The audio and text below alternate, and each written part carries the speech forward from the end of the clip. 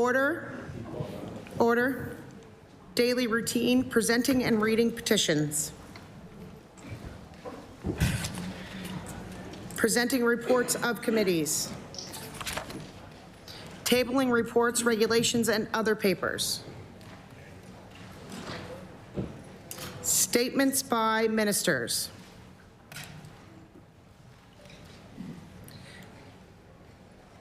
Government notices of motion. I recognize the Honourable Premier. Thank you, Madam Speaker. Thank you, Madam Speaker. I hereby give notice, and on a future day I shall move the adoption of the following resolution. Whereas Canada's vast natural resources are fundamental to our nation's economic well-being, job creation, and energy security, and developing and transporting these resources responsibly will strengthen our ability to be self-reliant in the face of foreign trade pressures.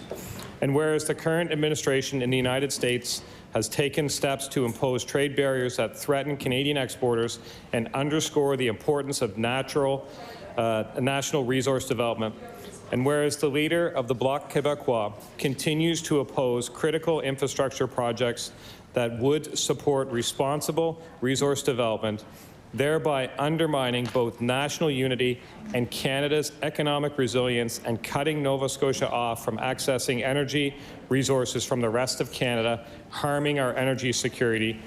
Therefore, be it resolved that the Nova Scotia Legislature affirm its support for the responsible development of Canada's natural resources as a cornerstone of our economic security and national self-reliance. Call upon the Government of Canada to prioritize and streamline the approvals for oil and natural gas infrastructure projects that will foster growth, create jobs, and bolster our domestic and export capabilities, and condemn national political leaders who refuse to support policies and initiatives that would strengthen Canada's economic sovereignty and Atlantic Canada's energy security. Madam Speaker, I seek waiver of notice and passage without debate. There has been a request for a waiver. Is it agreed? Agreed. I recognize the Honourable Member for Halifax Citadel Sable Island. I'm wondering if we could have a copy of the resolution to have a quick review, because that was a lengthy resolution and we'd like time to consider it before calling for consent.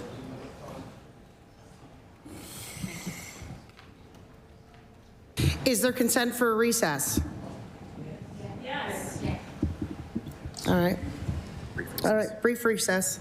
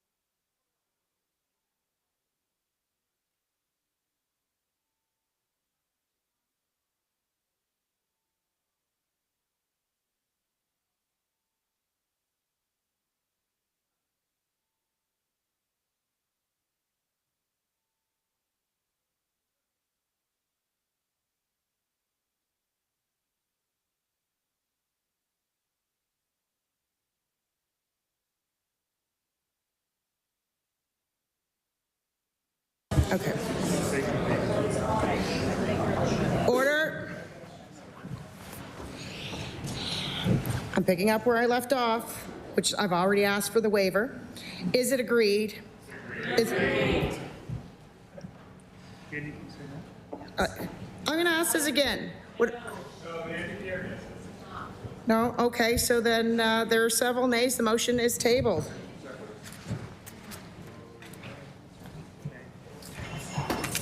I recognize the Honorable Minister of Addictions and Mental Health.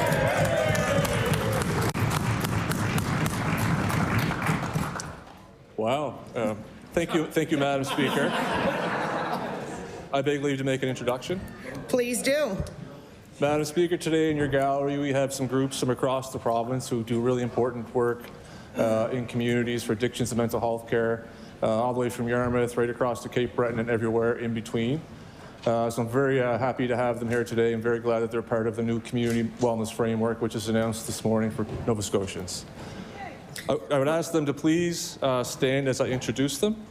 Coley Maholtra and Larry Farrell, the bereaved families of Cape Breton.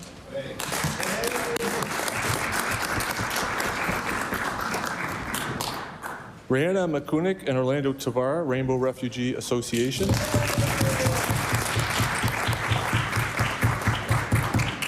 Suzanne Brooks and Maddie Bernard, the Millbrook Band Council.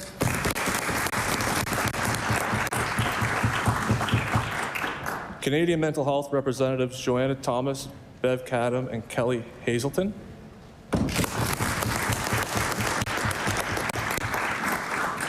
Colchester East Hants Hospice, Stacey Harrison.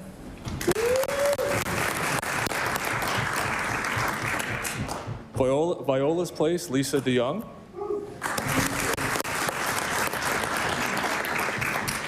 Eating Disorders Nova Scotia, Shailene Jones. Healthy Minds Cooperative, Allison O'Hanley.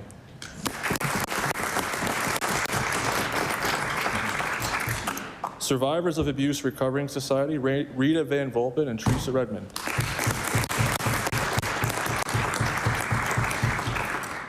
Aiden's Place, Kelly Mitchell and Kristen Burley.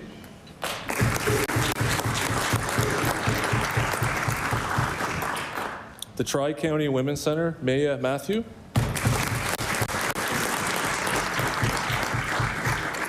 Open Arms Resource Center, Leanne Jennings. Eastern Shore Musquodoboit Valley Wellbeing Hub, Leslie McGee and Brandon Newman.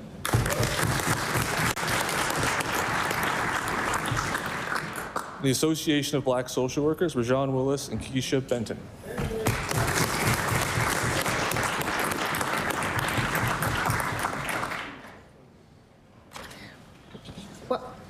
Welcome to the House. Thank you for the work that you do, and we hope you enjoy your time here. I recognize the Honourable Minister of Addictions and Mental Health. I hereby give notice that on a future day I shall move the adoption of the following resolution.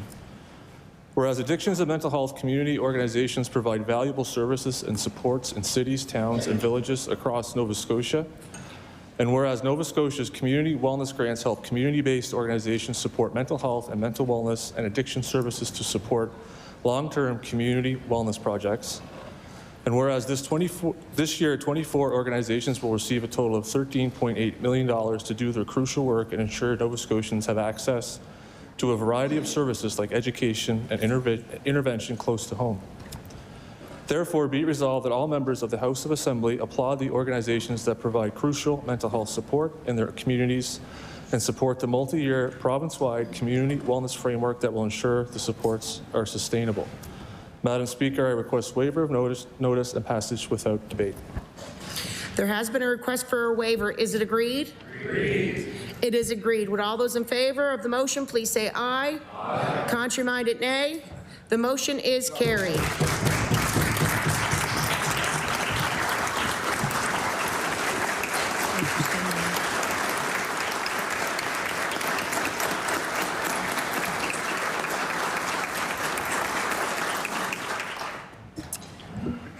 I recognize the Honourable Minister of Fisheries and Aquaculture.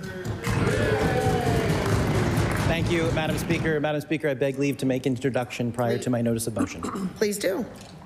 Speaker, in the West Gallery, we have Mr. Jasper Grant, who is the son of Dr. John Grant, who is the subject of my notice of motion. Welcome to the House.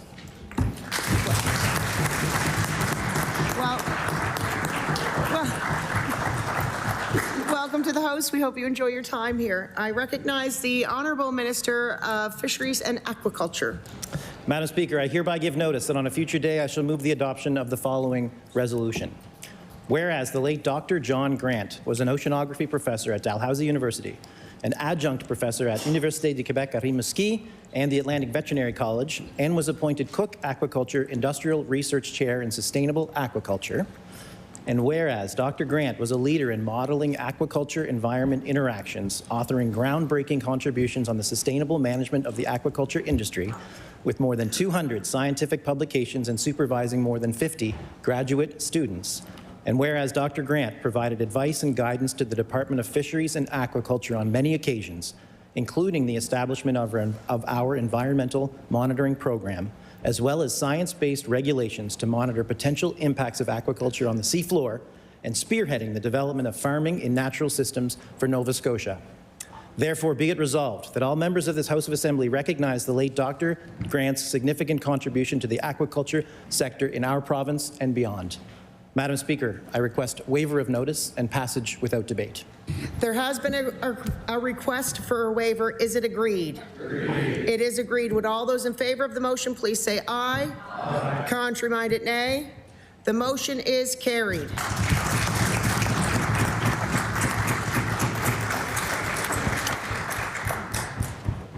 Introduction of bills. I recognize the honourable member for Halifax-Armdale. Madam Speaker, I beg to introduce a bill entitled An Act to Amend Chapter 217 of the Revised Statutes 1989, the Income Tax Act, respecting a primary caregiver tax credit.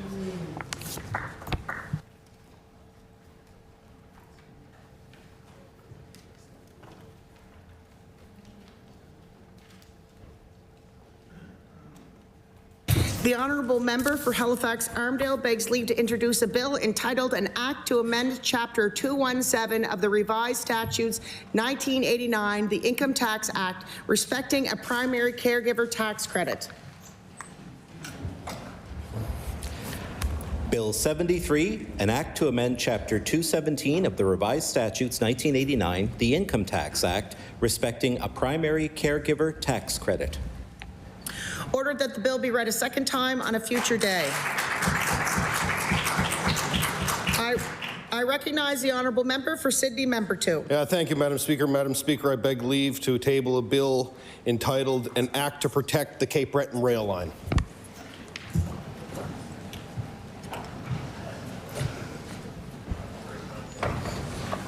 The honourable member for Sydney, member 2, begs leave to introduce a bill entitled An Act to Protect the Cape Breton Rail Line. Bill 74, an act to protect the Cape Breton Rail Line. Ordered that the bill be read a second time on a future day. I recognize the honourable member for Cumberland North. Thank you, Madam Speaker. I beg leave to table a bill entitled An Act to provide free testing of well water.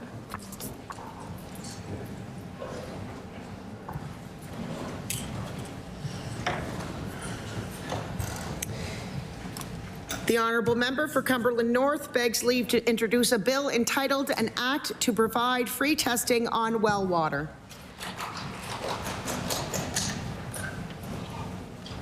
Bill 75, an act to provide free testing of well water. Ordered that the bill be read a second time on a future day. I recognize the honourable member for Cumberland North. Thank you, Madam Speaker. I beg leave to table a bill entitled An Act to create a free heat pump program. Thank you, Madam Speaker.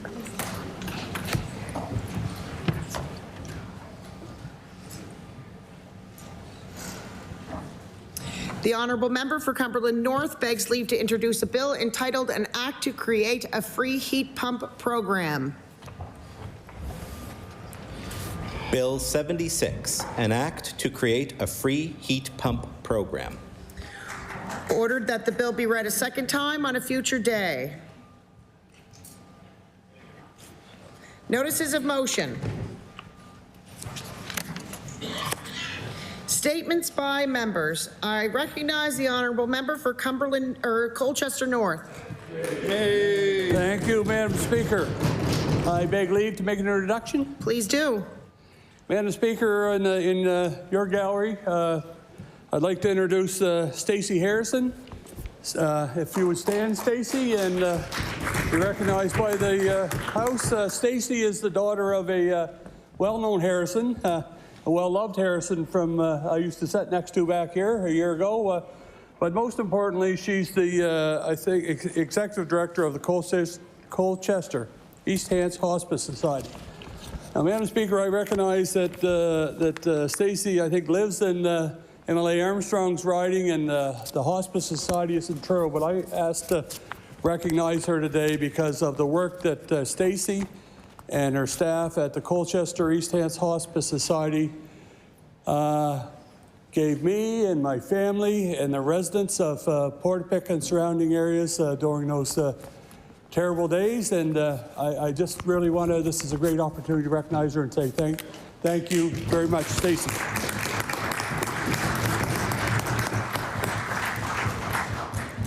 Welcome again. We hope you enjoy your time. I recognize the honorable member for Truro, Bible Hill, Millbrook, Salmon River. Thank you, Madam Speaker. Madam Speaker, I rise today to celebrate the Colchester East Hants Hospice Society. These recipients of the Community Wellness Fund are making a profound difference in our communities. Founded in 2003 as a grassroots initiative, the society was created to fill a gap in support for those facing loss. Under the leadership of Stacey Harrison and her dedicated team, they provide compassionate, innovative programs that address the complex emotions and challenges of grief. Through support groups, retreats, and workshops, the Colchester East Hants Hospice Society allows individuals to share their experiences, reflect, and heal. Madam Speaker, the Colchester East Hants Hospice Society exemplifies the power of community-driven care. Their dedication, innovative programs, and commitment to supporting mental health and grief-related care are truly inspiring. Let us honor their efforts and continue to prioritize initiatives that strengthen the well-being of our communities across the province. Thank you, Madam Speaker.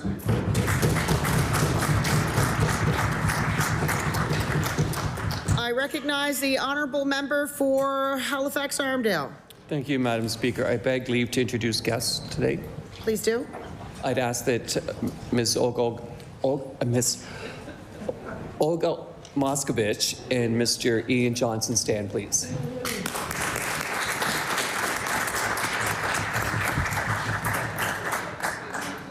Well, welcome to the host. We hope you enjoy your time here. I recognize the honorable member for Halifax Armdale. I'd welcome Ian and Olga. Ian and Olga are long-term residents of Halifax Armdale and pillars of our community. In addition to their careers in labor and public broadcasting, they've been very generous supporters of the community, including the Maritime Conservatory for the Performing Arts and the Scotia Festival of Music.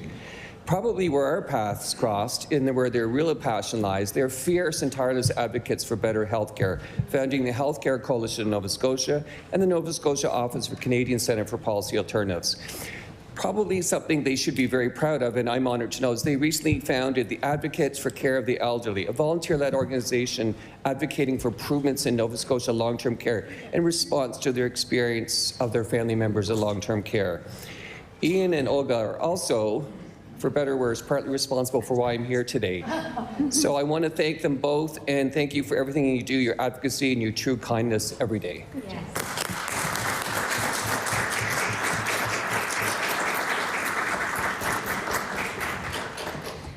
I recognize the honorable member for Sydney, member 2. Thank you, Madam Speaker. Madam Speaker, I was happy to see that the inductees have been named, the new ones for the Cape Breton Music Hall of Fame, and I rise in my place to recognize a wonderful artist that many people may know in here, Donnie Campbell.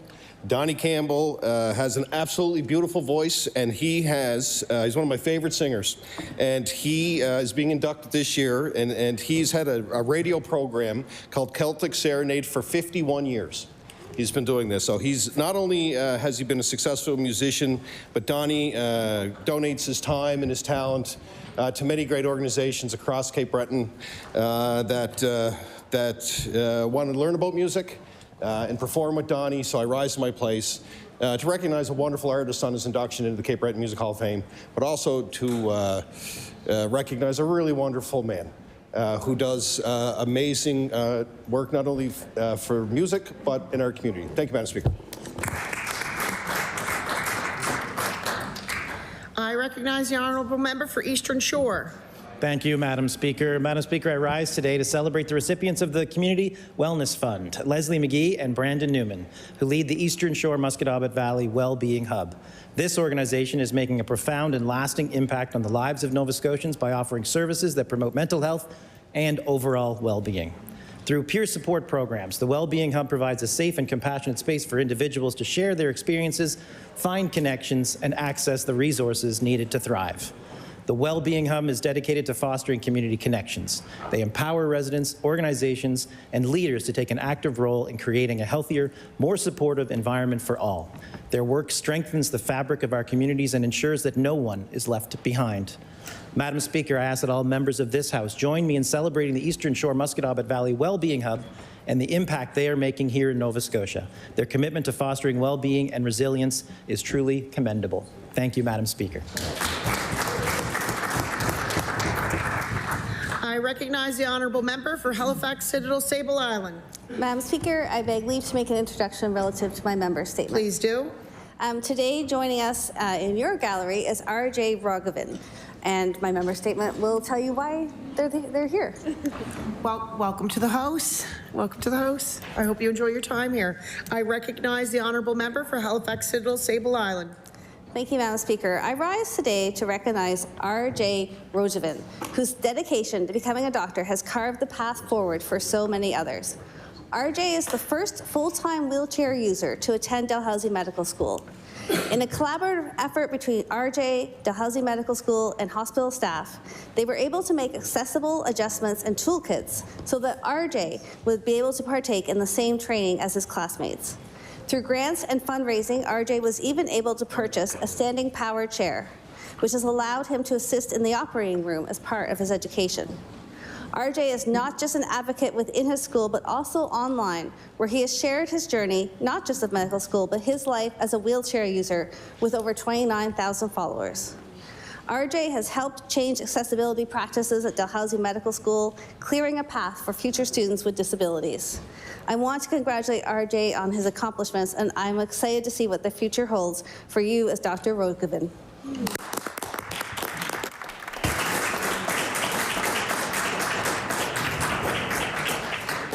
I recognize the honourable member for Timberley Prospect. Thank you, Madam Speaker. I rise to congratulate Olivia Sewell for her success at the Skills Canada Nova Scotia Provincial Cooking Skills Competition. Olivia, a former student at Bayview High School, won gold in the post-secondary category and then took gold in the Skills Canada at the national level. Olivia's career path came after taking a grade 11 culinary class at Bayview High School. The high school was originally selected as one of 2 high schools in Nova Scotia to receive a fully operational instructional commercial kitchen. I remember that happening after we announced the trade school back in my first term, and it was great to see the course being part of the expansion in the 2018 skills trade expansion. The culinary course is an additional option available to students and gives a taste and first-hand exposure to service trades. As Nova Scotia continues to grow and diversify its important work, we expand training opportunities that reflect growing industries and expose students to all career paths. I ask the members of the House to join me in congratulating Olivia for finding something she loves to do, acquiring the skills to do it well, and then find a way of making a successful, rewarding living from it. Thank you, Madam Speaker. I recognize the honourable member for Cole Harbour. Madam Speaker, today I rise to celebrate the recipients of the Community Wellness Fund. Among them is Susan Brooks, who's here with us today, representing Millbrook Band Council. This remarkable organization has long stood as a pillar of strength and leadership within Millbrook First Nation, and their unwavering commitment to well-being of their community is truly inspiring. The Millbrook Band Council delivers mental health and addiction support tailored to the unique needs of the community. Through initiatives such as support groups, retreats focused on mental health, addictions healing, and self-care, They provide culturally relevant, community-centered care. These programs address the specific needs of Indigenous individuals and families, fostering healing, resilience, and empowerment. The Millbrook Band Council's efforts are a powerful example of Indigenous-led solutions that honor cultural traditions while addressing modern challenges. Their dedication to building a healthier, stronger community is a testament to the importance of local leadership and culturally grounded approaches to care. Thank you, Madam Speaker. I recognize the honourable member for Halifax Citadel Sable Island. Madam Speaker, I beg leave to make an introduction. Please do. Joining us today from the Burhan Center, we have Chairperson Sowalum Maru and Center Director Semu Zinabu, and they have risen to accept a warm welcome. Welcome to the host. We hope you enjoy your time here. I recognize the honourable member for Halifax Citadel Sable Island. Madam Speaker, I rise today to recognize the incredible contributions that the Burhan Cultural and Education Center has made to the community. The Burhan Center serves as a hub for Ethiopian and Eritrean families in Halifax, offering a wide range of programs, including teaching children their native languages and cultural heritage, engaging them in cooking traditional foods, and creating opportunities to connect with their community. The Burhan School is managed and operated by passionate volunteers and parents. Since the organization's start in 2018, they have been growing and adapting to their community's needs. Starting in April, the center is excited to launch their age-friendly community program to engage their older population.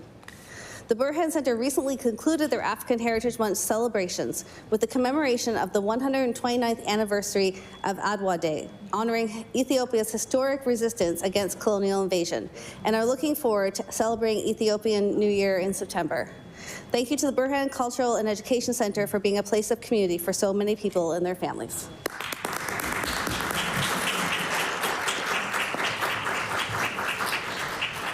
I recognize the honourable member for Cumberland North. Thank you, Madam Speaker. I have some exciting news to share.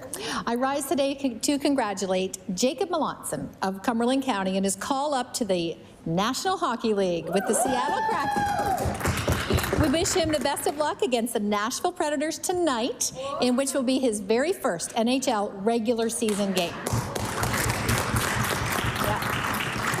Madam Speaker, the road hasn't been easy for Jacob. Just this season, he battled back from an injury that kept him out of the lineup for the Coachella Valley Firebirds. However, in true Cumberland County fashion, he kept his head down, worked hard, and made his way back from the injury. His hard work inspires Cumberland County minor hockey players and people from all across Nova Scotia. Madam Speaker, I ask this whole House join me in congratulating Jacob Melanson and his family on this exciting opportunity. Jacob, keep making us Cumberland County proud. I recognize the honourable member for Sydney, member 2. Thank you, Madam Speaker. Madam Speaker, I rise to my place just to talk about the remake of the I Am Canadian commercial, and I hope that people get to see it. It's wonderful. And I want to congratulate Jeff Douglas, all of his RPM productions, and everybody involved with it. It's very timely considering the narrative coming out of the States and the importance of celebrating who we are as Canadian. So congratulations to them. It's a great commercial, and I hope everybody gets a chance to take a look. Thanks. I recognize the honourable member for Pictou Centre. Madam Speaker, I rise today to recognize the incredible work of Viola's Place. This organization has become a cornerstone of support and compassion in our community. Since opening its doors in 2018, Viola's Place provided emergency shelter and essential service to individuals experiencing homelessness, helping them transition to long-term stability and independence. With support from the Office of Addictions and Mental Health Community Wellness Framework, Viola's Place will receive funding to hire a recreational worker, enhancing their mental health and wellness programs. This new role will create engaging therapeutic activities that promote resilience, foster connection, and strengthen community bonds. I recently met with Executive Director Lisa DeYoung in the gallery introduced earlier by the Minister and her passionate team who shared their successes and challenges. Madam Speaker, Viola's Place exemplifies the power of community-driven solutions. Their mission to provide safe shelter, basic necessities, and pathways to stable housing is transforming lives in our province. I ask all members to join me in celebrating Viola's Place. Their dedication to improving the lives of Nova Scotia is truly inspiring. Thank you, Madam Speaker.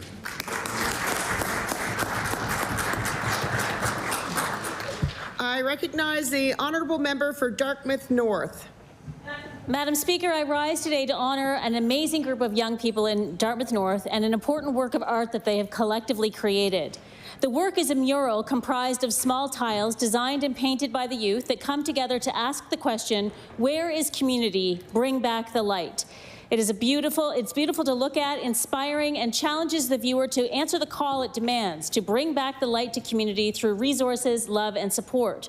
The mural was created through an ongoing program led by Kaylee Dixon with Dr. Joanna Kosis and NSCC to address the topic of chronic urban youth trauma and violence. I ask the House to join me in congratulating Timaya Smith, Ronnie Harris, Akil Sterling, Jade Goodwin, Danae McDonald, Tykia States, Sierra Smith, Khalil Smith, Jaden Bradley, Elijah McIntyre, Weston Brown, and Haniel Lordwin. They are truly bright lights in our community. I recognize the honourable member for Kings North. Madam Speaker, I beg leave to make an introduction. Please do. In your gallery, we have Leanne Jennings of Open Arms, and I ask her to stand and take the warm welcome to the House.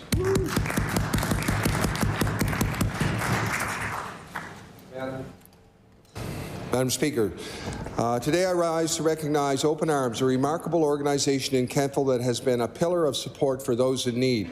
Open Arms provides essential services, including emergency shelter, outreach support, and community meals, ensuring that some of our most vulnerable citizens have access to safe spaces and critical resources.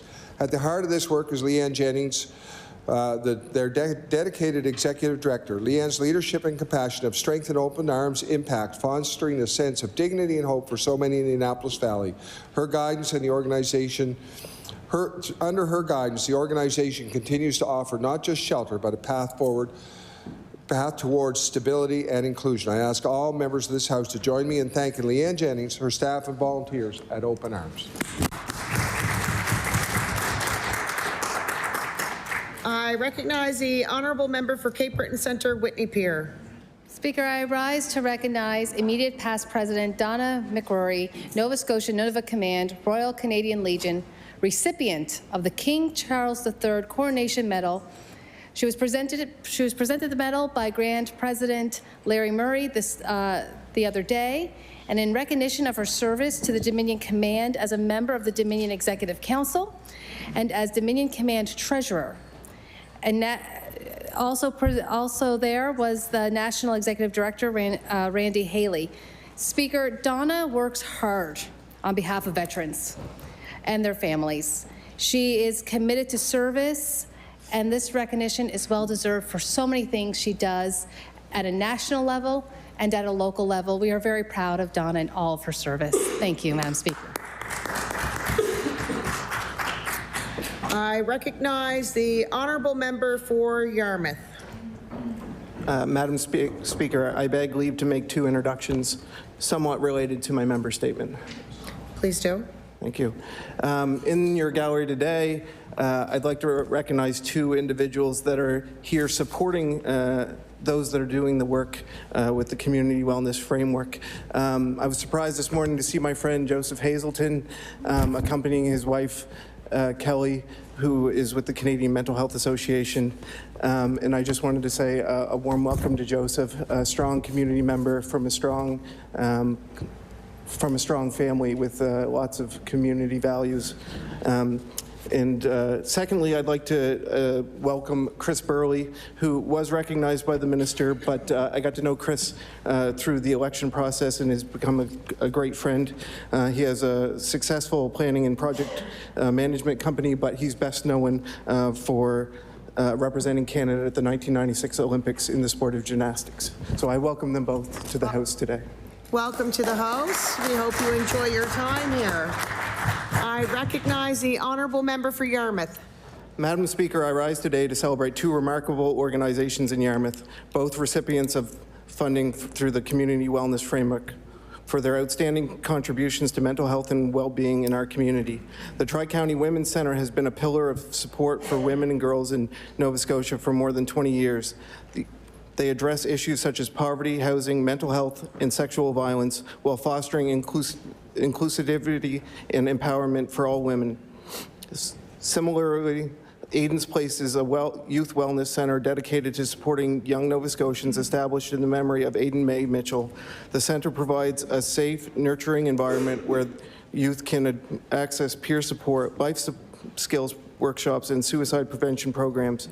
Known as the Purple House, it has become a symbol of hope, connection, and growth for countless Nova Scotians. Madam Speaker, these organizations exemplify the power of community-driven solutions, transforming lives and building resilience. I ask all members to join me in celebrating their work and the impact they continue to make within our community. Thank you, Madam Speaker.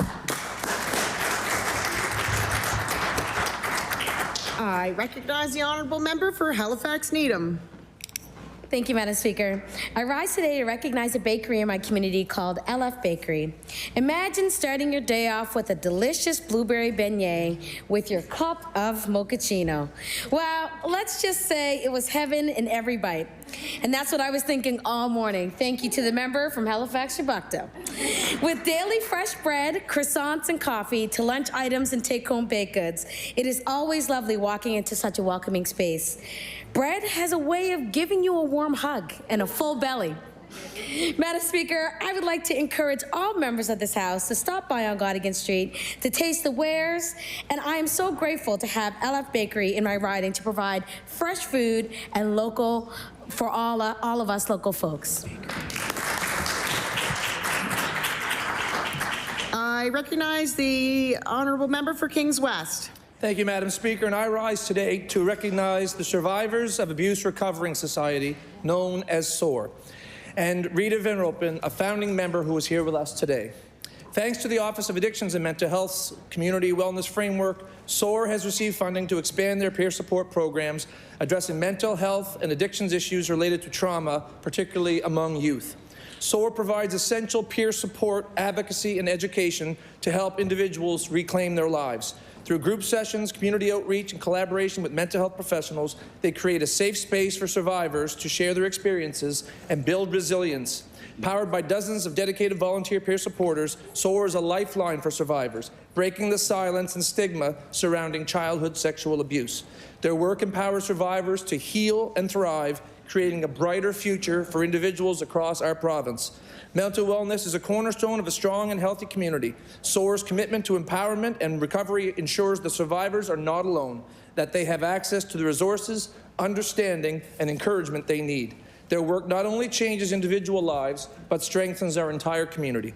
I'm proud of their Annapolis Valley roots and the impact they've had on our province. Madam Speaker, I ask all members of this House to join me in thanking SOAR for their unwavering dedication to supporting survivors and promoting mental wellness throughout Nova Scotia. Thank you, Madam Speaker.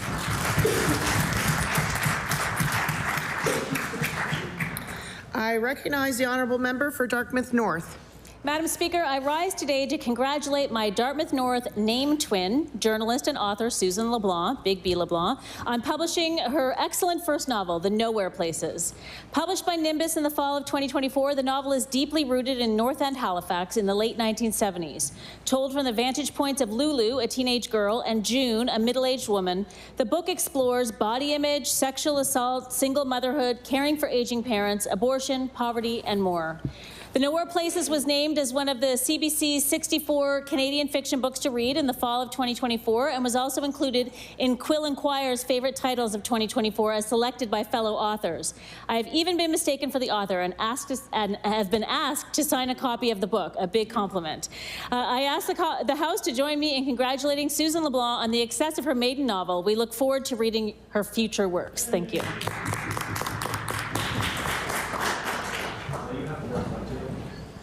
Okay, yeah, I recognize the honourable member for Cape Breton Centre, Whitney Peer. Speaker, April 20th to April 20th to 26th, 2025 is National Organ Tissue Donation Awareness Week. Advocate Karen McLeod has been battling graft versus host disease since receiving an allogenic stem cell transplant to treat life-threatening leukemia in May 2015. The GVHD occurs when the donated cell recognizes the recipient's body as foreign and attacks the body. It can cause people like Karen to experience a whole host of health issues that are often chronic. Karen receives treatment called ECP and goes to New Brunswick to receive this treatment. The treatment makes Karen's symptoms more manageable, Madam Speaker, and improves her quality of life, and she does not require as much medication. However, traveling out of province has been financially and physically demanding, as I've mentioned several times in this House. Karen and many other Nova Scotians are requesting that Nova Scotia begin offering treatment in Nova Scotia. Thank you, Madam Speaker. I recognize the honourable member for Pictou Centre. Madam Speaker, I rise in my place today to say, happy birthday, Mum. On this day in 1946, my amazing mother, Andrew, was born in the small town of Mulgrave. My grandfather, her father, Andrew Mackenzie, originally from Stellarton, was employed as a CNR engineer in that community. When the Canso Causeway was built, CNR had extensive layoffs in Mulgrave. Mom's family moved back to her father's hometown of Stellarton, where he continued his employment with CNR. Mom attended Stellarton High School, and when they returned to her father's hometown. According to what I've been told by her classmates, she was beautiful both inside and out. I know it to be true, as that was certainly my experience growing up. Mom chose hairdressing as her career and had her own shop in the house while I was growing up. Let me tell you, there's a great deal of hair permed, a lot of socializing, and an endless supply of town gossip. I hung out in the shop a lot as a young boy. Must be why I still really enjoy hearing the tea, as the kids would say. Mom's #1 priority was always her 4 children, and we all knew it. Knowing you're the #1 priority in someone's life isn't something granted to all children. I'm so grateful that was my experience. My parents are in Florida for the winter, and I'd like to wish her a happy birthday from all her family in Nova Scotia. Thank you, Madam Speaker. I recognize the honourable member for Halifax Needham. Thank you, Madam Speaker. I rise today to recognize a staple in our community, one really that I could not live without. A coffee shop that is just fantastic. Espresso 46. Federico Pasquinelli, founder of Espresso 46, has mastered the craft of producing blends of happiness and joy for everyone's palate. I have had many cups of joe. Coffee was a hit or miss for me for such a long, long time, until I had a taste of a cappuccino that was shared with me by a parent of SJAM. Thanks to that taste, I've been hooked or spoiled ever since. Our friendship through our children at SJAM was the start and has blossomed through the amazing blends of coffee. I would like all members to join me in recognizing an amazing neighbor, Federico, and his business Espresso 46. And I thank him for opening my eyes up to the flavors of the world. I recognize the honourable member for Bedford South. Thank you, Madam Speaker. I rise today to celebrate the 50th birthday of a Nova Scotia health and sciences icon, Mark St. Onge. Mark is an entrepreneur with a track record of bringing research-based innovations to the health and wellness market and creating hundreds of jobs in Nova Scotia and to Canadians across the country. What Mark has done to ensure Canadians are happier and healthier from coast to coast is just amazing and inspiring. Mark has always embodied a Buy Canadian mentality with Buy Canadian ingredients that are better for all of us. Mark has always been Nova Scotia loyal before it became the right thing to do. There are many reasons we could recognize Mark, including all of his business accomplishments, but more than that, he is an upstanding member of our community who treats everybody with respect, dignity, and compassion. Please help me celebrate this significant milestone and wishing Mark all the best in his future business endeavors and a very happy 50th birthday. Thank you, Madam Speaker. I recognize the honourable member for Antigonish. Madam Speaker, I rise today to acknowledge and thank Dr. Amy Hendricks and Paul Davey, who generously donated 16 hectares of land to the Antigonish Affordable Housing Association. The land is located off Highway 337 near St. Martha's Hospital. The first phase of the development includes 54 community-supported, energy-efficient, affordable houses with supports to tenants to help navigate services and create a sense of community within the development. The estimated opening of these units is 2027.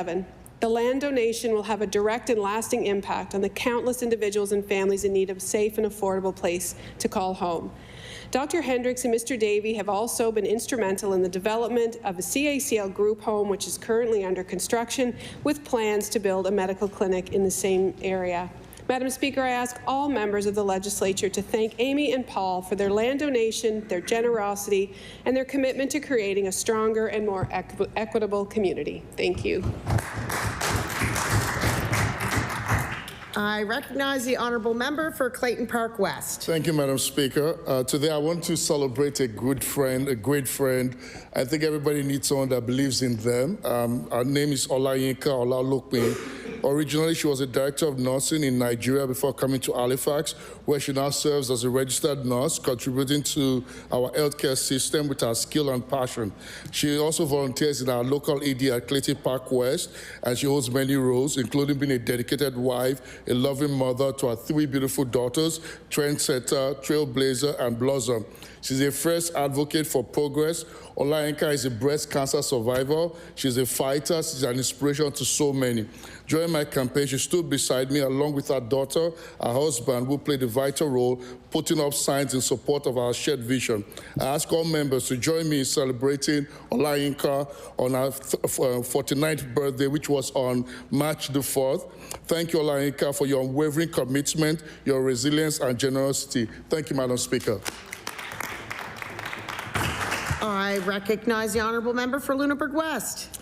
Thank you, Madam Speaker. I rise today to recognize Andrew Langell, owner and operator of Fresh Cuts Market in Bridgewater, and his exceptional team of more than 50 dedicated staff.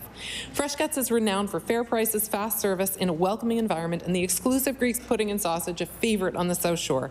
The market is also a proud participant of Nova Scotia Loyal, highlighting local products.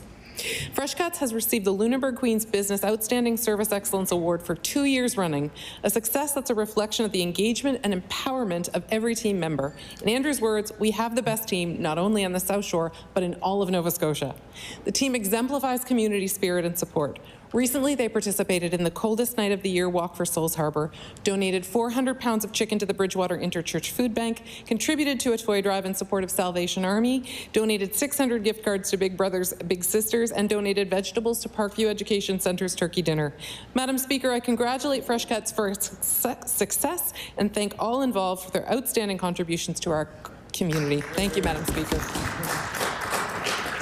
I recognize the honourable member for Bedford South. Thank you, Madam Speaker. I rise today to celebrate a milestone in the lives of an incredible couple in my community of Bedford South. Sivi Navras-Eby and his wife Prathi are celebrating 25 years of marriage this weekend. In the quarter of a century since they have been together, they have raised a couple of wonderful kids and have supported Bedford South like no other. If I counted all of the volunteer community events that they have helped me and others with, we'd be here till 9:59 p.m. tonight or later. Just incredible. I ask all members to help me and congratulate Prathi and Siva for 25 years of wedded bliss and wish them many more to come. Thank you, Madam Speaker. I recognize the honourable member for Richmond. Thank you, Madam Speaker. Madam Speaker, I would like to recognize Isaiah Bernard, who was recently elected co-chair for the National Assembly of First Nations Youth Council. The AFN Youth Council gives First Nations youth across Canada an opportunity to have their voices heard at the AFN Council table. Isaiah is a councillor in Bulladeck. His goal of encouraging community engagement led him to organize events for people to connect, including hosting a family fun day during the St. Anne's Mission and the second annual Russell and John Marshall Memorial Baseball Tournament in memory of two friends. Isaiah served as an umpire for the North American Indigenous Games in 2023, was the head coordinator for the Nova Scotia Mi'kmaq Summer Games in 2022, and was past co-president of the St. Mary's University Indigenous Students Society. Madam Speaker, I ask all members of this House of Assembly to please join me in honouring Isaiah Bernard for his efforts to serve his community of Bulladeck. Thank you, Madam Speaker. I recognize the honourable member for Annapolis. Thank you, Madam Speaker. Madam Speaker, I rise today to recognize a true Canadian patriot, Major retired Brent Kerr, MSM, CD2, and his dedicated work with Respect Canada, a decorated combat veteran with more than 39 years of service in the Canadian Armed Forces, including tours in Afghanistan, Cyprus, and Darfur. Brent has devoted his life to serving our country and supporting those who've served alongside him. Since 2020, Brent has been a driving force with Respect Canada, leading meetings across Atlantic Canada and advocating for veterans' education and well-being. His efforts were instrumental in the recent announcement of the Nova Scotia Community College's new Veterans Education Plan, a testament to his commitment to empowering veterans as they transition to civilian life.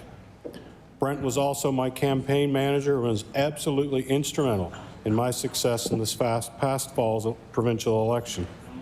Brent's leadership, both in uniform and in his community, exemplifies the values of service and compassion. Today, I ask all members to join me in thanking Brent Kerr for his unwavering dedication to our veterans and their families. Thank you, Madam Speaker. I recognize the honourable member for Waverley Fall River, Beaverbank. Thank you, Madam Speaker. Madam Speaker, Christmas is a time in which communities come together, and Trevor and Krista McDonald of Windsor Junction have gone out of their way to bring joy to all of HRM.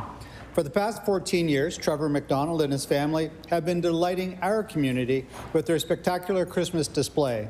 What started as a neighborhood favorite has now grown into a must-see attraction, drawing attention not just in Fall River, but across the city and beyond.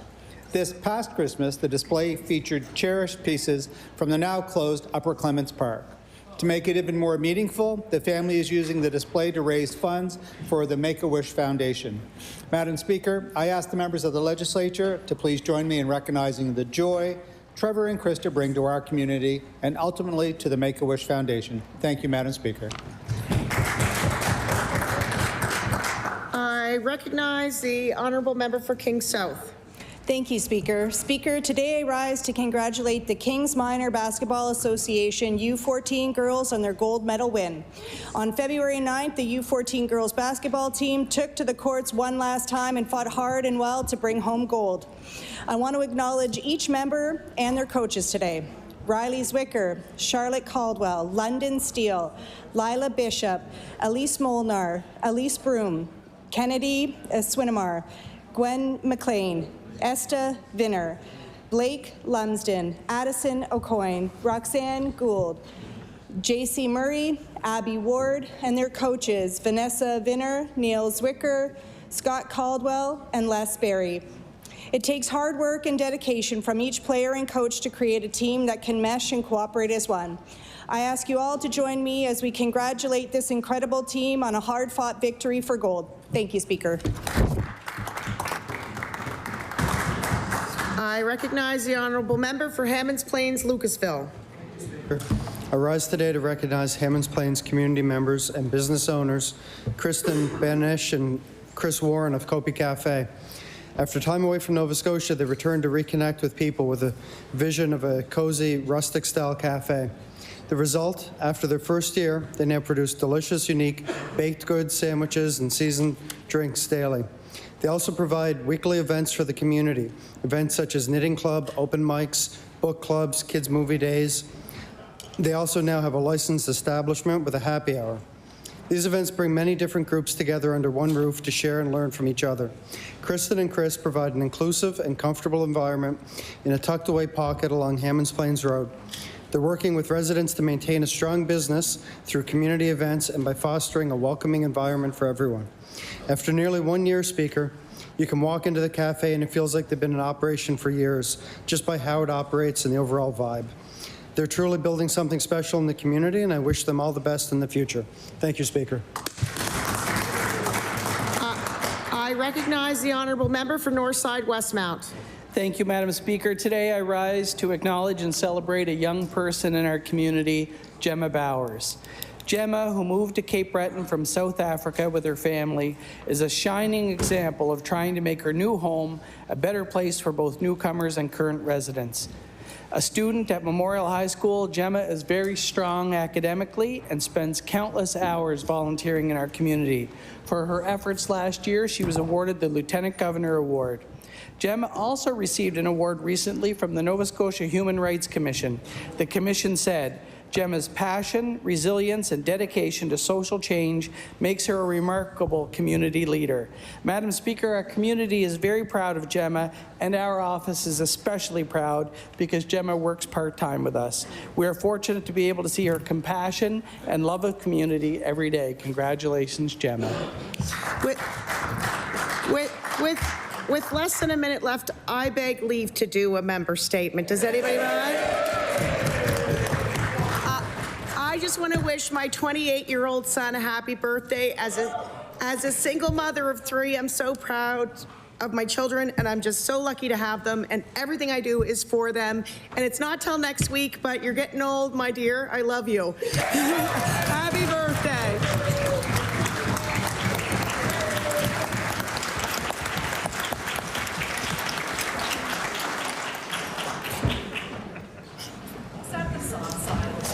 It was.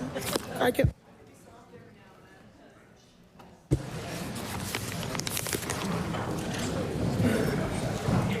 Order.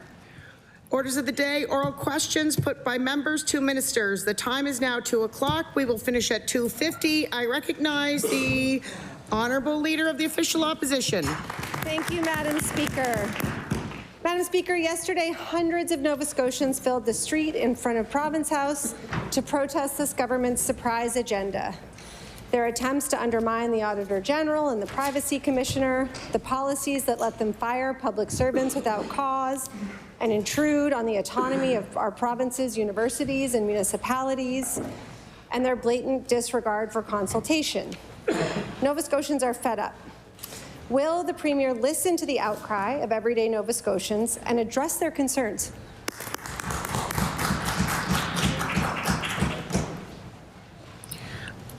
I recognize the Honourable Premier. Thank you.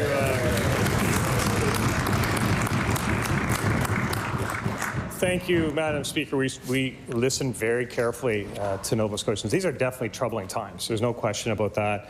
And to see the NDP and its network of allies lining up to scare people even further, it's really disappointing, Madam Speaker. First, we had the Federation of Labour scaring people about interprovincial trade.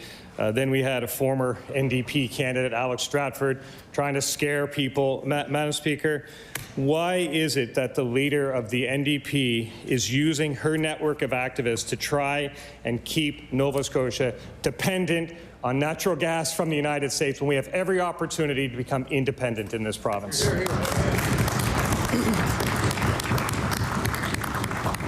I recognize the Honourable Leader of the Official Opposition. Thank you, Madam Speaker. Oh, wait, your mic. There we go. Thank you, Madam Speaker. It sounds like the Premier will only listen to the people who agree with him. On Wednesday, I asked the Premier about the letter from the Assembly of Nova Scotia Mi'kmaq Chiefs condemning his plan to unilaterally remove the bans on fracking and uranium. It sounds like that meeting is now taking place, and it's better late than never, but there are many other groups of Nova Scotians who are concerned. The Colchester County Council is already having a rigorous debate about the government's plan, which is creating more discord than opportunity. Was it not worth a conversation, even a phone call, with the Federation of Municipalities, councils, and other interested parties before moving forward? I recognize the Honourable Premier. Thank you, Madam Speaker. And bans like the ones that the NDP put in place, that's just lazy public policy. We're going to lift the bans, and they will have serious discussion on a project-by-project basis. That's what we should do. But, Madam Speaker, let's accept the reality. The NDP wants homes, but they don't want trees cut down. The NDP wants solar panels, but they don't want to mine. Madam Speaker, you can't have both of these things, Madam Speaker. They are dragging their heels. They want more committees. We are a party of action. Nova Scotians know we're taking action, and we will continue to keep taking action, even as the leader of the NDP tries to hold Nova Scotia back and keep Nova Scotia reliant on the United States for things that it doesn't have to be, Madam Speaker.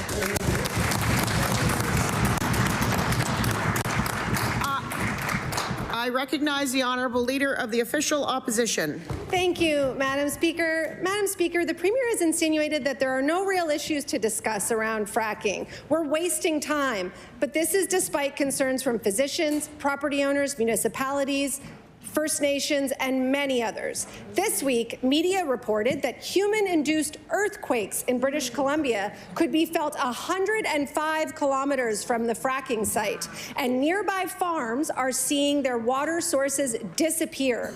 The BC Energy Regulator confirmed that these were caused by fracking-related earthquakes. Is the Premier still convinced that there is no need for debate before this ban is removed?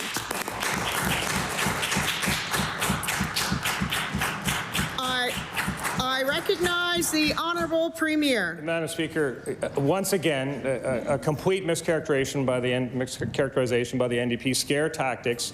There will be extensive debate. There is a process on individual projects, but we are not just saying no to discussion. That's what the NDP wants. We will have the discussions. There will be consultation. That's what's important. We can have a resilient economy in this province. We can have energy security. We can have economic security. It's happening elsewhere. It can happen here. And the sad reality is, Madam Speaker, it's shocking to me, the leader of the NDP made her money in mining, but she doesn't want Nova Scotians to have the opportunity to have jobs in mining. The leader of the NDP wants us to stay reliant on the United States for their energy. We can have energy security here, and we will make sure we do, Madam Speaker.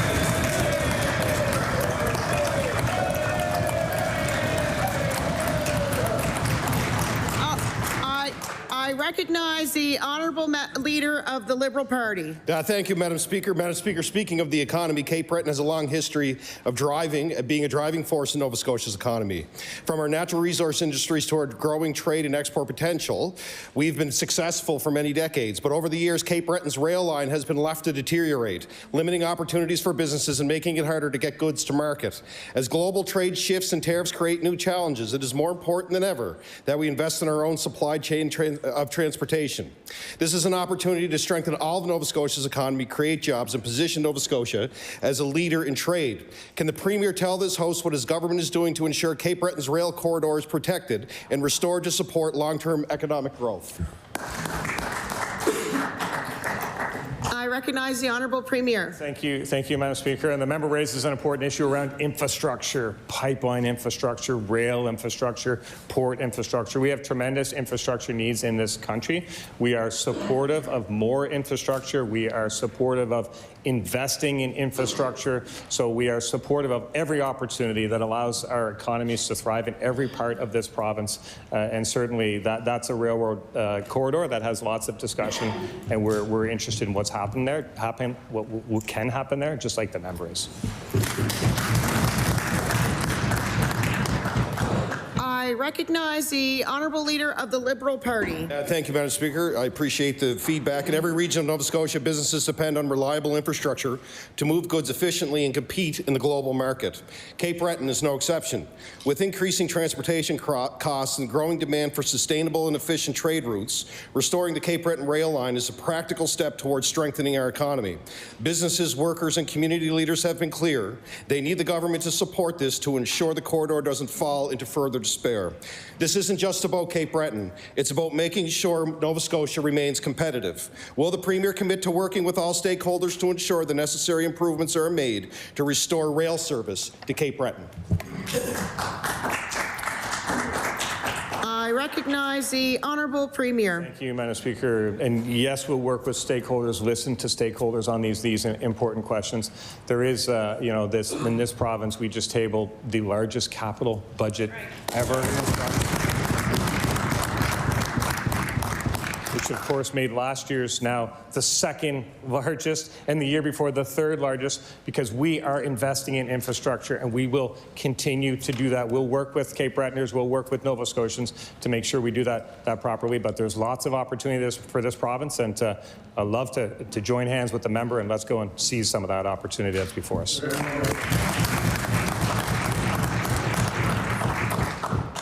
I I recognize the leader of the, or honorable leader of the Liberal Party. Yeah, thank you, Madam Speaker. Madam Speaker, Cape Breton, as we all know, has so much untapped potential when it comes to trade and business development. And we know that the investment in infrastructure leads to investment in our communities. When our businesses see the government take action to improve transportation and supply chains, they're more likely to expand and create jobs. A big part of this, Madam Speaker, over the years is that multiple governments have looked at doing assessments of the work that would be needed to upgrade that line. It has been an important piece of our history.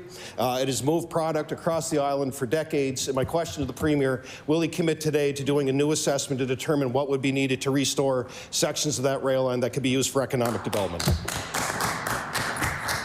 I recognize the honorable Premier. Madam Speaker, and these are always ongoing discussions and assessments for sure. I think this is a perfect project for the Joint Regional Transportation Authority, which is a unique authority created here in Nova Scotia to look at options and opportunities for moving people, for moving product. This authority is an incredible thing. It's getting kind of national attention because it's a good thing, and this is the type of initiative they can take on, and I'll make sure that they do. I recognize the honorable leader of the official opposition. Thank you, Madam Speaker. Madam Speaker, women and gender-diverse Nova Scotians often can't get the health care they need. Pap smears are recommended every 3 years to prevent cervical cancer, and yet many women miss these important tests, leading to late diagnosis because of lack of available care. The good news is there is a simple home test that can take the place of these invasive checkups, save healthcare time and dollars, and keep women healthy. While people wait for attachment to primary care, will the Premier make these life-saving tests available for Nova Scotians? I recognize the honorable Minister of Health and Wellness. Thank you. So thank you, Madam Speaker, and I want to thank the member for bringing this important issue to the floor. So we are looking at those home tests for HPV. The tests really aren't the rate-limiting step. What's really important is that we have a program that wraps around those tests. So similar to other screening programs that we have, if there is a positive test, how do we support women as they move through the system, making sure that they have pathways? So we are looking at a program. It is under development. We're working with some folks in research who want to lead this program, and we're certainly supportive of that. But we need to make sure that we have a wholesome and a holistic approach. It's not just the swab, it's actually how we care for women as they go through that journey. So there'll be more to say about that. I recognize the honourable leader for the official opposition. Thank you, and I thank the minister for that answer, but also we know how to do this. Take-home colon cancer screening is already available in Nova Scotia and has been for some time, saving time and healthcare dollars. Mostly men are diagnosed with this disease, and these tests have made a real difference for them in early detection. There is no good reason why women and gender-diverse people should be able to access the same kinds of at-home tests for a cancer that targets them. Will the minister commit to taking urgent action to make these tests available? People are diagnosed with cervical cancer in our system every day, and they get the treatment that they need. Thank you. I recognize the honourable Minister of Health and Wellness. Thank you, Madam Speaker. So as I just said, the test collection is one part of it, but if that sample has nowhere to go, does not have the equipment, does not have the staff, does not have the follow-up, it's for nothing. So we are looking at a program. It needs to be comprehensive and holistic. There's nothing worse than having a test or an exam come back and have no avenue actually to understand how to get the care that you require. So we understand this is important. There are clinicians in the system who are looking at this, how to build a comprehensive and holistic approach to women's health to make sure that if and when there is a diagnosis associated with a swab that's done at home, that there's a clear pathway for individuals to get the care that they require. I recognize the honourable member for Halifax Needham. Madam Speaker, this government's plan to make it faster and easier to evict renters is not just cruel, it's unnecessary. We have yet to hear a single good reason to reduce the non-payment grace period from 15 days to just 3. This will put more renters at risk of homelessness. This is unacceptable, especially in a time of economic uncertainty. Madam Speaker, will the Minister of Service Nova Scotia explain why this government is choosing to move forward with this abhorrent policy when they know it will put more Nova Scotians at risk of homelessness? I recognize the Honourable Minister of Service Nova Scotia.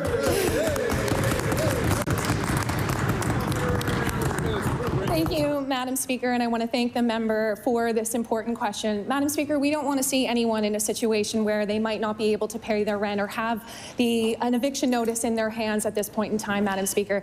We know that there are changes coming to the residential tenancy program, which we discussed in this House last session, but I want Nova Scotians to know, after a 3-day period of time, no one is going to get evicted after 3 days, Madam Speaker. We need to make sure that Nova Scotians know to apply to the program if a tenant finds themselves in a situation where they do have an eviction notice, Madam Speaker. That is why the program is there to help, and it will stop the clock on any eviction. There is an eviction process, Madam Speaker, and that's where some of those changes are around the 3-day period, Madam Speaker. I recognize the Honourable Member for Halifax Needham. Thank you, Madam Speaker. And the program is not working. Madam Speaker, it's clear that this government did not do their research before charging ahead with this policy, and it sounds like a natural thing from this government. Luckily, the experts did.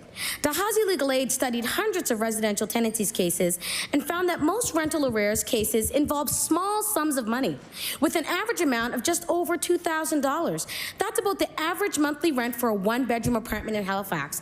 And almost half of the cases involved large corporate landlords from small and not small mom and pops. So my question is, does this government believe that being slightly behind on rent justifies forcing renters into homelessness? I recognize the Honourable Minister of Service Nova Scotia. Thank you, Madam Speaker.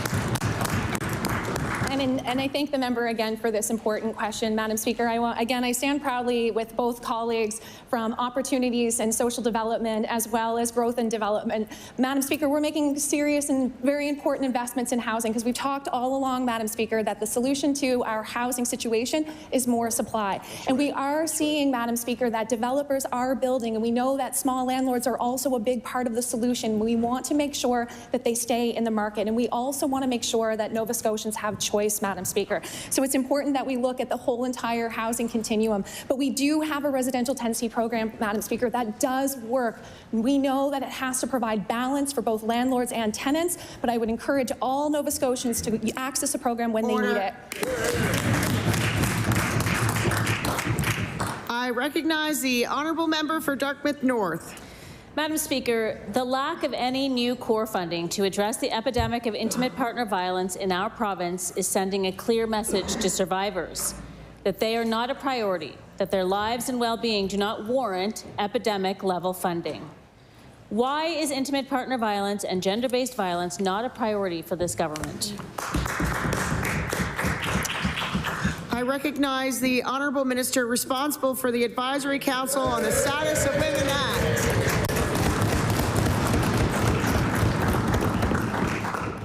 Thank you, Madam Speaker, and thank you to the member opposite for the question. Even though I do find it a wild extrapolation to say that it's undervalued when we've just made a historic investment last year, the biggest in 2 decades. It's simply just not accurate. And the work that we do with the transition houses and with women's centres, we uphold to the highest level. We value the life-saving work that they do, which is why we work so closely in collaboration with them and within the Department of the Status of Women, many of which who have come from the sector themselves. So there's so many powerful women and men and people in the departments and in the service provider sector that are working hard on this effort, and I would appreciate a little more respect when discussing it. Thank you, Madam Speaker.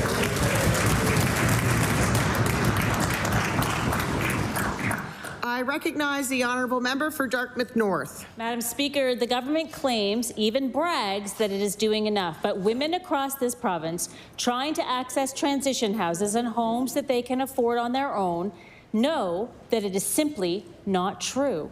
Bryony House in Dartmouth is almost always operating at capacity. This means that women and families are sometimes placed on a wait list and are unable to move directly into a supportive space when they decide to leave an abusive partner. I will table an article that talks about that. Does the minister think that it's okay that women experiencing intimate partner violence must wait for life-saving support?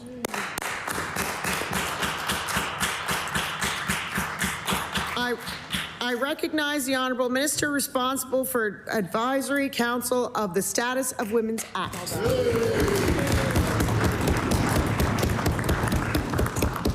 Thank you, Madam Speaker, and thank you again to the member opposite for the question. And I've stood here now quite a few times as the first time in the House, and I'm pretty sure that mostly every single time I've stood up, I've said, there's more work that we want to do. No matter how much we put on the table, we will want to do more until this is not an issue in Nova Scotia, period. We can't do it all overnight, and we are working hard every day to make sure that every cent of every dollar goes as far as it possibly can. I appreciate Bryony House and the work that they've done. My colleague, Minister Hallman, and I paid them a visit just before the House actually even sat. We saw the great work that they do, and we will never, and they said themselves, they will never turn someone away. We will always find a solution for people when they need it.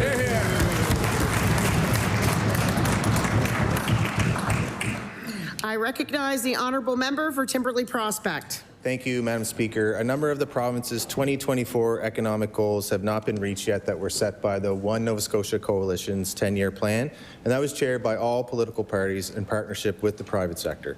One goal that was, though, surpassed early and should be of heightened focus today is the domestic exports of Nova Scotia agriculture and seafood products. Last publicly updated in July of 2023, standing at $3.09 billion. My question is, can the Minister of Growth and Development tell us and update the House what our exports are valued at today, and has a new stretch goal been set? Thank you, Madam Speaker. I recognize the Honourable Minister for Growth and Development. Thank you very much. Madam Speaker, I know the Honourable Member wants to be back in 2014 when the Ivany report was tabled and commissioned. But guess what, Madam Speaker? Time has moved on. We're living in a different world, Madam Speaker. We've gone through a global pandemic. We're dealing today with the threats of terrorists, Madam. Actually, we're dealing with terrorists, Madam Speaker. We are focused on economic growth across the province, Madam Speaker. We want to tap into untapped opportunities to grow our province's prosperity from one end of the province to the other. There are programs available to support Nova Scotians, Nova Scotia businesses, whether it be from the agriculture sector, whether it be within their fishery, and we want to continue to do more, and we will do that. I recognize the Honourable Member for Timberley Prospect. Thank you, Madam Speaker. And respectfully, stretch goals are about the future, are about the next 10 years of growth. And I'm asking this question because there is no mandate letter sent asking for these objectives. I'll redirect to the Minister of Fisheries. Lobster was driving export growth post-2013, especially growth outside of the United States to places like Asia, namely China. Live lobster is a particularly high-value product that growing emerging markets want in Asia and the Middle East. Can the Minister of Fisheries state what his export goals are, and what countries are they now primarily focused on to grow those exports? Thank you, Madam Speaker. I recognize the Honourable Minister of Fisheries and Agriculture. Thank you, Madam Speaker. Thank you to the member for the question. The goal right now with our live lobster sector and our processed lobster sector is to find new markets for it outside of the USA. We know that the threat of terrorists is here upon us. It is worrisome for those in the industry. We're hoping that there is a change, but I understand there's a lot of confusion, a lot of chaos at the border of what the future will have for us. So the goal right now is to find new homes through market diversification for our live and processed lobster. Thank you, Madam Speaker. I recognize the Honourable Member for Halifax-Chebucto. Thank you, Madam Speaker. Nova Scotians are struggling to afford groceries, and our small growers are struggling to stay afloat. Giving millions of dollars to Sobeys through the Nova Scotia Loyal program didn't help. Why is this government failing to address the real problems that Nova Scotians are experiencing? I recognize the Honourable Minister of Growth and Development. Madam Speaker, it's a shame to hear the honourable member criticize and take attack to our local producers. The fact that we invested in our producers through the Nova Scotia Loyal Program, through an incentive program, has offered more than 160 producers the chance to be on large box store shelves, Madam Speaker, an opportunity that otherwise they would not have had. It's a pay-to-play model, Madam Speaker. Today we announced that another expansion of the Nova Scotia Loyal movement, Madam Speaker. Loblaws, Madam Speaker, now part of the movement. Walmart, now part of the movement, Madam Speaker. And I encourage the member opposite to encourage local producers and retailers in her community to join as well.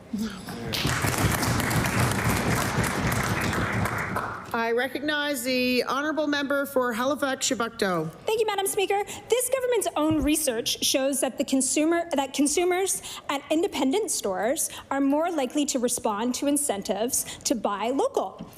But we're funding big box stores. Doesn't make sense. Can the minister tell me, are we giving money to American-owned Walmart? Thank you. I recognize the Honourable Minister of Growth and Development. Madam Speaker, I wish the member opposite would have been at the announcement this morning. It was a great announcement where we shared, this next step in this movement, Madam Speaker. There is no expansion of the existing incentive program, Madam Speaker. And again, I'd remind all members of this House that the incentive program was money through the loyalty program that went to the consumer, Madam Speaker, to the customer, Madam Speaker, and again allowed 160 producers that would not have had the chance otherwise to be on the shelves of Sobeys, Madam Speaker. Does the member opposite not support local producers in this province? That's my question. We are investing in Nova Scotians. We're supporting Nova Scotia local producers, growers and harvesters, and we're doubling down on that.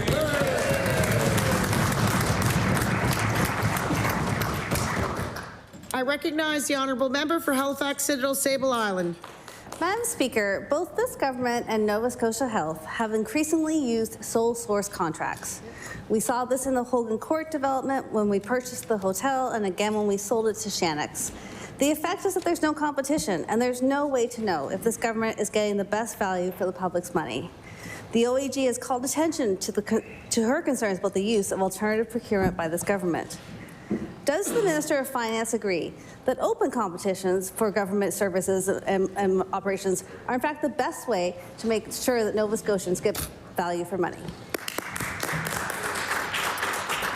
I recognize the Honourable Minister of Finance and Treasury Board. Madam Speaker, I just want to take a moment to give a kudos to the Minister of Health and what we're doing in Hogan Court. And I have to say, this is a project that people across the nation are looking at, and we're making it go as fast as we can. We will continue to work as quickly as we can. It's a project that bridges a gap between someone being in the hospital and someone getting home, and is so badly needed. This model will be replicated across the country. I congratulate the Minister, and we will continue to work hard for Nova Scotia.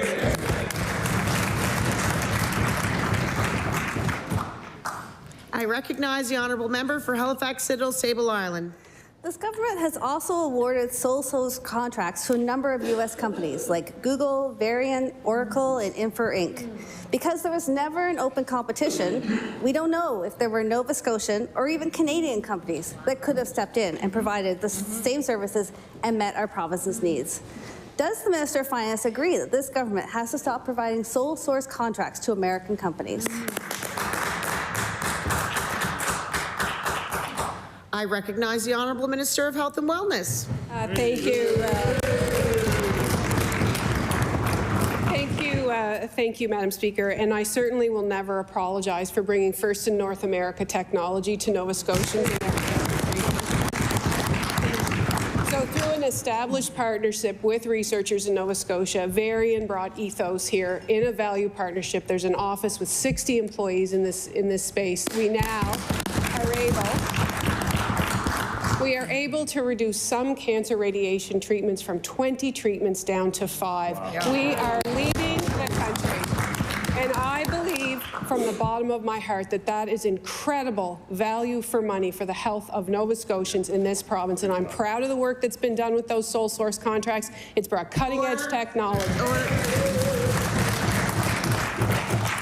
I recognize the honourable member for Cape Breton Centre, Whitney Pier. Madam Speaker, this government is always talking about the importance of well-paying jobs. But even as a well-paying job isn't enough to get by these days. Constituents Patty and her husband both have good jobs, yet she tells us that they are stretched thin on groceries. And now with the Trump tariffs, people like Patty are about to be stretched even thinner. Why isn't this government doing more to help Nova Scotian families put food on their tables? I recognize the Honourable Minister of Finance and Treasury. Madam Speaker, we recognize that times are tough for Nova Scotians, and we want to do all we can for them. That's why we're providing a record tax break, and I hope the member will be able to tell her constituents she voted for that tax break herself. This is a tax break that will put money right back in the pockets of people like her constituent, Madam Speaker. I recognize the honourable member for Cape Breton Centre, Whitney Pier. Pennies, Madam Speaker, and yet many Nova Scotians are still struggling to afford food, like Lucille, a senior on fixed income who can't keep up with the rising cost of food. Or Jean-Marc, whose grocery bill comes in at $1,500 a month to feed a family of 5. Prices are going to rise even further with the Trump tariffs in place. Will this government commit to removing all taxes from groceries and other essentials and give Nova Scotians a break? I recognize the Honourable Minister of Finance and Treasury Board. Madam Speaker, we are doing a 1% cut in HST. Unlike that party, when they were in power, they did a 2%. Order, don't point. Order. This is different than this. I recognize the Honourable Minister of Finance and Treasury.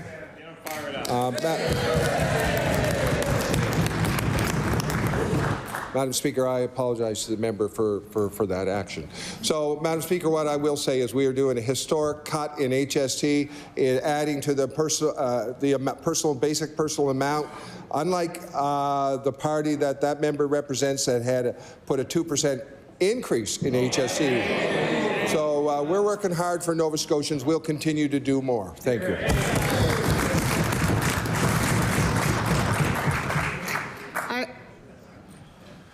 There's a lag between the clocks. I recognize the honourable member for Cumberland North. Thank you, Madam Speaker. My question is for the Premier. Last night here in the chamber, we talked about the importance of improving the movement of goods and trade between our Canadian provinces. We know the importance of the trade corridor that goes right through the Chignecto Isthmus. We've talked before about the Trans-Canada Highway, protecting CN Rail, utility infrastructure and telecommunications. But something that's not often talked about is the Maritime Northeast Pipeline that carries natural gas also through this corridor.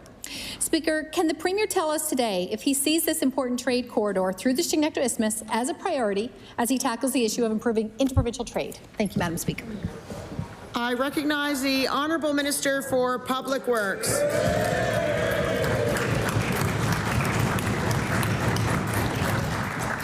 Thank you, Madam Speaker, and we recognize the importance of the Isthmus. The work that's being done there is on top, it's top line. And let me tell you a few things that are happening there right now. Pre-construction work has started in collaboration with New Brunswick. We've applied for the federal disaster mitigation funding, and we're still waiting for an answer from the feds on that. We've hired a project manager. We've built a protective berm, or in the process of building a protective berm on the La Planche River. We're collecting baseline environmental data, identifying the wetlands, the fish habitat, the species at risk. We understand how important the Isthmus is, and we're going to get it done.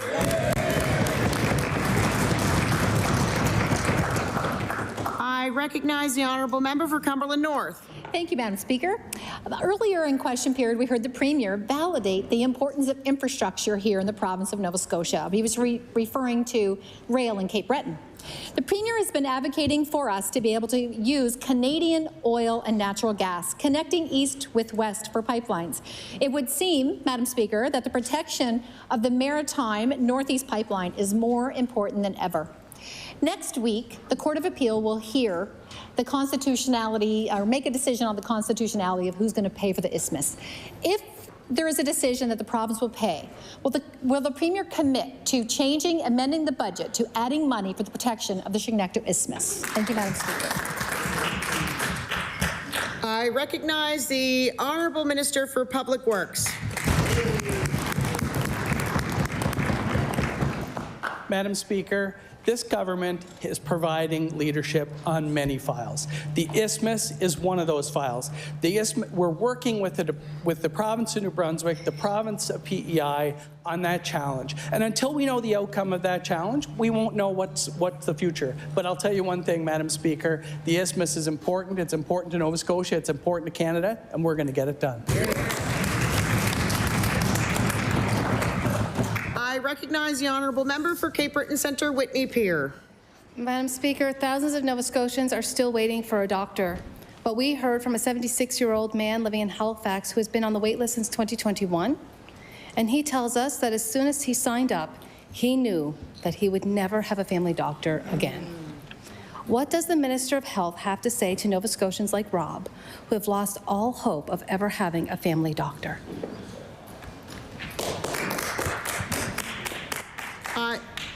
I recognize the Honourable Minister of Health and Wellness.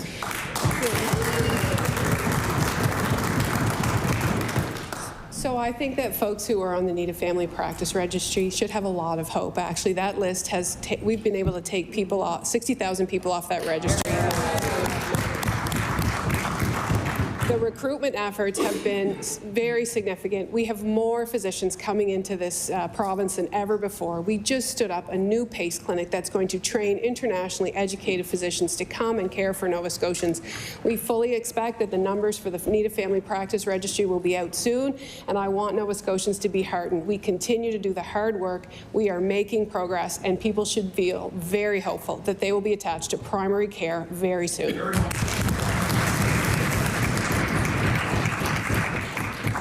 I recognize the Honourable Member for Cape Breton Centre, Whitney Peer. Madam Speaker, the shortage of family doctors is being felt everywhere.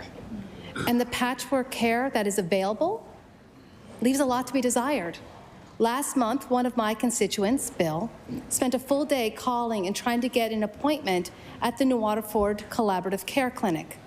And there are many others, like other Nova Scotians like Bill, who are struggling to get care when they need it.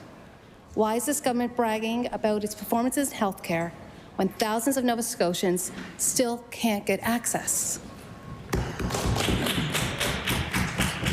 I recognize the Honourable Minister for Health and Wellness.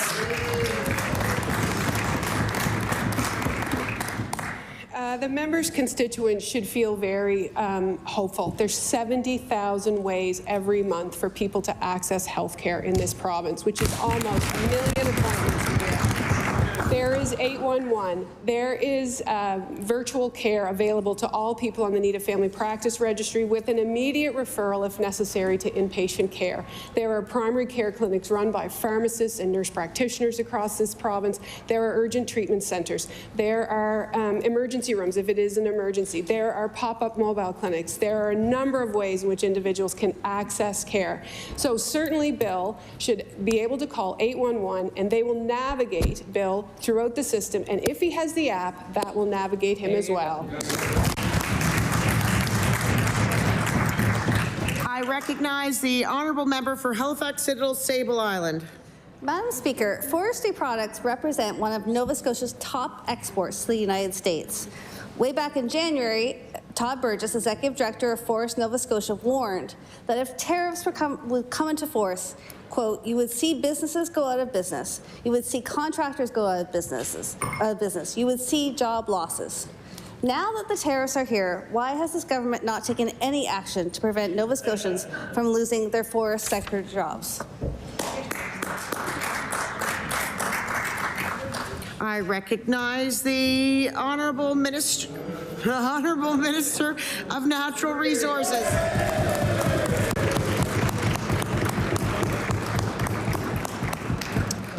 Thank you, Madam Speaker. Todd Burgess, fantastic individual, Legion Forest, Nova Scotia. Madam Speaker, we have great leaders in this government. We have great leaders in the forestry sector that believe in this government, Madam Speaker, to get them through this tariff battle. Madam Speaker, our government didn't create the tariff battle, but they know that we've been with them ever since day one when these talks from Trump have started. We will be with them through it, and we'll be with them at the end of it, Madam Speaker. I totally reject the concept that we've done nothing. We're looking for new markets with the sector. We're not working against the sector, Madam Speaker, put negativity on it. We're working with the sector to put a positive spin on it.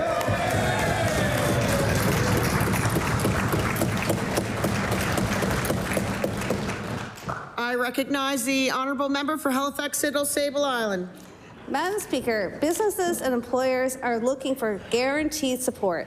They're looking for guaranteed support from this government when they're facing intense financial pressure and potential unemployment. Nova Scotians working in the sector deserve more than a vague notion of potential financial support. They deserve a concrete plan from this government. We've known for months that tariffs were coming. What will this minister and this government do today to support the forestry sector? I recognize the Honourable Minister for Growth and Development. Thank you very much, Madam Speaker. And to tie into the Honourable Minister of Natural Resources comment, we actually added forestry products to Nova Scotia Loyal. Madam Speaker, I know the NDP are against a budget contingency to support Nova Scotia businesses, but we got that in our budget this year, Madam Speaker. We're working on a trade action plan, Madam Speaker, and I want all Nova Scotia businesses to know there's actually programming available now. $130 million, Madam Speaker. I encourage them to reach out to Invest Nova Scotia, and I'll read the phone number right now, 1-800-260-6682, and there's people ready to help them out. Thank you.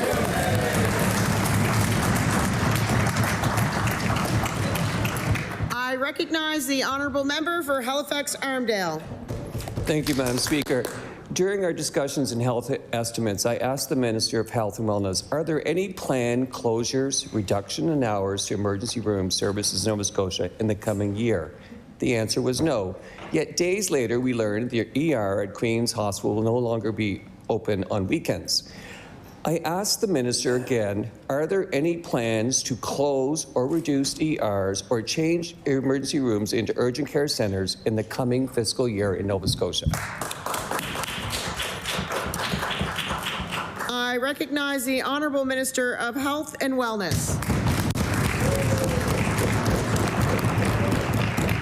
So certainly we continue to work with physicians across this province who are working in our emergency departments, and we don't plan closures. We sometimes have unplanned closures, however, when circumstances arise. Sometimes they're longer term. Sometimes it's a waiting room full of people, the physician gets a headache and has to leave. We have to work with what's in front of us. And so we are working across this province to understand how we best utilize the resources that we have in our physician group. We work with them when they identify that they need a different model of care. We do that, but that's not to say that we are looking at dropping any level of service for the long term. This is interim. We continue to work with physicians across this province, and we will continue to provide care to Nova Scotians to the best of their ability. I recognize the Honourable Member for Halifax-Armdale. Thank you, Madam Speaker. Nova Scotia Health is hosting a community meeting on Wednesday, March 25th in West Hants to discuss, I quote, important updates on our healthcare services at Hants Community Hospital and in the community. People have contacted me with the belief and concerns. This meeting is to discuss or announce changes in the emergency room services at the Hants Community Hospital. I asked the Minister, are there plans to close, reduce hours, or change the status of the ER at Hants Community Hospital? I recognize the Honourable Minister for Health and Wellness. Thank you, Madam Speaker. So I will say that throughout the province, the zone leadership with Nova Scotia Health is working very, very hard to meet the needs. We've done a number of things. We have recruited a number of emergency room physicians. We've extended capacity by having physician assistants in the emergency room. We've extended capacity by having nurse practitioners in the waiting room. We have waiting room care providers. We have waiting room assessors as well. There's no stone being left unturned. We have additional hours in emergency rooms where the volume is high. We have Float MD, which allows an additional physician in the emergency department. We are working very, very hard. It's a very specialized skill set. We understand that the communities have needs, and we'll continue to invest in Nova Scotia. I recognize the honourable leader for the Liberal Party. Yeah, thank you, Madam Speaker. Madam Speaker, over the last 2 weeks, emails were sent to all Nova Scotia public servants. One from the Premier's office telling them to stop being problem stretchers and start being problem solvers, and another from the head of the public service reinforcing the message. This email came right after legislation was tabled with plans to change rules so the government could fire public servants without cause. Madam Speaker, public servants are the ones doing the real work for this government and governments before them, dealing with the ongoing trade war and delivering important services to Nova Scotians. My question to the Minister of the Public Service Commission, can she provide rationale for this reasoning to have this in place? I recognize the Honourable Minister of the Public Service Commission.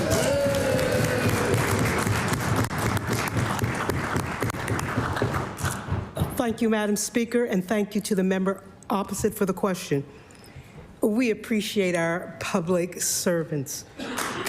They work hard every day for Nova Scotians. This change gives the government flexibility to react to the changing needs that's happening out there to ensure that we're able to continue to provide Nova Scotians with the best and excellent service. Thank you, Madam Speaker.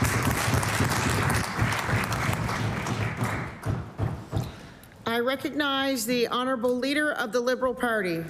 So thank you, Madam Speaker, and I agree with the Minister.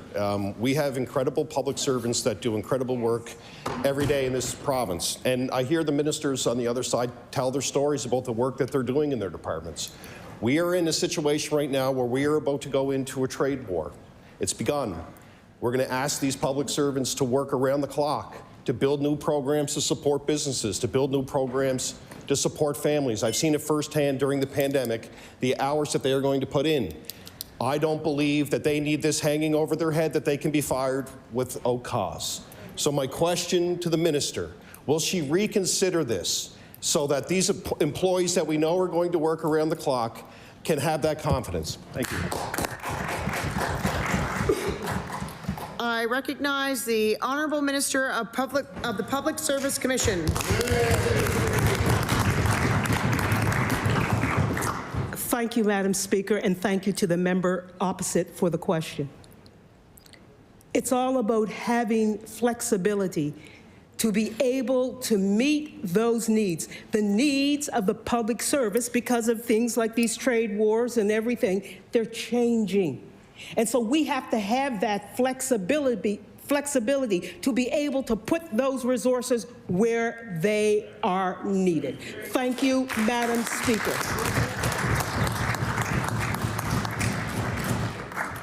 I recognize the Honourable Member for Cape Breton Centre, Whitney Peer. Madam Speaker, back in 2021, this government granted municipalities the power to use inclusionary zoning.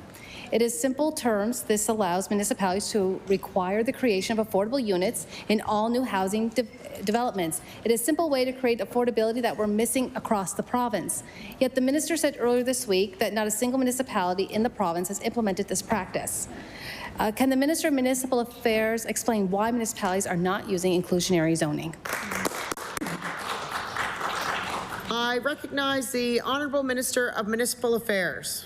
So, Madam Speaker, I would like to point out that our municipal partners are incredibly important in the whole housing file and everything they do. They are appreciated. They're the ones who look after zoning, water, sewer, all of those important things. As far as the inclusionary zoning, they were asking for it. They had been asking for it for 7, 8, 9, 10 years. So in reality, this is a question that our municipal partners would have to answer themselves in terms of why it hasn't been used.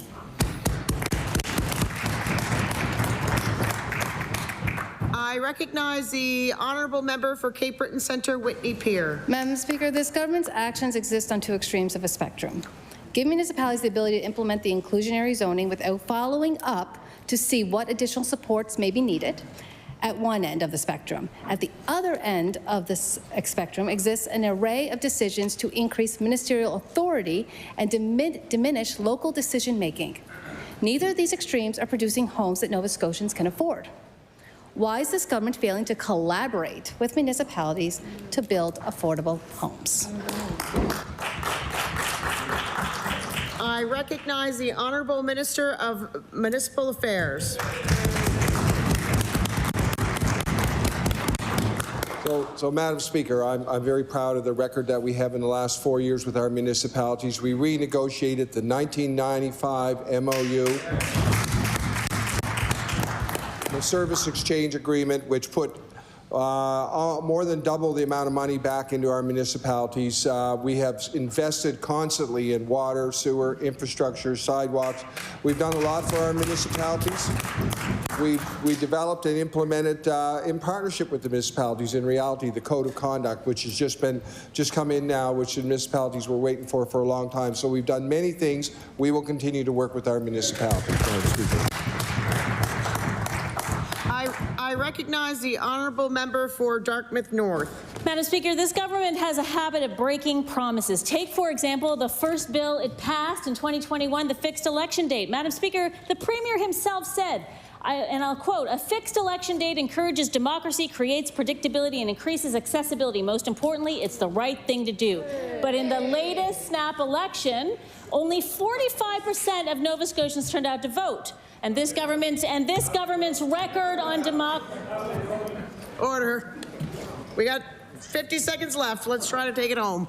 I recognize the honourable member for Dartmouth North. And this government's record on democracy speaks for itself, limiting debate, restricting freedom of information, and stripping power from municipalities and universities. Does the Premier stand by his statement that he wants to encourage democracy, or was it just another broken promise? I recognize the honourable Premier.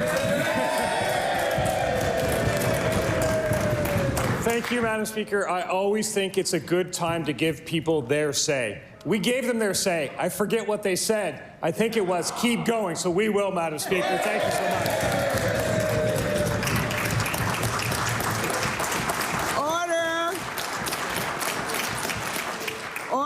Order, please. The time allotted for oral questions put by members to the ministers has expired. I recognize the Honourable Deputy Government House Leader. Thank you, Madam Speaker. Speaker, pursuant to Rule 5C, I move that the hours for Friday, March 7th be not 9 a.m. to 5 p.m., but instead be 9 to 9. 9 to 1. 9 to 1? Not 9 to 1, but 9 to 5. 9 to 1. Okay. Apologies, Madam Speaker, forgot what day of the week it was. That the hours tomorrow will be not 9 a.m. to 1 p.m., but instead be 9 a.m. to 6 p.m. That's what he said.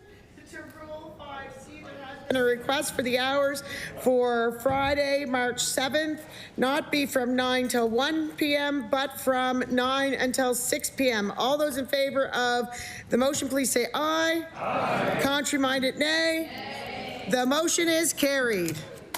That was a little confusing, wasn't it? I recognize the Honourable Deputy Government House Leader. Speaker, would you please call order of business government motions? Order of business government motions. I recognize the Honourable Government House or Deputy House Leader. Speaker, I move that you do now leave the chair and that the host resolve itself into Committee of Whole on Supply. I recognize the honourable member for Halifax Needham. Thank you, Madam Speaker. I have an interesting topic today because, you know, I always have some wonderful things to say while we're in here.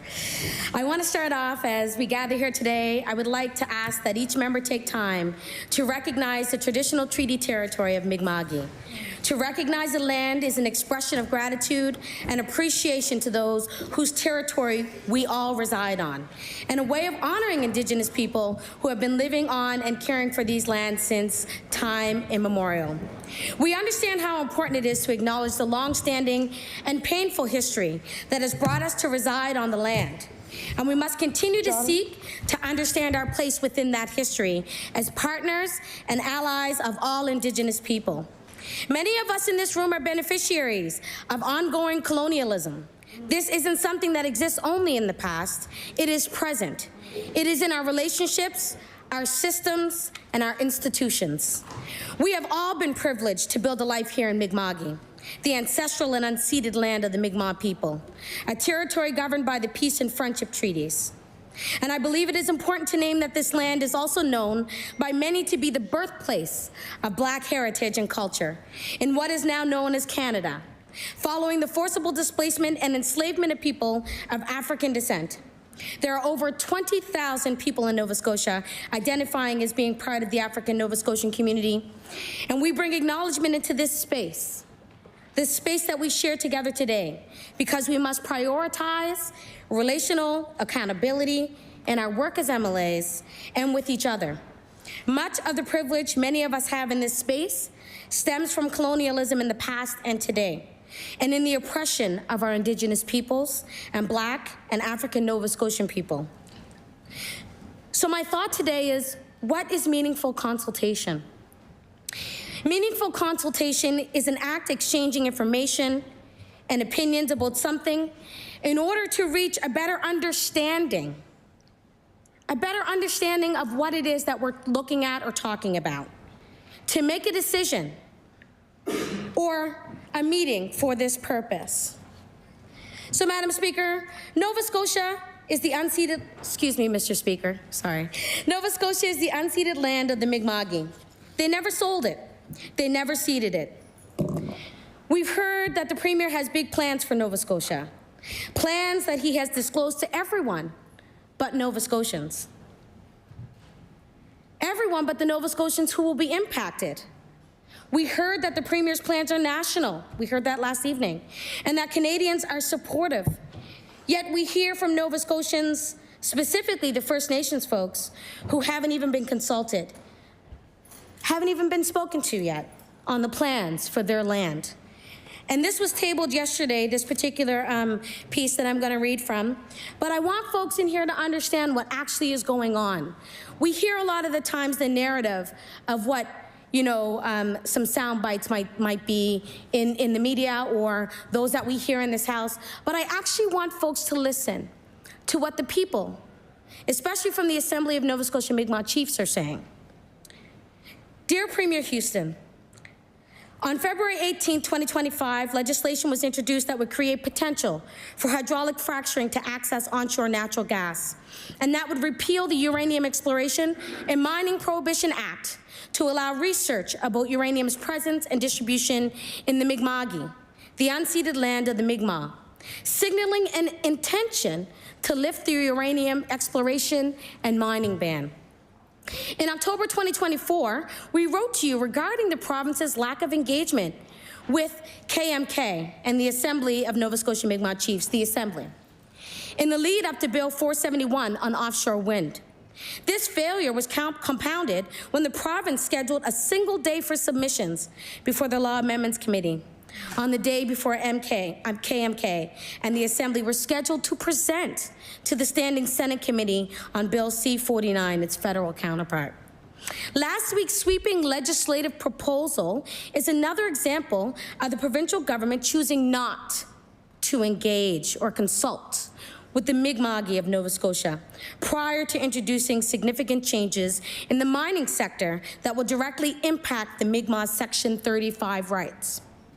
The province of Nova Scotia is aware and is a signatory to the terms of reference for a Mi'kmaq Nova Scotia Canada consultation process.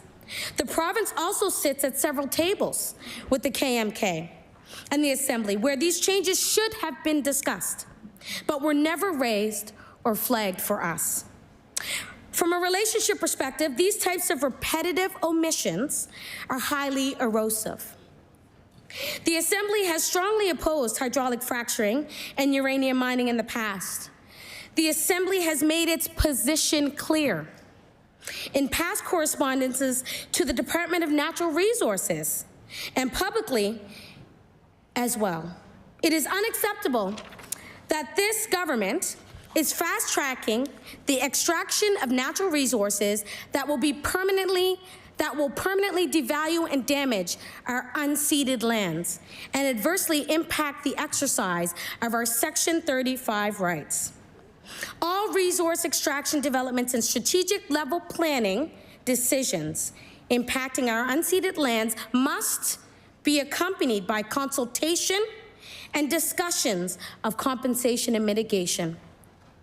None of the recent announcements on fracking, uranium mineral exploration, or lithium mining development were included in the Progressive Conservative Party of Nova Scotia's campaign platform during the past election. It is very concerning that our provincial government is proposing such dramatic changes in sectors for which they did not receive a mandate from the people of this province. All Nova Scotians are treaty people. It is disheartening to see our provincial partners disregard the Mi'kmaq and the battles we have fought, such as opposing hydraulic fracturing. We do not wish to stand in the way of ethical and well-planned development that respect our Section 35 rights and provide opportunities for our people. However, when the province pushes through hurried legislative changes that reverse long-standing policies in the name of Nova Scotia being open for business, it sends a clear message that our rights and our voices do not matter in this administration. It is our expectation consultation will be forthcoming on current and upcoming plans, which may lead to major shifts in the resource extraction practices of the province. These developments will have direct impact on our Section 35 rights. The provincial government has a legal and a constitutional duty to consult with the Mi'kmaq, and this cannot be ignored. So, as we know, there will be a meeting coming up, and it has been discussed multiple times in this House. I do want to say that I'm actually very, very disappointed to know that these folks have not been consulted. And as well, you know, as much as I talk about legislation being viewed from multiple lenses, and I know new members in here will be like, what's that? Well, this government put forward a bill so that we could actually have strategic planning so that all voices could be heard around the table. And yet we hear the main voice of this province has not even been discussed with or had consultation. So I've stood in this chamber each and every session to talk about meaningful conversations and connections to communities, African Nova Scotian communities, Indigenous communities. Never, ever, ever in my life have I seen such disrespect for groups of people, ever. My role before this was to be a bridge for service providers to help build trusting relationships in community. I've said it multiple times, especially in the marginalized communities, especially in African Nova Scotian communities. Government trust has been broken so many times, and folks here in this House know that. And they all know how this has happened, and we see it continuing on, which is a bad pattern to have. Broken relationships have happened because of lack of communication, broken promises, abuse, racism, discrimination, and I could go on, yet we see time after time after time with pieces of legislation that come before this House with no consultation. We would think that we would have learned from the multiple times we pulled things back. But this is absolutely disheartening to see that we haven't even consulted the people on the lands that we borrow from. We don't own these lands. These are not our lands to do what we will with. First Nations people deserve that respect, especially pieces that are going to affect marginalized communities, African Nova Scotian communities, Indigenous communities. We see that there's no care in the world to have a conversation. There's no thought to even having meaningful communication with these folks. Our lands are not for sale, and it has been said by many of my Mi'kmaq sisters and brothers. These lands are not for sale. Our communities will not be overrode by environmental racism. Our people will continue to fight for our waters, continue to fight for the land in which our generations will inherit. Our communities will continue to be the voice here in this House, and I stand and I take my place as much as I can, because I will not be silenced about the atrocities, about the discrimination, about the racism, about the environmental harms, about the generational trauma, about the continuation of the disregard of people's lives, Indigenous people's lives, Black people's lives. I will not stand here and allow that to happen, not on my watch.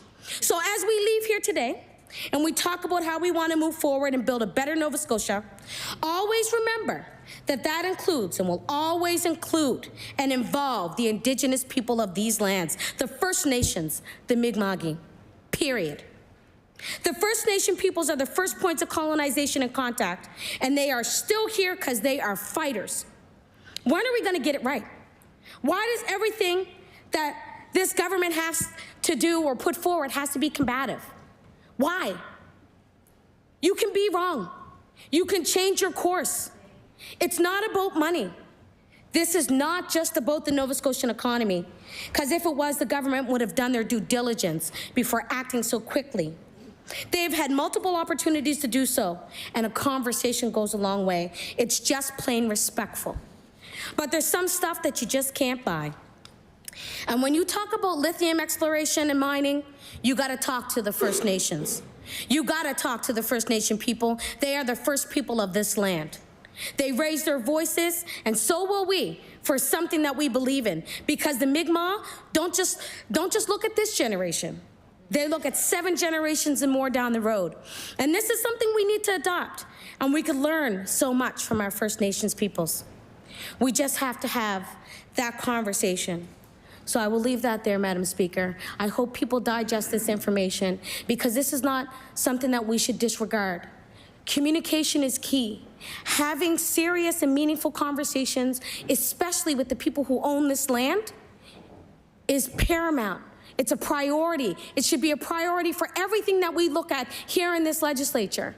And I know people know that I will say we need to do better, because everything that we do should be for all Nova Scotians, not just for a select few. And we have a duty and a responsibility for Nova Scotians in this province, and the First Nations people are #1 on that list. Thank you, Madam Speaker. Before, I know I just got back in the chair, but before I recognize the next speaker, I did hear the person speaking mention someone's name. Just a reminder to everyone, you're not allowed to state people's names. Thank you very much, thank you. I recognize the honourable member for Cape Breton Centre, Whitney Peer. Thank you, Madam Speaker. It's time for my annual poverty speech. That's sad, isn't it? Poverty is a political choice created by government's policies, decisions, approach to the social welfare system, and the refusal to fix inadequate social programs that bring families and individuals above the poverty line. This budget could have been transformative, but it failed to include real transformative measures to improve the lives of Nova Scotians living in poverty. According to the Canadian Centre for Policy Alternatives and tax filer data, at the end, I will table everything. Child poverty has increased by 16%, from 20.5% to 23.8%. This increase is the highest single-year increase in Nova Scotia since that pledge to end poverty by 2000 was made in 1989. I agree with the authors of the 2024 Poverty Report Card.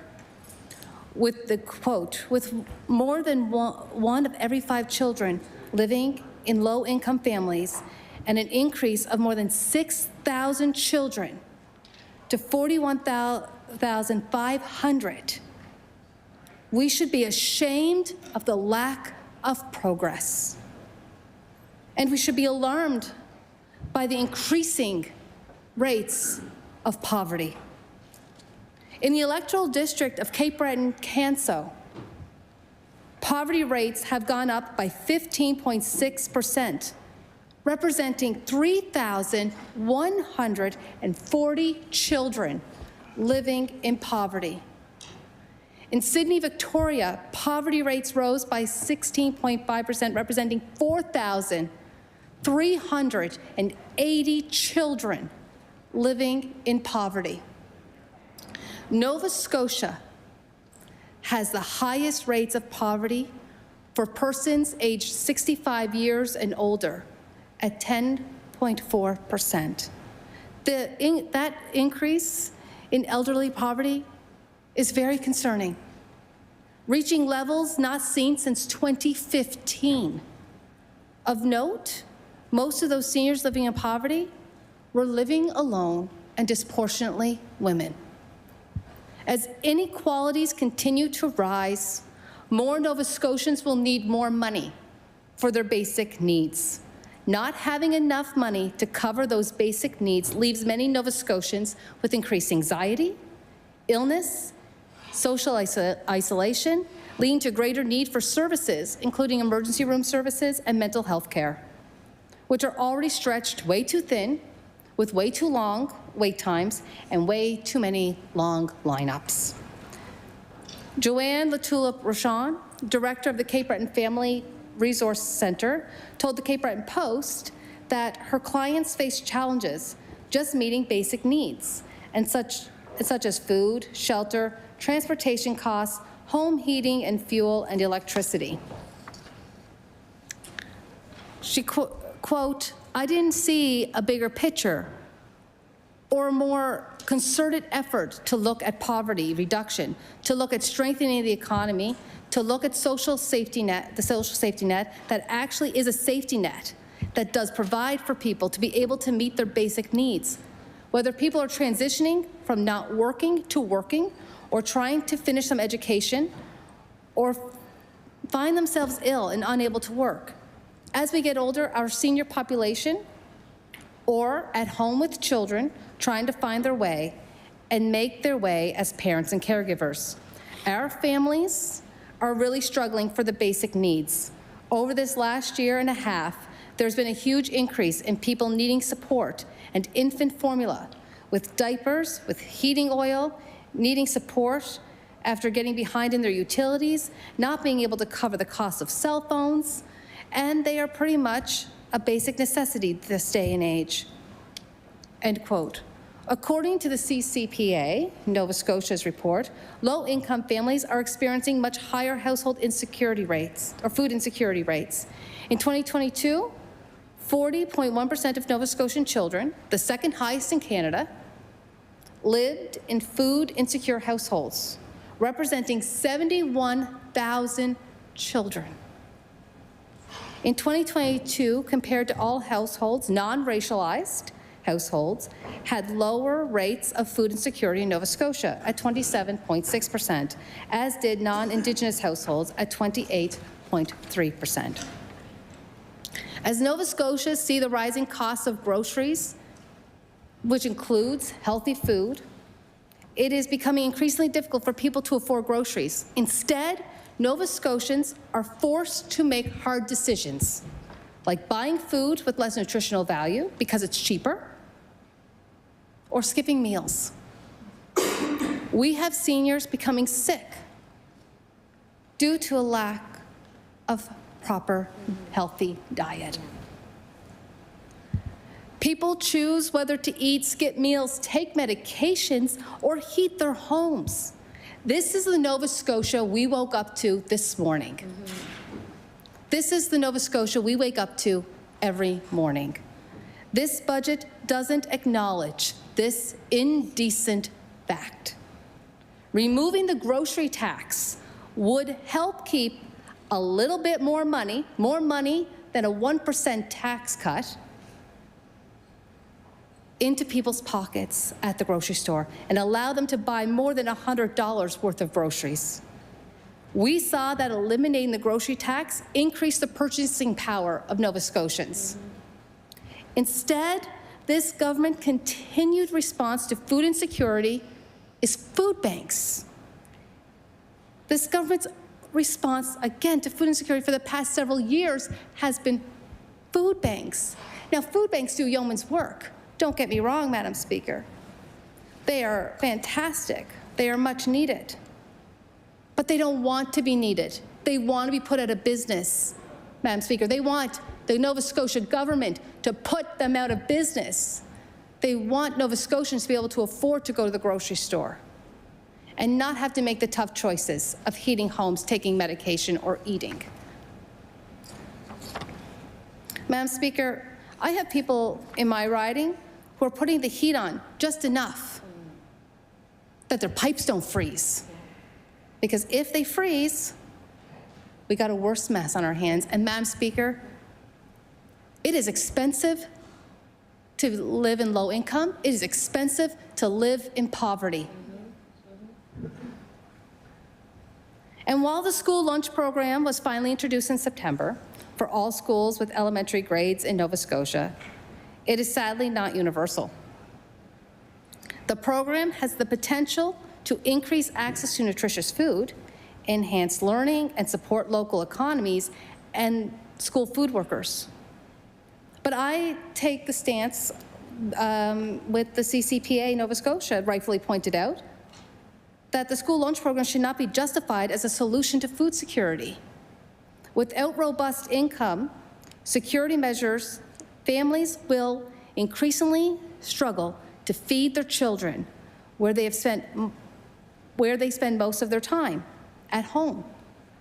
Families need a living wage of over $22 an hour compared to the minimum, which will come in April, $15.70. And Nova Scotians receiving income assistance need more help, Madam Speaker. And many assume that full-time work is a pathway out of poverty. But many Nova Scotians who work around a minimum wage face a different reality. So many Nova Scotians identify as working poor.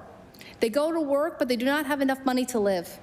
They struggle to pay the bills, put food on the table, heat their homes, pay rent, or their mortgages. I know Nova Scotians, Madam Speaker, who work, yet they live in their cars, in tents, on people's couches.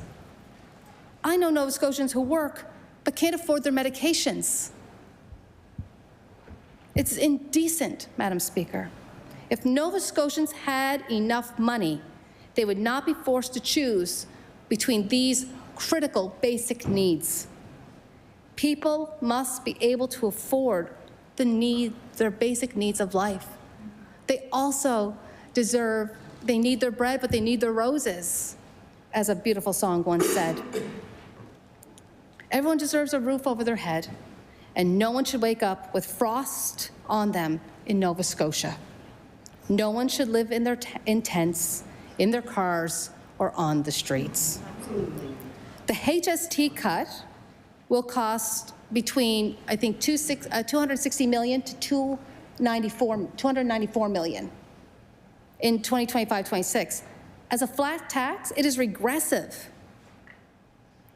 Those that have lower incomes are going to pay a more significant portion of their incomes on taxes for essentials.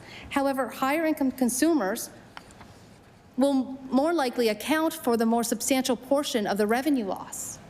Instead, the government should be looking at boosting the affordable living tax credit, increasing the Nova Scotia Child Benefit. This would better help struggling families. That tax cut, the tax that we are losing with this tax cut could have made those income supports more generous and expanded them to all low and middle income Nova Scotians.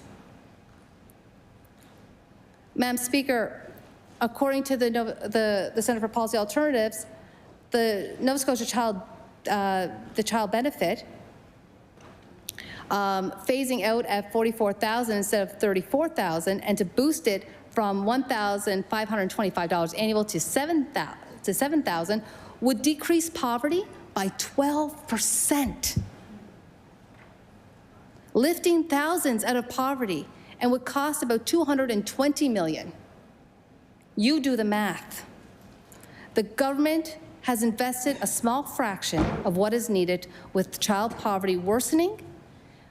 More must be done, Madam Speaker. Indexing income assistance to inflation still leaves recipients in deep poverty.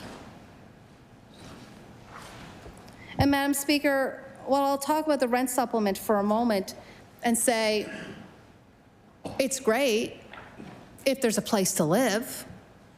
It's great if the CMHC looks at the secondary market, but in places where many of us live, including myself, CMHC doesn't take into the secondary market. So the numbers in my community and along Cape Breton and across rural Nova Scotia, our numbers are skewed. So many of our people are not getting the rent supplement because they don't qualify under CMHC numbers, which this government continues to use, knowing that they are far behind and false numbers. They're skewed, Madam Speaker.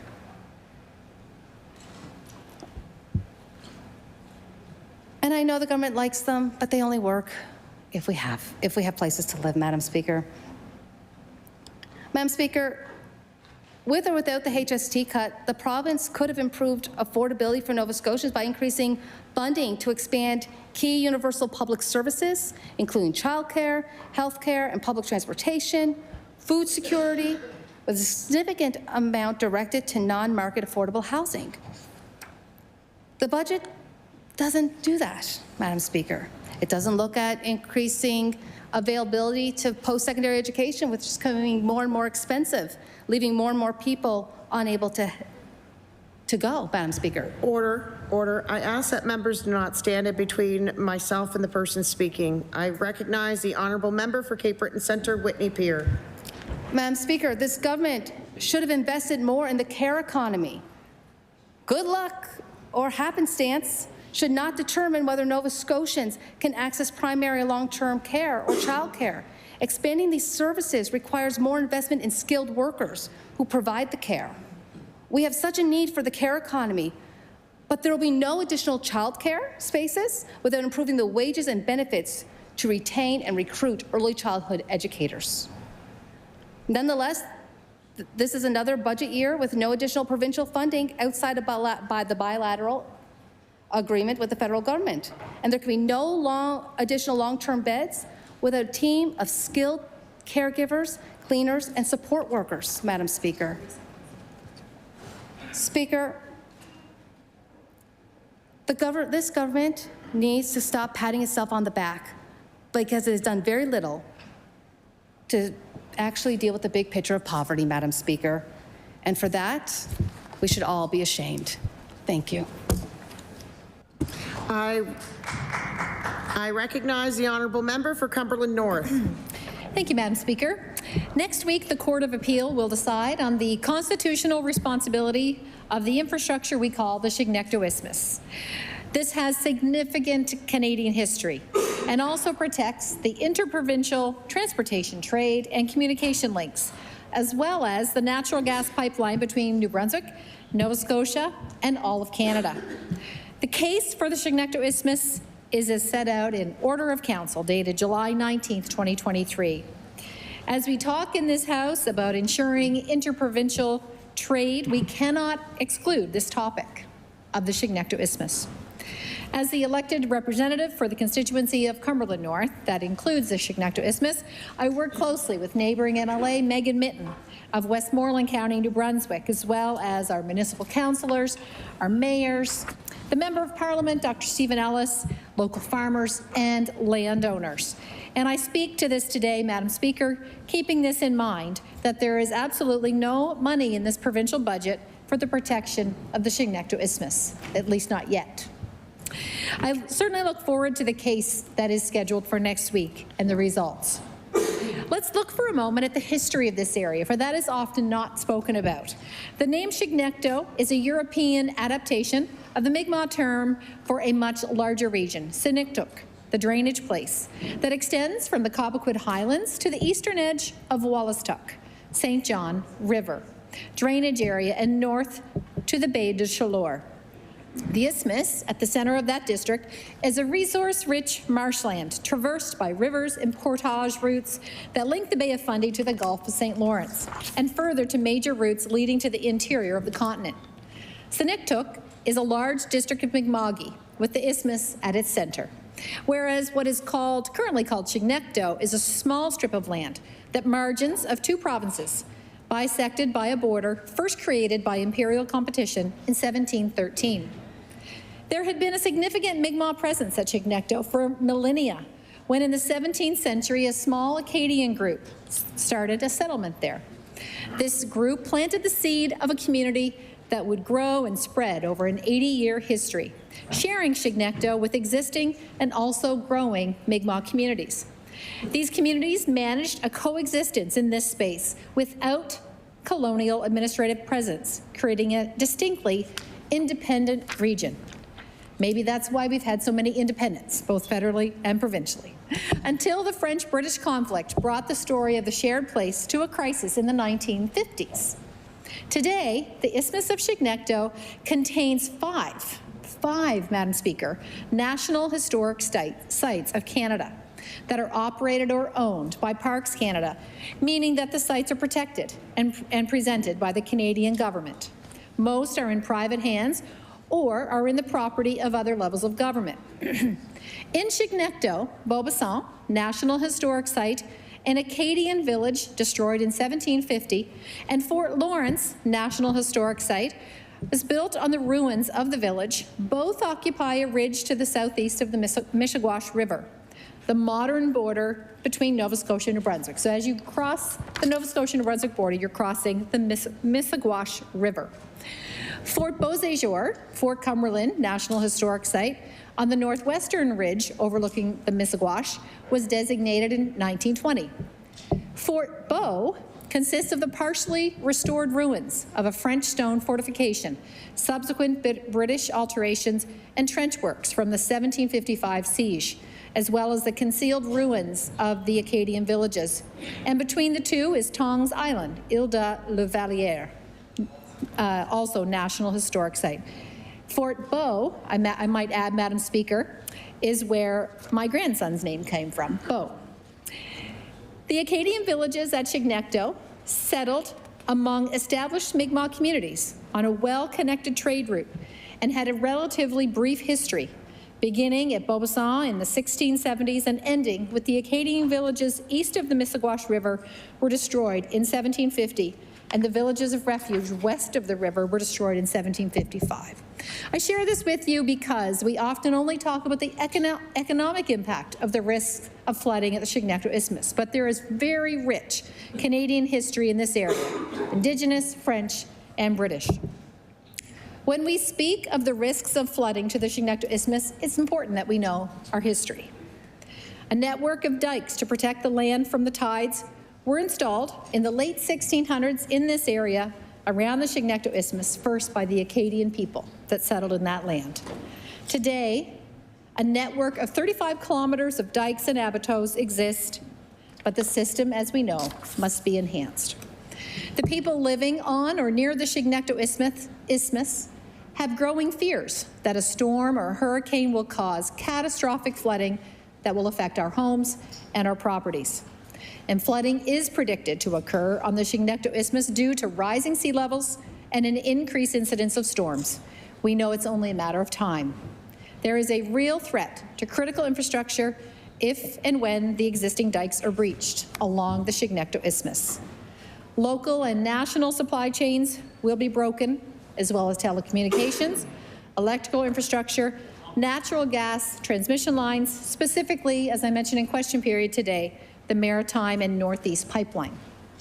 As we talk in this House about connecting energy east to west, in this country under the current threat of Trump tariffs, our maritime and northeast pipeline that goes through the Chignecto Isthmus must be considered.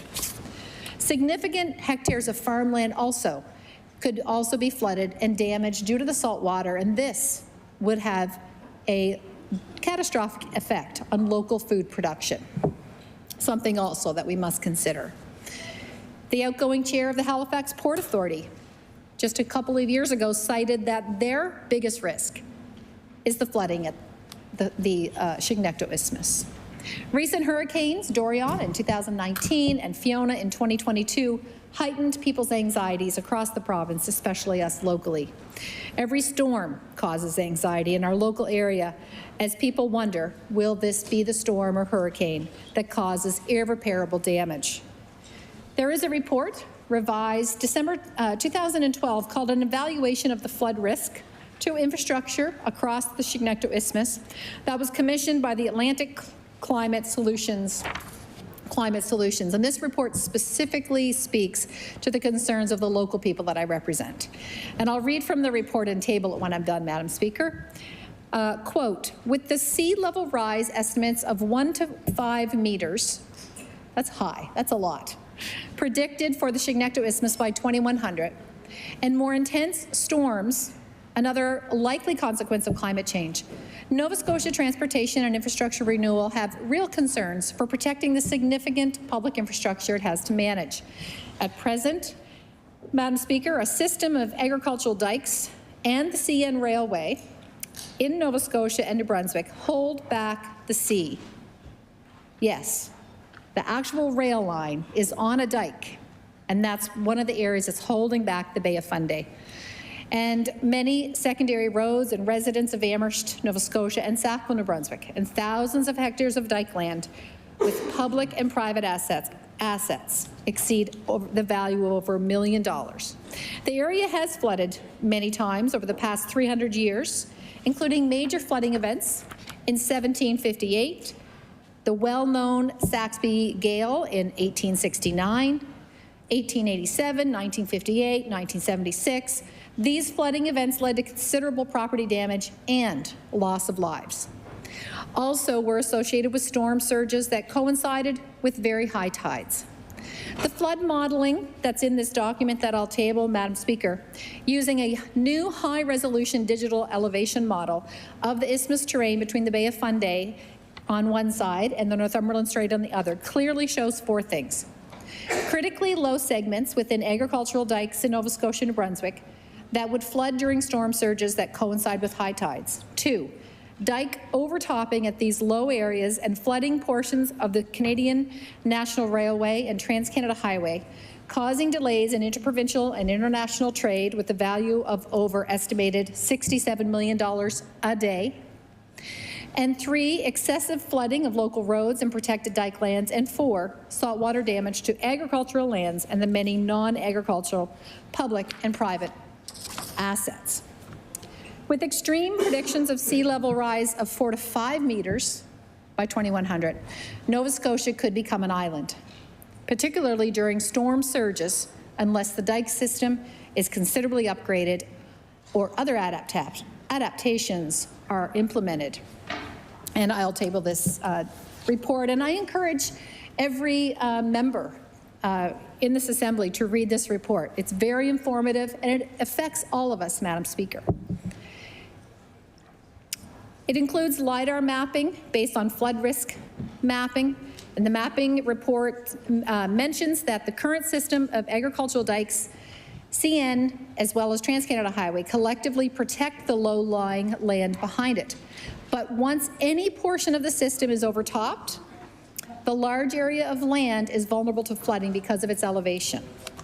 In addition to the low elevation, much of the land north of the Trans-Canada Highway and CN Rail consists of wetlands and lakes, indicating, Madam Speaker, that the land is already saturated and the water table is very high in this area. So this report says, quote, if portions of the dikes were to be overtopped by a storm surge, the land would not be able to absorb much of the water and thus increase the residents' time of the flood water behind the dikes. The dike system holds back the ocean at 7.7 meters. The rail line at 8.7 meters acts as the main dike protecting the Trans-Canada Highway. And in one of these documents that I'm going to table, there's actually a picture taken from by a man named Mike Johnson, and he was our EMO coordinator for a period of time in Cumberland County, Madam Speaker. And I'll table this document that has a picture of the Bay of Fundy water right up next to a train that's going by on the CN rail. It just is a very good picture of showing the risks that we're currently facing. So, Madam Speaker, I do believe that it is our duty and responsibility as elected representatives to look after and protect our people when we face a predictable danger, and certainly this is a predictable danger. I will reference there was a study done, Madam Speaker, called the Chignecto Isthmus Climate Change Adaptation Comprehensive Engineering and Feasibility Study. Cost was $700,000. It was paid 50% by the federal government, 25% by us in Nova Scotia, and 25% by New Brunswick. And it made 3 recommendations when it was released. Sorry, it made actually 11, but 3 were taken by our 2 provinces. They were raising the dikes, building new dikes, or raising the existing dikes and installing steel sheet pile walls at select locations. And you can find these recommendations in the document that I just tabled or online on the New Brunswick website. Each of these costs range between $190 million to $300 million.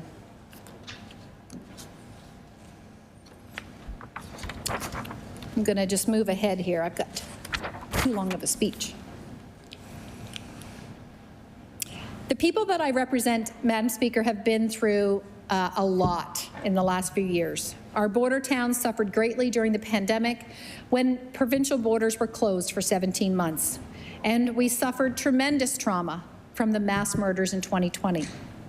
For 26 years, our people had to pay a toll, a tax, to get to the rest of our very own province. The people who live on or near the Chignecto Isthmus do not want to have to go through another catastrophic event. We want the work done. The provincial premiers of Nova Scotia and New Brunswick and all citizens of our province will be better off if we contribute financially to the protection of our land.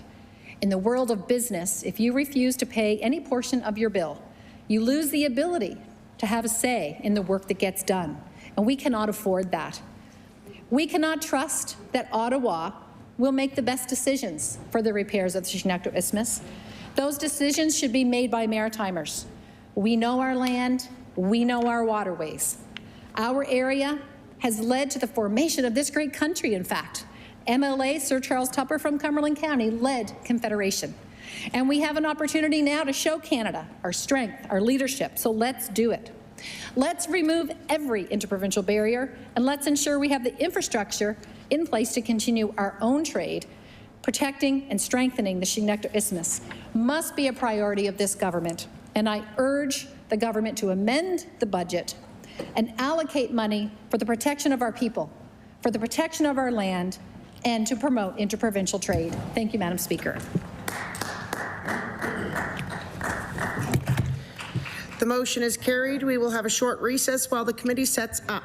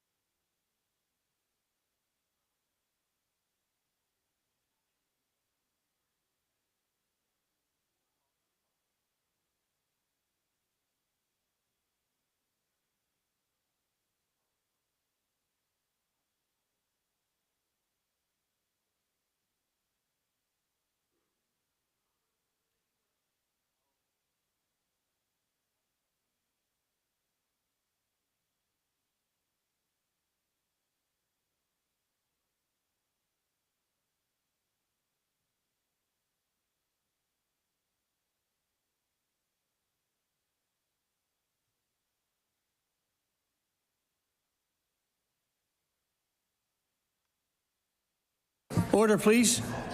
The Committee of the Whole House on Supply will come to order. It is now 3:43 p.m. and the committee must rise to report the House before the hours of adjournment, which today is 10 p.m. I recognize the Honourable Government Deputy House Leader. Chair, would you please call the estimates for the Minister of Growth and Development, Resolution E12? Resolution E12, that a sum not exceeding $400,214,000 be granted to the Lieutenant Governor to defray expenses in respect of the Department of Growth and Development pursuant to the estimate. I recognize the Minister for Growth and Development. Thank you very much, Mr. Chair. And before I close debate on my department's estimates, I do want to provide a few closing remarks.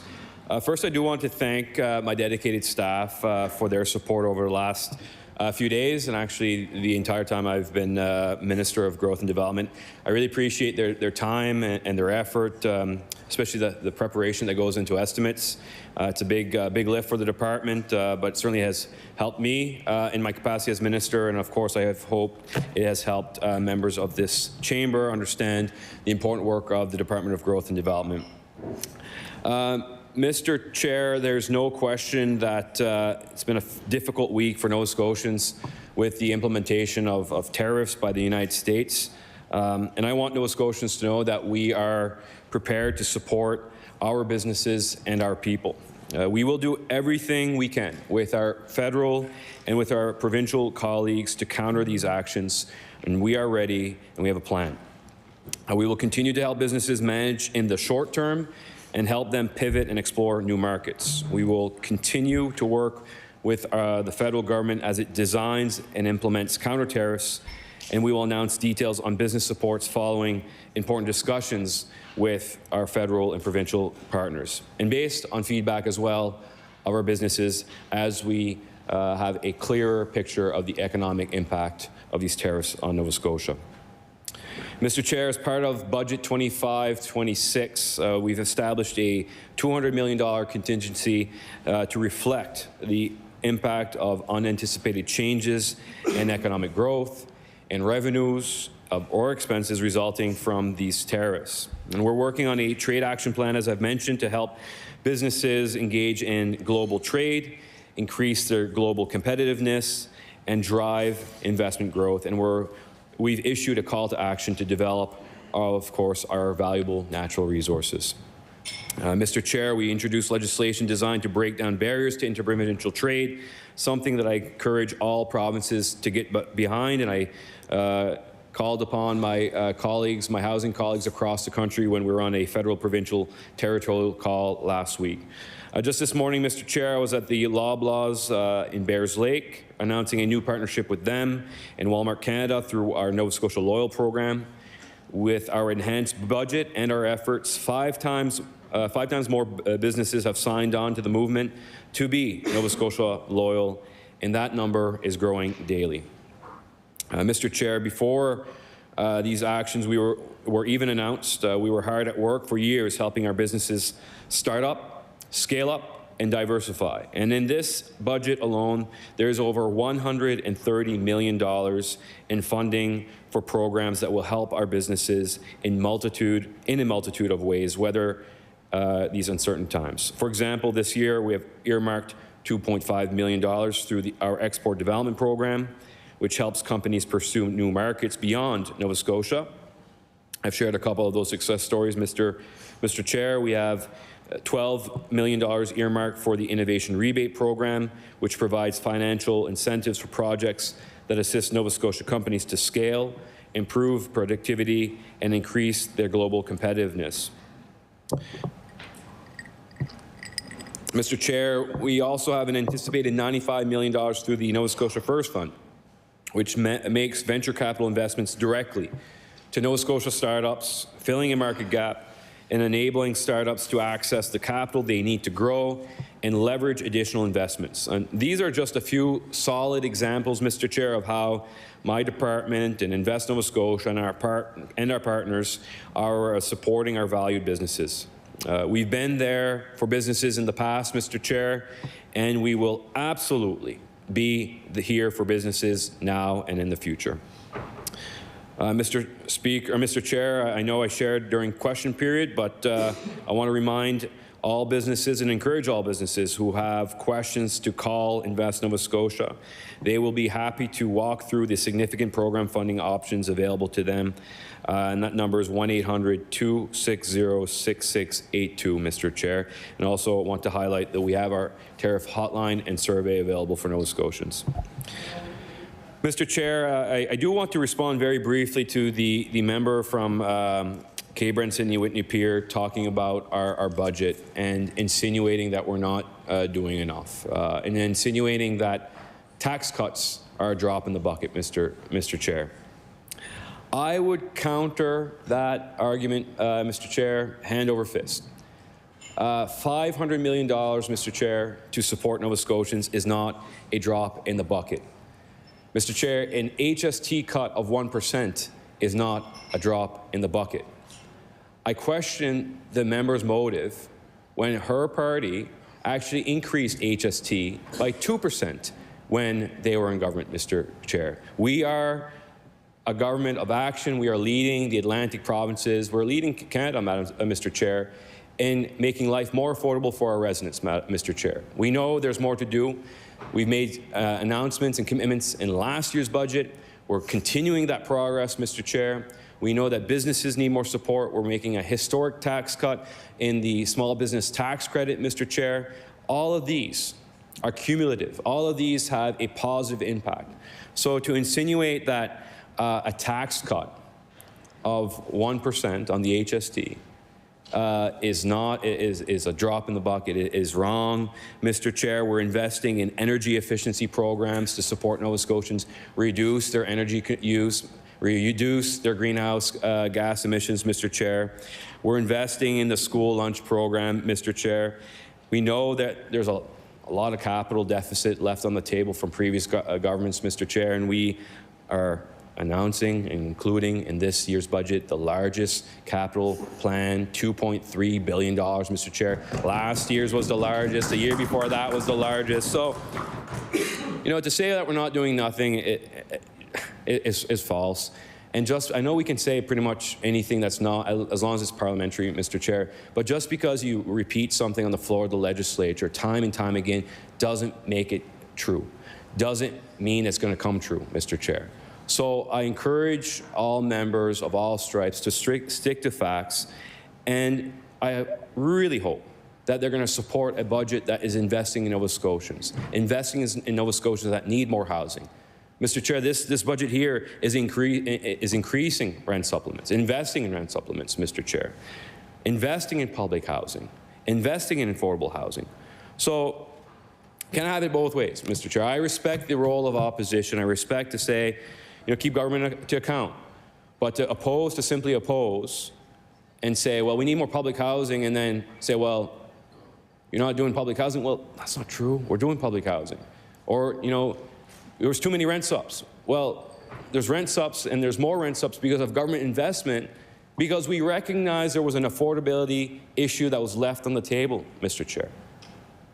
So I encourage the members opposite to ponder that and reflect on government's investments and what they actually mean for their respective constituencies, as we, government members, want to move this province forward, tap into untapped opportunities, and ensure that today's generation and tomorrow's generation has a brighter future. Mr. Chair, before I conclude, I do want to clear up a few things. I want to be crystal clear that our housing plan has something for everyone. Whether you're one of the 16,000 Nova Scotians who has had a housing affordability improved for them over the last 18 months, or a community housing organization that has, for the first time, been able to build real equity and offer Nova Scotian families a safe and affordable place to call home, there's something for you. Whether you are one of the thousands of seniors who were helped through a home repair program, or living in one of our public housing units, many of which are being upgraded for enhanced comfort, energy efficiency, accessibility, there is something for you. Chair, whether you are one of the first 663 first-time home buyers who were supported through the down payment assistance program, or one of the 700 people or families who will benefit from our new public housing units, Mr. Chair, there is something for you. Whether you are an Indigenous youth or elder who will live in one of the new units constructed in Dartmouth by the Mi'kmaq Native Friendship Centre, or an African Nova Scotian who will benefit from the $8.5 million investment in the Preston Area Housing Fund to preserve, repair, or operate 48 units, Mr. Chair, there's something for you. Mr. Chair, I've spoken at length about our housing plan. I believe in it.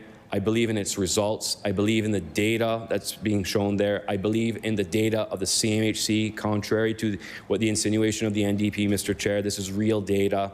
The proof is there. We know that there's more work to be done, but I can assure you, this government here is committed to doing just that. And Mr. Chair, with that, I'll close debate and therefore be resolved that a sum not exceeding $400,214,000 be granted to the Lieutenant Governor to defray expenses in respect of the Department of Growth and Development pursuant to the estimate.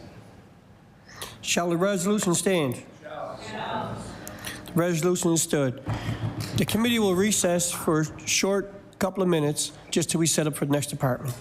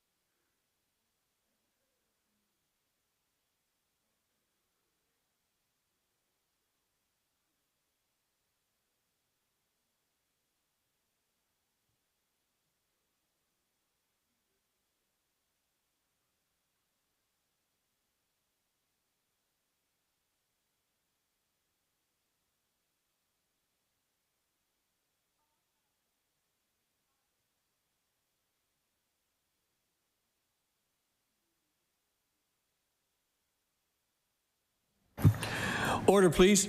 The Committee of the Whole on Supply will come to order. I recognize the Government Deputy House Leader. Chair, would you please call the estimates for the Minister of Opportunities and Social Development, Resolution E18? Resolved that a sum not exceeding $1,676,809,000 be granted to the Lieutenant Governor to defray expenses in respect to the Department of Opportunities and Social Development pursuant to the estimate. I will now invite the Minister to introduce the staff and committee and open remarks. Well, thank you, Mr. Chair. I'm honored to be here to present the 2025-2026 budget for Opportunities and Social Development. Here with me are Craig Beaton, Deputy Minister for Opportunities and Social Development, and Toyin Akindoju, our Executive Director of Finance. As many of you know, my background is in education. I spent many years in the classroom teaching grade 4 all the way through grade 12 and even post-secondary undergraduate and graduate courses as well. I spent many more years as principal, both at elementary and secondary schools.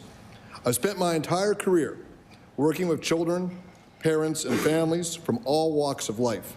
I've seen up close and personal the challenges that families are facing and the impact those challenges have. I've also seen firsthand the strength and resilience of Nova Scotians and how the right support at the right time builds a foundation that helps people and families persevere, grow, and thrive. That same commitment to understanding, supporting, and empowering people is what guides me in my work with this department. All Nova Scotians want to provide for themselves and their families, contribute to their communities, and lead fulfilling lives. Sometimes the challenges of doing this can be quite overwhelming. These challenges can be economic, lack of access to food, shelter, and transportation. Rising inflation, lack of affordable housing, and increasing food prices can compound these challenges for people who are struggling. Other times, it can be a need for services or family supports. For example, to help parents raise their children and keep them safe and healthy, or a need for services and support after fleeing domestic violence. Life challenges impact people in different ways, and our role is to provide effective supports and assistance so all Nova Scotians can live happy and fulfilling lives. The services we provide help improve the overall health and well-being of people in our communities throughout Nova Scotia and help build a better future for everyone. It is important to emphasize that collaboration and partnership are essential to the work we do.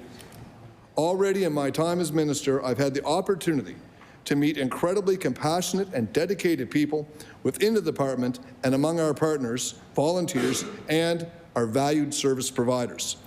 Nova Scotians are known for their kindness, compassion, and generosity, and nowhere are those characteristics more evident than within the people and organizations who work with our province's most vulnerable citizens.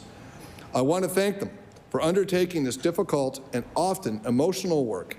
Their commitment and tenacity are unwavering, but service providers cannot do this alone. And that's where Opportunities and Social Development comes in. Our almost $1.7 billion budget supports the Nova Scotians who need it the most. Our budget supports our province's children and ensure they and their families are better positioned to achieve success.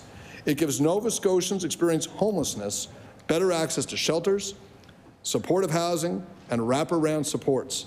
It allows us to continue our journey towards generational transformation of the disability support system in our province. Mr. Chair, Budget 2025-26 includes a $19.4 million increase for a total of $121.4 million to support the continued transformation of Nova Scotia's disability support system as part of the Human Rights Remedy. This is a significant investment and clearly demonstrates the government's commitment to implementing the actions required by the Human Rights Remedy. For decades, people living with disabilities in our province have not been supported to make their own decisions about where they want to live, who they want to live with, and the supports they need to receive. They have long been denied the choice that exists for all Nova Scotians. In Nova Scotia, we strive to be a province that embraces diversity. We want to create communities where everyone has the opportunity to reach their full potential. We want everyone to have a choice and equal opportunity to participate and to find success. And to do this, we are transforming the disability support program. And this transformation will follow the direction of the Human Rights Remedy. The work is guided by an expert report titled the Human Rights Review and Remedy for the Findings of Systemic Discrimination Against Nova Scotians with Disabilities. This laid the foundation for a legally binding remedy to address systemic discrimination.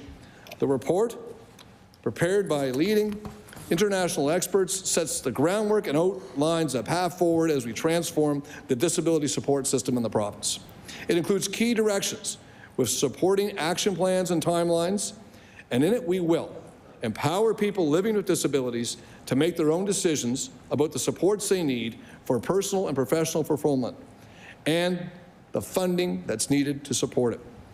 We will close large institutions, create new and better community-based supports and services, build regional hubs and create province-wide supports programs, including clinical and mental health supports, and will strengthen the capacity of the disability support system as a whole. The remedy has a 5-year implementation timeline, and the work is well underway, not just within opportunities in social development, but across government. We've been holding conversations with people across the province, including persons with disabilities, their families, service providers, and other valued partners. And we are preparing to host our second Rebuilding Hope Conference later this month. Now, this conference brings together persons with disabilities, their families and support networks, service providers, and others to share experiences and ideas to help shape our path going forward. It is a wonderful, meaningful day. We had over 1,200 participants in person and online in the last conference, and it represents a new beginning for the way government supports persons with disabilities through the Human Rights Remedy. We are in year 2 of the Remedy's 5-year timetable. We have made significant progress in those 2 years, and I'd like to share some of that with you today. Since this work began, we have reduced the population living in institutionalized settings by almost 20%, and ended all new admissions effective January 1st, 2025. We've reduced the wait list for services by 287 persons, a decrease of 16%. We've created facility closure agreements with all of our operators and developed a comprehensive guide to support them as they wind up operations and close those facilities to DSP participants. We've created 120 new positions to support the transformation work underway now, but also the continued delivery of individualized funding and disability support exists. That includes establishing 4 new regional hub teams in northern, central, eastern, and western Nova Scotia to support persons with disabilities to live in their community and help transition people out of institutions. We launched a brand new 3-year, $3 million Service Evolution Fund to support the service providers as they shift their business models to a human rights-based approach aligned with the remedy. Our first round of funding has already been awarded, $362,258 to support 8 projects, and we expect to send out our second round of funding over the next couple of weeks. Launched our Remedy Workforce Strategy, which recognizes the talent and expertise that exists in the disability support sector today, but also lays out a plan to keep that and build on it. And just last week, we announced that we'll be covering tuition, textbooks, and student fees for up to 75 students in a brand new 1-year disability support professional certificate program at the Nova Scotia Community College this fall, and also provide funding to support an additional 24 students entering Island Career Academy's Community Residential Worker Program and CBBC Career College's Community Support Worker Program. There is much work still ahead as we transform this system from the ground up, and we will advance together with the disability community, service providers, and communities. Budget 2025-2026 supports this important work. This is an incredibly exciting journey, and I'm eager to see what the future brings. Safe and healthy children, youth, and families are key to building a stronger Nova Scotia. It is the role of my department to ensure children and youth are protected and families are supported. Our department supports families and children when there is a crisis, and Mr. Chair, that will not change. But our goal is to move to a system that focuses more on prevention and early intervention and away from a crisis-driven system that requires costlier and often less effective interventions. This year's budget expands on programs that have demonstrated success and invests in new programs to further enhance our work. We continue to develop new prevention and early intervention programming for children, youth, and families, and to expand and enhance existing supports available across the province. There are 3 main program areas within our Child and Family Wellbeing Division. 1, prevention and early intervention. To ensure the healthy development of well-being of children, youth, families, and communities, this includes services and support offered throughout the province through family resource centers, strengthening fathers, youth outreach programs, and Families Plus, just to name a few. Child protection safety, family preservation, and children in care services to respond to the safety needs of children and their families, and to support children in care and those who care for and are connected to them. It is March, and I think it's important to note that March is National Social Worker Appreciation Month. Social workers are advocates, advisors, and counselors. They are a strong voice for those whose voices often go unheard. Social work is not easy. I believe it's one of the most difficult and emotional jobs in government. We have more than 400 social workers in this department. They show up every day to support their clients and strengthen their communities, even when it's really hard, as this work often is. I'd like to take this opportunity to thank our province's social workers for their dedication and passion, for showing up often in the most challenging of circumstances and making a difference. Nova Scotians are better, safer, and stronger because of you. And I'd now like to share information on some of this year's investments and continued support of programs that help support the well-being of children and families. I'm going to start with the Nova Scotia Child Benefit. Like all Nova Scotians, our government is concerned about the ongoing impact inflation is having on the cost of living in our province. The inflationary pressures we're seeing across the country and around the world have been making life harder, and I know that families are struggling. We will continue to provide financial support to low-income families receiving the Nova Scotia Child Benefit. This benefit provides a tax-free payment to eligible families to help with the cost of raising children under 18 years of age.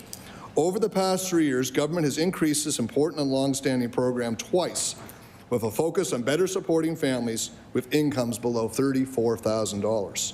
Specifically, a $250 increase for the first child and each subsequent child for families earning $26,000 or less, and a $250 increase for the first child and a $125 increase for each subsequent child for Nova Scotians earning between $26,000 and $34,000. This investment in budget 2025-2026 allows us to continue to provide this important financial support to low-income families at a vital time in their children's lives. The financial stabilization payment, I'm pleased to detail another positive change my department has implemented to better support child and family well-being. Many families in the province rely on the Canada Child Benefit as part of their household income. To manage the expenses of raising a child, eligibility for the Canada Child Benefit is determined by the Canada Revenue Agency through federal legislation.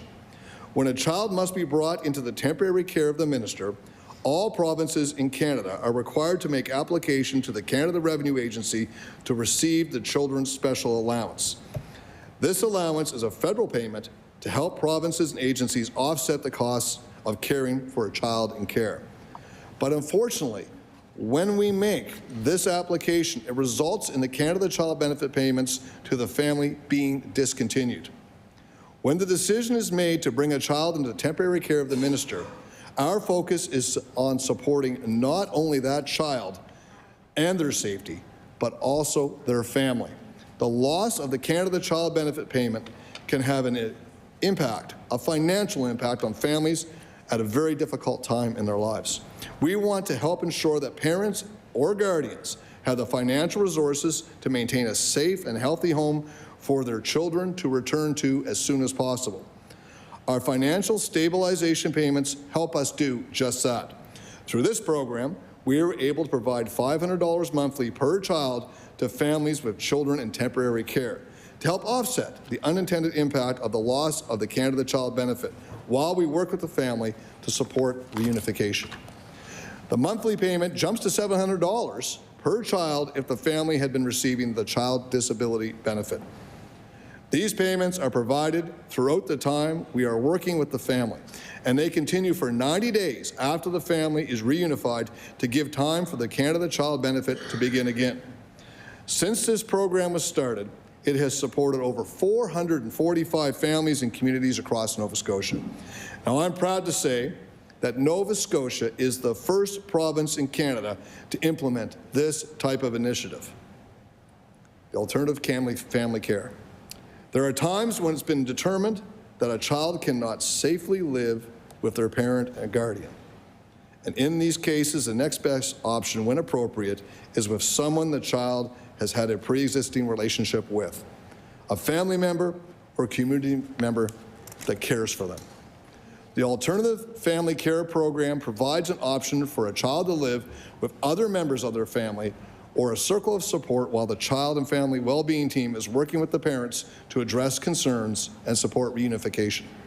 Now, this program was initially launched in December 2018, and as of February 1st, 2025, it is supporting 419 children to stay and live in their communities. Now, one that's close to my heart is foster care. Every child deserves a safe and loving home, especially when they cannot be with their family or familiar caregiver.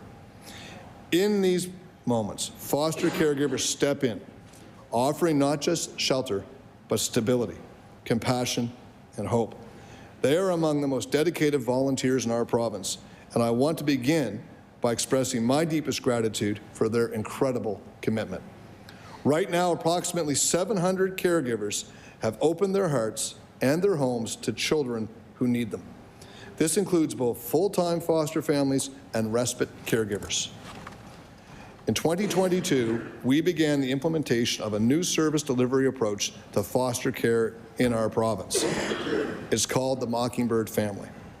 For anyone who isn't familiar, the Mockingbird Family approach is designed to better support children in care, caregivers, and communities. And what it does is to identify one hub or lead home with up to 10 satellite homes connected to it. Satellite homes are foster homes that offer full-time care or respite support to children or youth in care. The hub home is meant to be a familiar place, a comfortable place, not like a grandparent's home or a special auntie's home. It's a place that is familiar and comfortable for children, youth, and caregivers. Attending regular gatherings at the hub home occurs monthly for formal gatherings and celebrations like birthdays, holidays, and any other reason to celebrate and support each other. Youth may go to the hub home to connect with peer support or just to hang out with friends. Caregivers may go to hub home to connect with other caregivers in the community or to connect with additional community-based supports. And the hub home offers respite too, because we all need a break. And anyone who has raised children or made a career of it like I did knows how important a break can be. A hub home offers that too, for children and youth and for the foster caregivers in the Mockingbird constellation. What we're doing here is building an extended family model for foster caregivers, to build a network of peers who understand the unique challenges that come with caring for children and youth who are not able to live with their parents or guardians. And the young people get a community of caring adults and peers who know them, who they can trust and rely on, and who are watching out for them and their interests.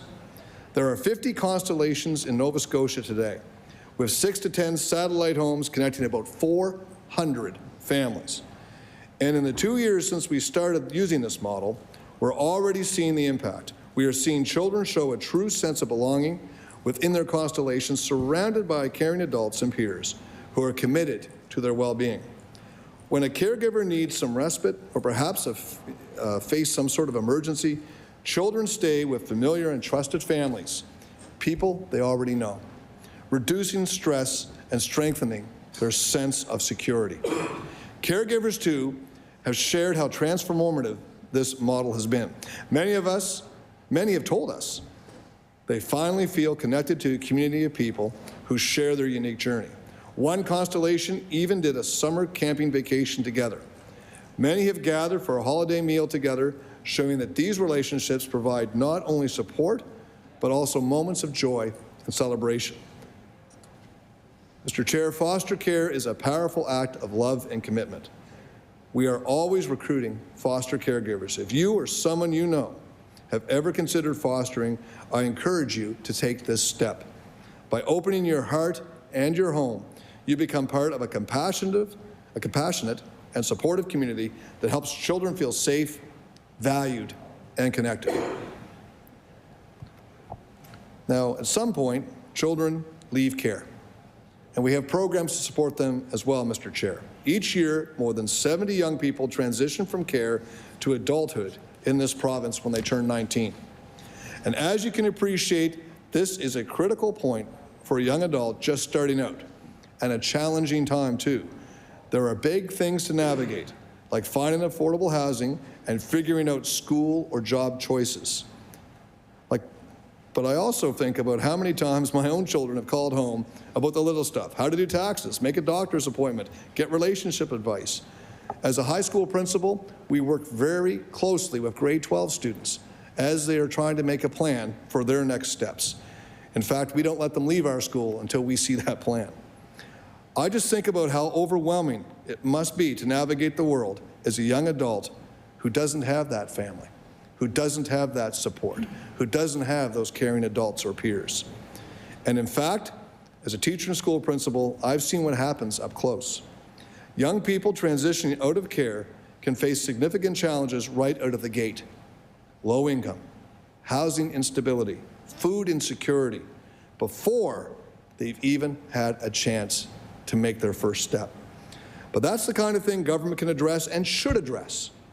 And we did back in 2023 when we introduced the PATH program. And I can tell you, in Nova Scotia, we will continue to address this. PATH is an awesome program, and I say that taking absolutely no credit for the hard work of our department and of my predecessors in this chair. This year's budget includes a $3.4 million investment into PATH. This program gives young people leaving the care of the province and starting out on their own two incredibly important things: financial assistance and community-based supports and services. The financial aid is given as a bi-weekly payment, which continues up to the young person's 26th birthday, gradually decreasing as the person gains independence. And as you can appreciate, the difference that financing can make in a young person's life, but also they get help with things like how to get a job, how to manage a budget, how to build self-confidence, how to have healthy relationships, as an extension of the things they have learned from grown-ups in their lives along the way, perhaps from their parents, teachers and coaches, maybe social workers or foster caregivers. This is an additional bridge to adulthood. The PATH program participants can tap into exactly that kind of support through Youth Outreach Plus, which also gives them access to more intensive clinical supports provided by Family Service of Nova Scotia. This program is designed to help those with complex needs or those who could benefit from additional guidance. Programs like PATH and Youth Outreach help give young people a stronger foundation on which to build a brighter, healthier future. The Children and Family Services Act is a vital piece of legislation that protects one of Nova Scotia's most vulnerable populations, children experiencing abuse or neglect, and it happens far too often. To ensure the Act remains effective and responsive to the evolving needs of children, families, and communities, we conduct a review every 4 years. That review was completed last year, and in fact, just last week, we received the CFSA Review Committee's final report. I want to thank the committee for their time and expertise throughout this process and for their thoughtful recommendations. The purpose of the Act is to protect children from harm, promote the integrity of the family, and ensure the best interests of children. And in its final report, the committee acknowledges the strength of the legislative framework we have in place today, and that is encouraging. I look forward to reviewing the recommendations in more detail with staff at the department and to working with partners to ensure every young person in Nova Scotia has the protection and support they need to thrive. Mr. Chair, at Opportunities in Social Development, our work often involves supporting families and children during times of crisis. For the past several years, we have prioritized shifting from a crisis-driven system to one focused on prevention and early intervention, ensuring families get the support they need sooner. Now, this approach leads to better outcomes and reduces reliance on costly, less effective interventions. And that's why we continue to invest in prevention and early intervention programs for children, youth, and families across Nova Scotia. Now, one key initiative is the Parenting Journey program that provides additional support for families with complex needs. This program is available in more than 38 communities across Nova Scotia. Parenting Journey is a home visitation program that offers individualized support to families facing social, emotional, and familial challenges. It also includes culturally relevant supports for Indigenous, African Nova Scotians, and Acadian families, ensuring services reflect the diverse needs of our communities. We also offer the Family Connections program, which provides support to expectant families facing difficulties or challenges that put them at risk. Families Plus is an intensive family preservation service that works with families in crisis, particularly those whose children are at imminent risk of being placed in out-of-home care. This program takes a holistic approach, addressing families' needs. The program helps ensure children can remain safely within their family's home whenever possible. For youth, the Youth Outreach Program promotes better long-term outcomes for youths ages 12 to 19 who are in care. This initiative strengthens connections to community, culture, and supportive relationships, helping youth transition successfully as they move towards independence. All of this work, stabilization payments, support for youths transitioning to adulthood for the PATH program, prevention and early intervention, and the redesign of foster care is focused on one goal: ensuring that children and families have the resources they need to grow, thrive, and find their place in the world.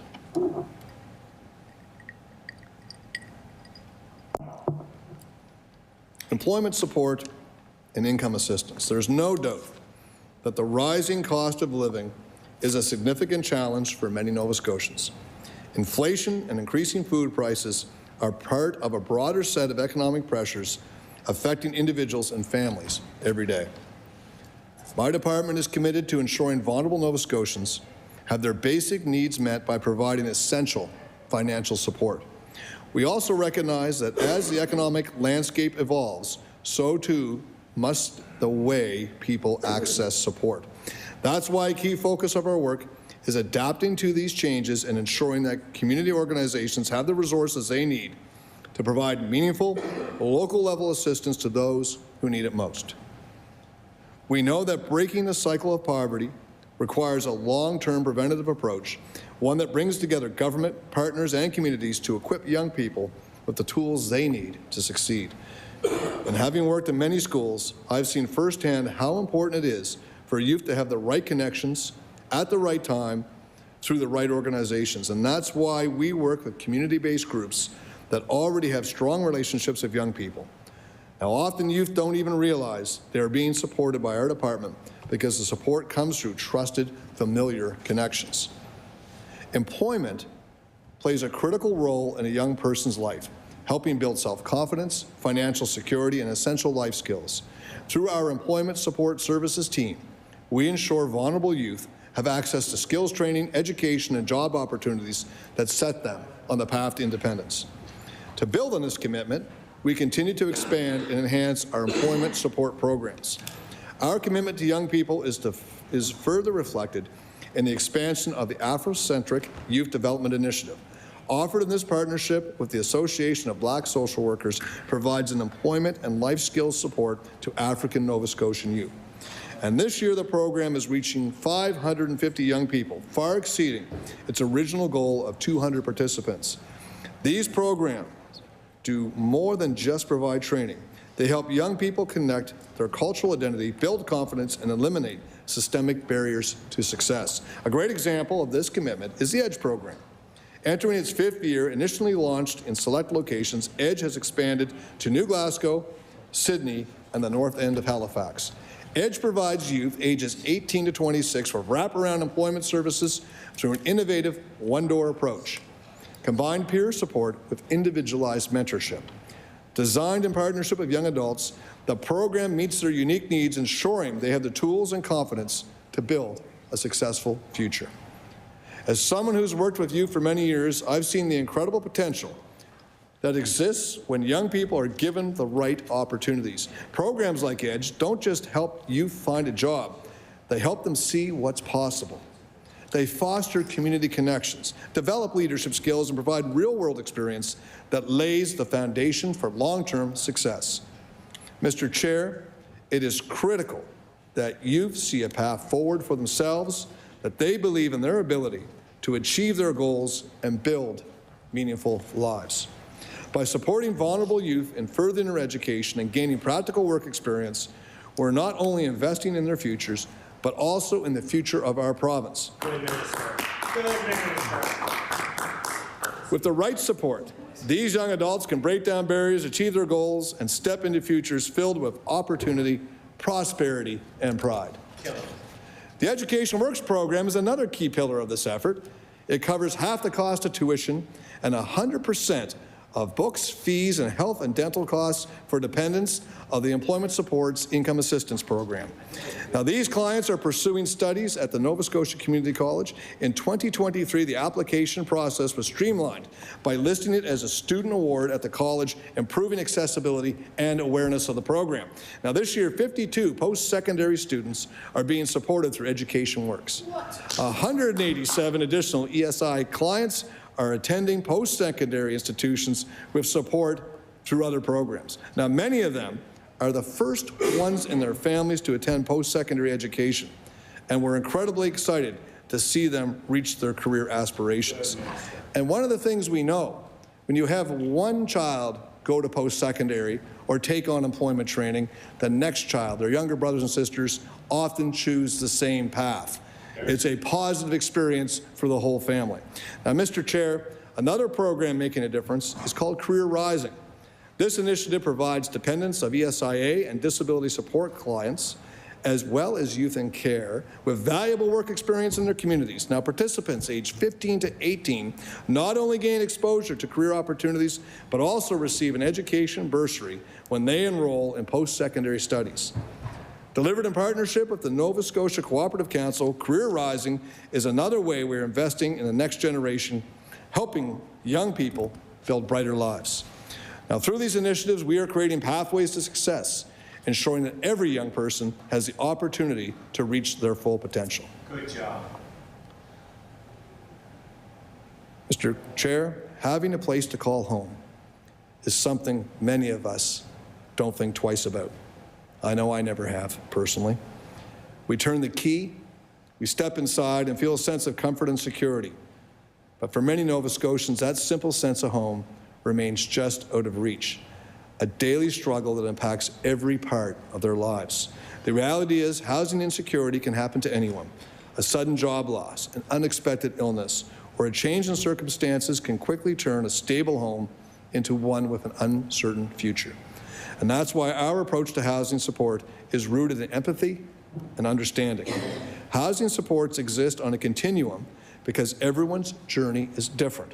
Some people need temporary support just to get back on their feet. Others, due to more complex circumstances, need longer-term or more intensive help. The path isn't always linear. People may move through stages at their own pace, and sometimes they need to step back before they can move forward. As a department, we have an important role in supporting their journey. We work with individuals in precarious housing situations to help them stay in their homes whenever possible. And for those experiencing homelessness, we provide safe, supportive shelter access to the resources they need to transition to permanent housing. And that is the goal, a permanent house for every Nova Scotian. And at its core, this work is about more than just housing. It's about dignity. It's about safety. It's about their health. It's about ensuring that every person has a place to call home. Because when we provide stable housing, we are not just offering shelter, we are helping rebuild hope. One person, one family, and one home at a time. I'm sometimes asked what I mean when we talk about supportive housing. The truth is, homelessness is complex. It can stem from a wide range of factors: a lack of affordable housing, mental and physical health challenges, struggles of addiction, or the breakdown of a family or community support. The solutions, therefore, cannot be one size fits all. For some, the solutions are often not as simple as finding an available apartment. Securing a home is only the first step. Maintaining stable housing requires ongoing support, and that's where supportive housing comes in. Supportive housing means more than just a roof over someone's head. It means ensuring that the wraparound services are also in place. This could include harm reduction services, housing support, connections with health and mental health care, or physical health support. Without these critical resources, people with high needs often struggle to maintain housing, even when they get in it. We also recognize that addressing homelessness requires a collective effort. The scale and complexity of this issue is too great for any one government, any one organization, or any one sector to solve alone. Real change requires a focused, sustained commitment, one that goes beyond short-term fixes to address the root causes of housing insecurity, homelessness, and poverty. It calls upon all of us, government, community organization, private sector partners, and individuals to be part of the solution. The province, through Opportunities in Social Development, Growth and Development, and Service Nova Scotia, among other departments, has been working collaboratively across all levels of government and with community and private sector partners to tackle this urgent issue. And over the past several years, our investment in housing and homelessness supports have grown significantly. Since 2021, our department has increased funding for homelessness solutions by an astounding 1,300%. Yes, you heard it correctly. 1,300% increase. This investment reflects our deep commitment to making real, lasting change. Because when we invest in housing, we're investing in people. We're investing in Nova Scotians, and we're investing in the future of Nova Scotia. And when we invest in people, we build stronger, more resilient communities for all of us. In this year's budget, we'll see another $10.5 million increase for a total of $130.5 million for new and continued initiatives to help those experiencing homelessness. Now, for example, $77.9 million has been invested to extend and expand access to supportive housing for Nova Scotians. Now, this includes $1.8 million to support the tiny homes community in Lower Sackville, which houses up to 70 people experiencing homelessness. $33.6 million this year to increase and stabilize shelter capacity across the province. $16.3 million continued funding to service providers for community-based services and supports, including street outreach and the diversion funding. $2.7 million to address unsheltered homelessness, leveraging an equal investment from the federal government's Canada-Nova Scotia contribution agreement. And I want to note as well that these are the latest in a series of investments our government has made in terms of addressing homelessness. Throughout last year, the government was proud to invest in supportive housing initiatives, shelters, and culturally relevant housing across Nova Scotia. We've been working across government with our partners to create innovative solutions that meet the needs of Nova Scotians and communities. We have created more than 700 new supportive housing units across the province, including the tiny home community in Lower Sackville, the first of its kind in Nova Scotia. Up to 70 people live there. We've also opened the Rose in downtown Halifax for up to 18 families with children. I was very pleased to visit that facility. It is absolutely incredible. The Rose represents a vital step forward in supporting women, children, and families. It offers a safe shelter, essential services, and personalized care. With the addition of 6 more apartments in the coming months, the Rose will host up to 80 people. We've added almost 200 new permanent shelter spaces in communities across the province and opened 200 places at 6 shelter villages. We've invested millions of dollars to support the incredible work of our service providers, which includes street outreach and diversion funding. Now, last year, we were pleased to announce that the bridge will remain at its current location on Wise Road in Dartmouth. This first-of-its-kind clinic in Atlantic Canada provides essential health care for people experiencing homelessness, reducing emergency room visits, and unnecessary hospital stays. The Bridge is a collaborative effort across multiple departments and Nova Scotia Health. It continues to operate as a shelter while offering on-site clinic access for both residents and community members referred by Nova Scotia Health. With a dedicated team of healthcare professionals, including a wellness coordinator, continuing care coordinator, and outreach worker, the Bridge provides wraparound supports that help residents improve their health and prepare for independent living. This innovative model fills a critical gap, offering compassionate, accessible care to those who need it most. It's a powerful example of what we can achieve when we work together to find new solutions for complex challenges. We know that Indigenous populations, African Nova Scotians, and people of African descent are disproportionately impacted by homelessness. We are funding projects that address specific cultural needs.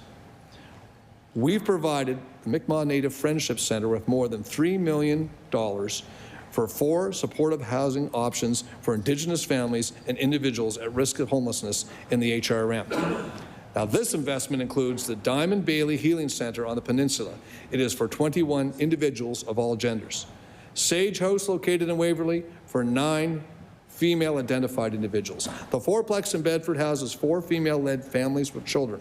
In partnership with the YMCA of Halifax, we have 10 units for families with children in Mount Hope in Dartmouth.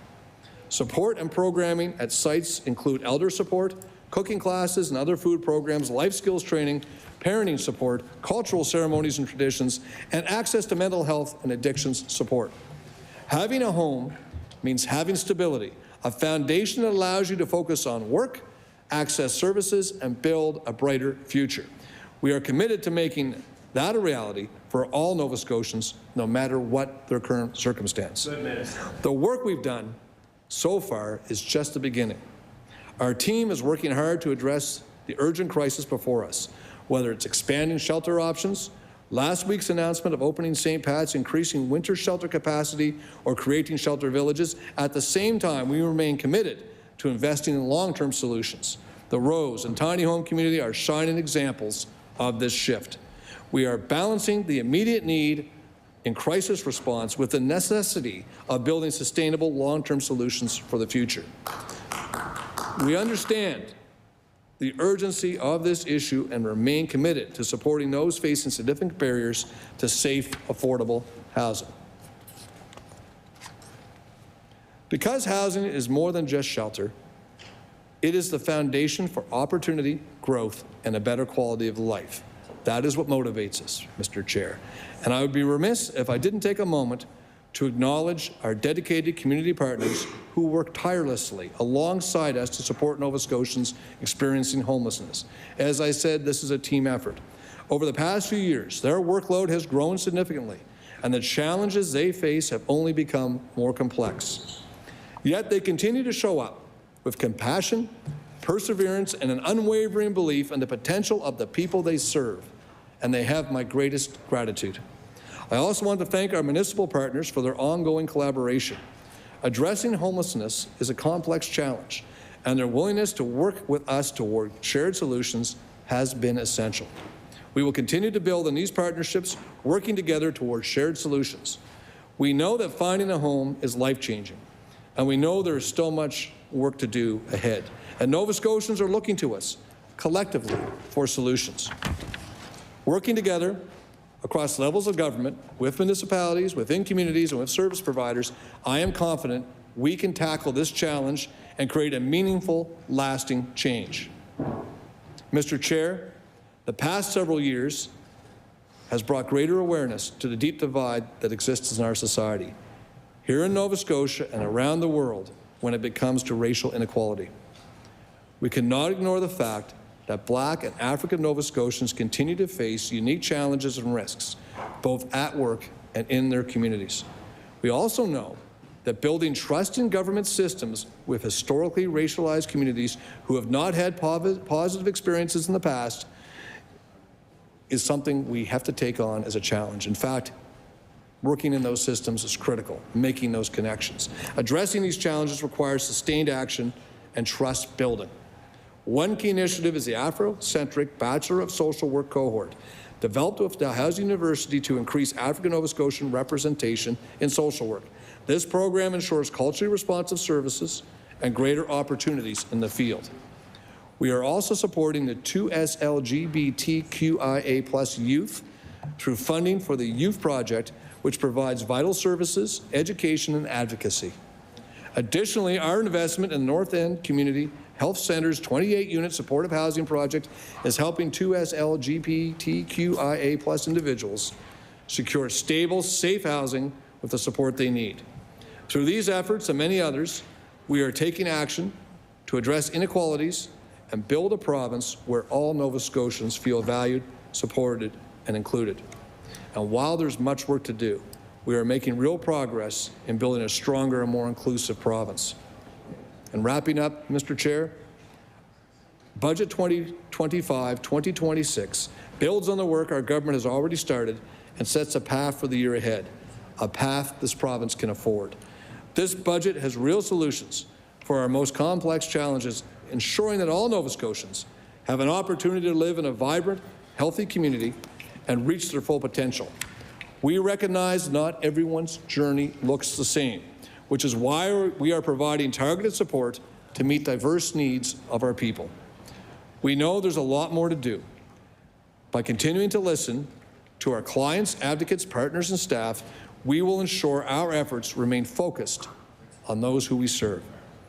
And finally, I want to extend my personal thanks to the team at Opportunities and Social Development. Your dedication and support have been invaluable as I've stepped into this role. Together, we are making a meaningful difference in the lives of many Nova Scotians. Mr. Chair, I'm ready for your questions. Thank you.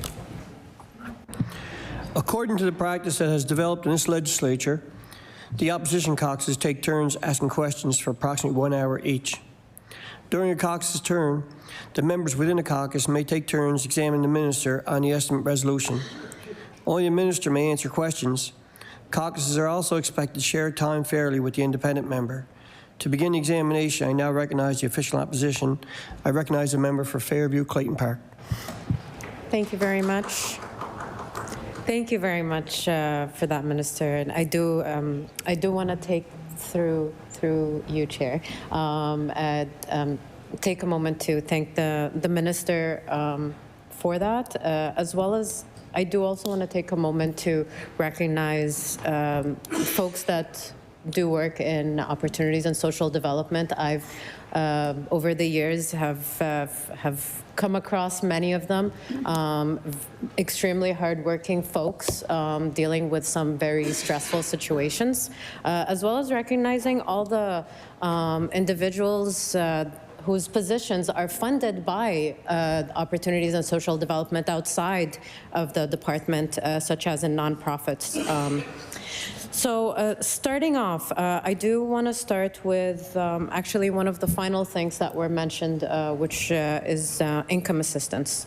So income assistance recipients who rent or own and do not qualify for disability are making about 30% of what they would require to be at the poverty line in Halifax. An income assistance recipient who rents or owns and receives disability is still about 40% below what the poverty line is. Has the department calculated the cost of further raising the amounts to bring folks past up the poverty line? And if so, can the minister table those calculations, please?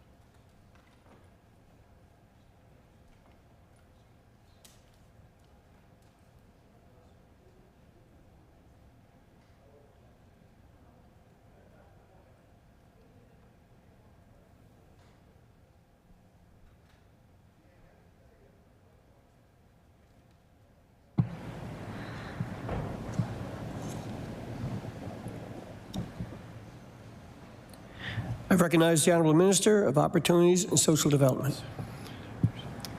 Well, I want to thank the member for the question. Approximately 3.4% of Nova Scotians received income assistance monthly in 2024-2025, with an average of 24,543 households and a total of 36,828 beneficiaries receiving assistance each month. We don't have the exact numbers for what it would take to get everyone above the poverty line, but what we will say is we have made significant increases to the amounts they receive. We've increased it twice, and then at the request of many across the province, this government actually indexed that, so we'll keep up with inflation. So we're moving in the right direction. We don't have the exact numbers that we're asking for right now, but we're working, we know that we're increasing the amount of money that they're getting, and it's never enough, but we're working closely with our service providers to provide other supports, wraparound supports, and people that are receiving income assistance understand that we are there for them and that we're there to provide the supports they need to cover their basic needs. Thank you, Mr. Chair. I recognize the member for Fairview, Clayton Park. Thank you, Chair. I'd ask if possible for that to be tabled before the end of the sitting, if possible, just because we know that, you know, there are available options. There's lots of great programs, whether directly through the department or, you know, funded through the department that support folks, but the dollar amount is still not enough. So I'd love to see that tabled before the end of the sitting. As well, I would like to, I'm wondering what actually is the poverty measure that is being used by the province, if that could be clarified, because again, tying into like a second question, what poverty measure is used, what is the rationale behind the rates that are currently being provided to individuals?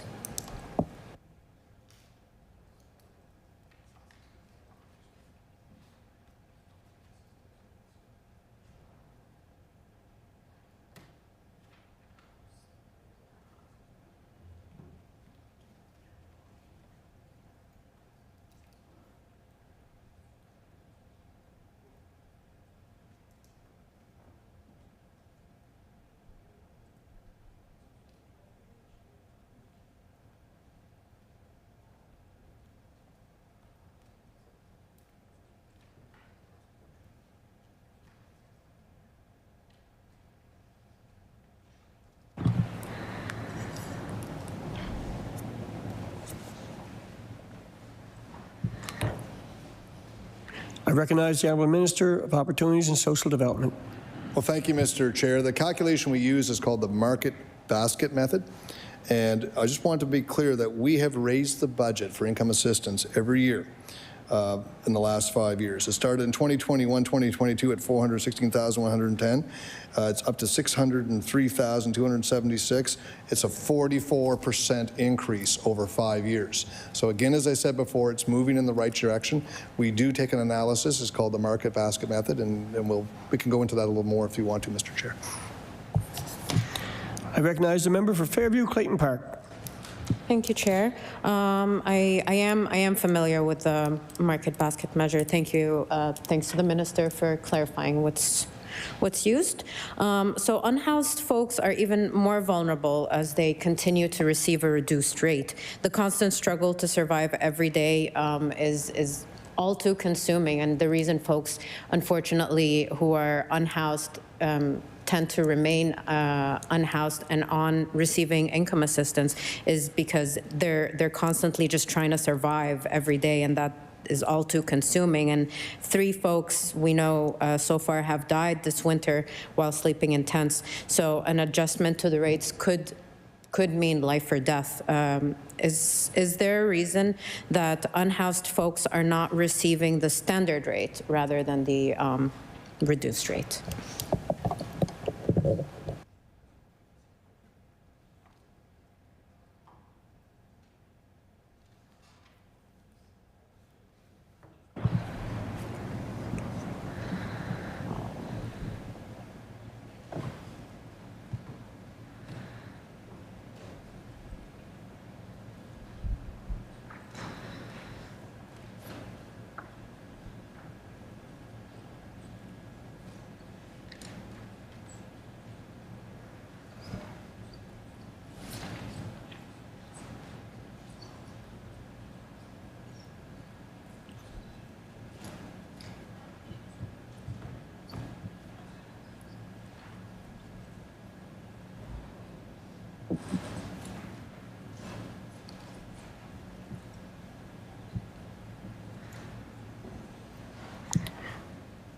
I recognize the Honourable Minister of Opportunities and Social Development. Well, thank you, Mr. Chair. We have 3 categories for income assistance. We have own and rent, board, and essentials. And if you're unhoused, it would be essentials. It has gone up significantly over the last 5 years. In 2020, 2021, for a single person that's unattached to a home, it was $280. And this year, that rate's gone up to $403. So as you can see, as this crisis continues, we continue to provide extra supports to support them so they can make the market basket measure and approaching what they need for their basic coverage of basic needs. That's a significant increase since 2020, 2021, Mr. Chair. I recognize the member for Fairview Clayton Park. Thank you, Chair. So when talking about, investing in Nova Scotians, increasing those rates would actually result in more folks being able to get off of income assistance in the long run, because they'll be able to focus on other things other than just trying to make sure they make it through the day. And I'm, speaking as someone who has supported folks receiving income assistance who are unhoused. And so my question is there a consideration of the additional costs that are, accrued by the government due to the cycle of poverty being perpetuated due to the low income assistance rates?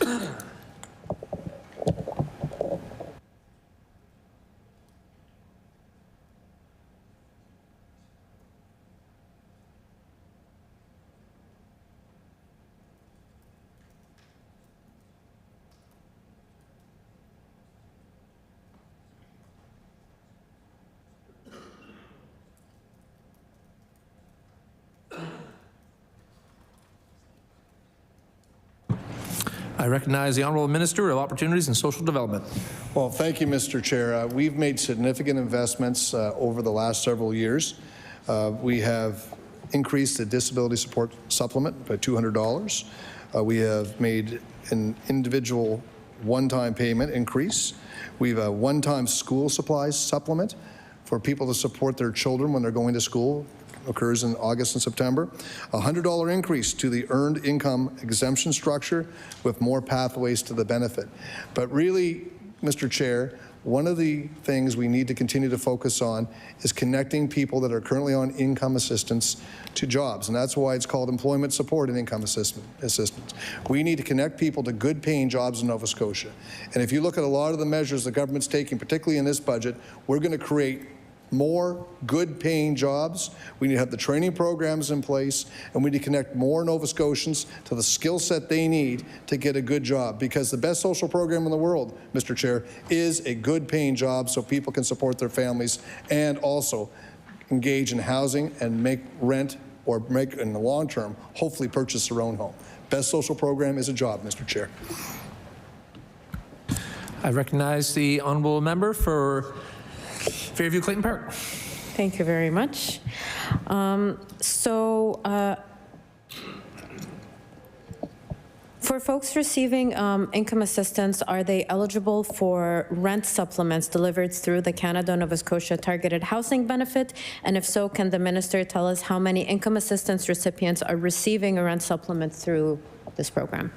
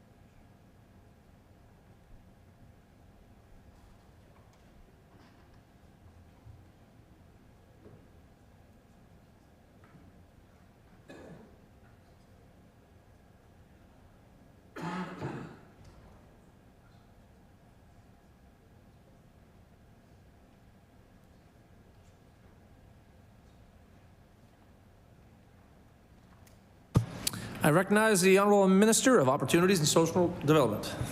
Well, the answer is yes. Those rent supplements are a great resource, not only for the people that receive them, but our service providers that connect people to getting those. We don't have the actual numbers because that program is administered by Growth and Development, but we would say we have a supportive housing program. We've created, through SHAP, of 700 new units across Nova Scotia. It was a 5-year program. The goal was to get 1,085 new units. We've already created 700. We're ahead of schedule. So we've made significant investments. That program is working. And the more units we have, the more people that can come in out of the cold and get the supportive housing they need. And in those supportive housing, they also have wraparound services. Now, they do pay money to go into the supportive housing. It's usually about 30% of their income.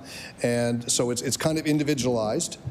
And make sure that we meet the needs of each individual recipient, but we're getting the job done, and we're going to meet that goal probably ahead of schedule if we continue on the same path we're in now.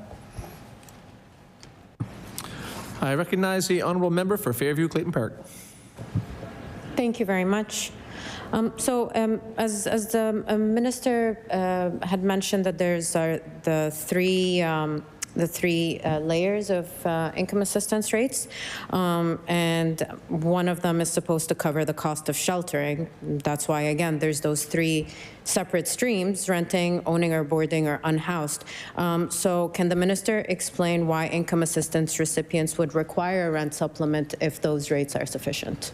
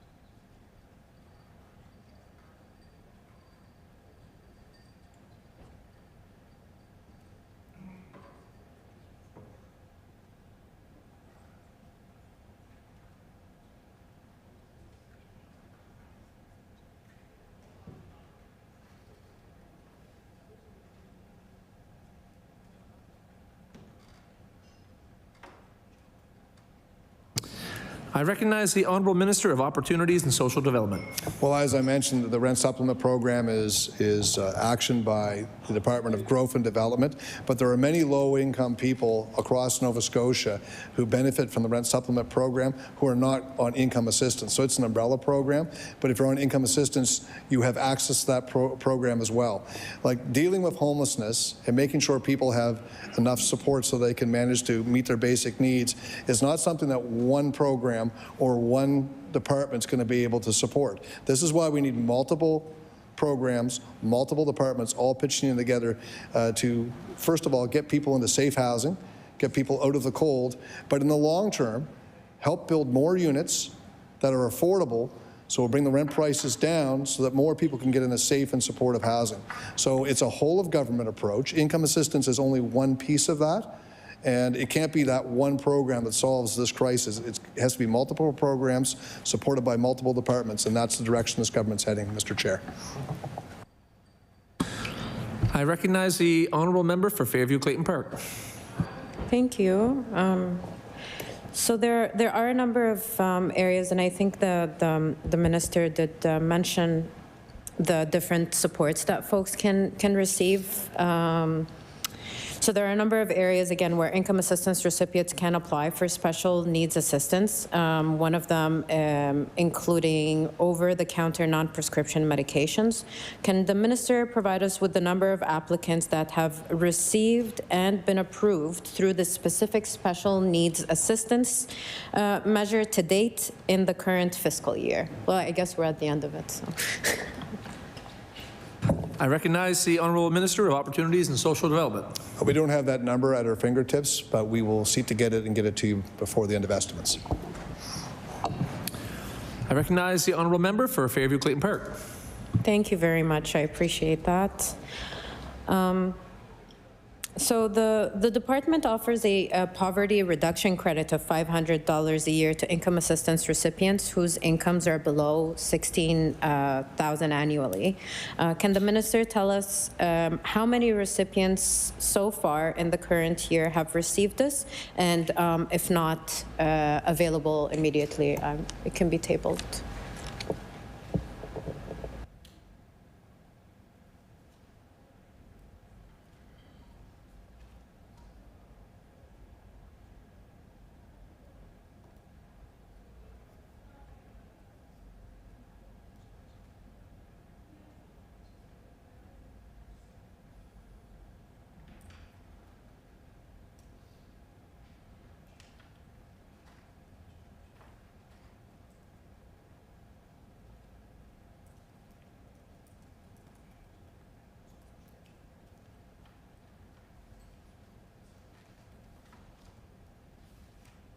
I recognize the Honourable Minister of Opportunities and Social Development.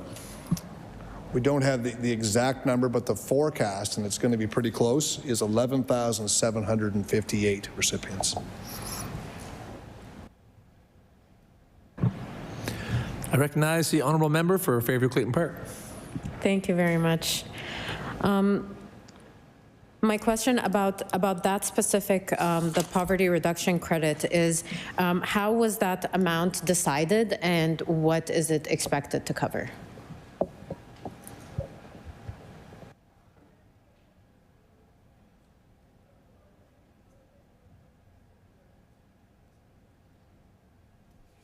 I recognize the Honourable Minister of Opportunities and Social Development. Well, the poverty reduction tax credit supports income assistance clients without dependents with a $500 a year contribution to help cover the cost of living. So it's based on an advance to them would cover their basic cost of living, that increase. I recognize the Honourable Member for Fairview Clayton Park. Thank you very much. So this one is one that is actually I care deeply about because I was involved on the other side of it. But the last poverty reduction strategy through the province was released in 2009. There's one that was released by HRM and United Way in 2018, and then a follow-up in 2024. Is there, now obviously that one's limited to HRM, so it doesn't give a full picture of what poverty looks like in Nova Scotia, but it does give a pretty good picture, but not full, right? And so is there a plan for the province to do something, whether it's similar to what they had before, and if so, is there a timeline?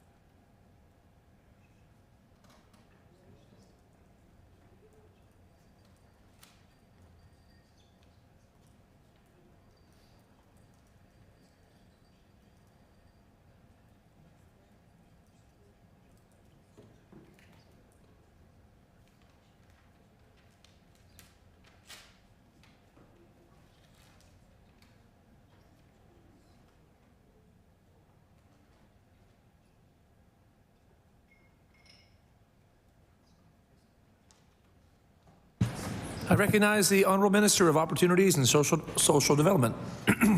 It's kind of a straightforward question with a pretty complex answer. I'm not an economist, but in general, we know poverty is the result of a mix of factors, including access to education and access to employment. The most significant of these is generational. We know that there are also marginalized groups within Nova Scotia that suffer from higher rates of poverty, as I said in my opening statement. So, you've seen some of the actions the government's taken. We've increased IA twice. We've indexed it so it'll keep up with inflation. We're working with other departments like growth and development, mental health and addictions, health programs across Nova Scotia. It really is a collaborative response across government. So it's not one plan or one strategy. We're working together with several avenues to support people who face challenges. And as I said in my opening statement, I mentioned several programs. Like there's programs that meet the needs of many, many different facets of society, from children to those from marginalized groups to single people living alone to families living together. So our approach to poverty is a holistic one, led by several departments working together with specific initiatives to try to reduce the number of people suffering from poverty in the province. I recognize the Honourable Member for Fairview-Clayton Park. Thank you. Yeah, so in the time that I worked at nonprofit, I really have seen very up close and personal what poverty looks like for lots of different folks, and it absolutely is very complex and requires it's not just the one thing, but seeing that our province does have the highest rate of poverty in the country. Is there a reason we're not looking at getting departments together to plan out what the steps we're going to take are? Because while it is excellent and very much needed to have an interdepartmental sort of approach, it's something that can be seen and reviewed by the public, and particularly community partners who would probably be involved in being able to perform the strategy, would be important. So I would like to just understand a little bit more why we're not looking at bringing the departments together to discuss a strategy that can be outlined. Thank you.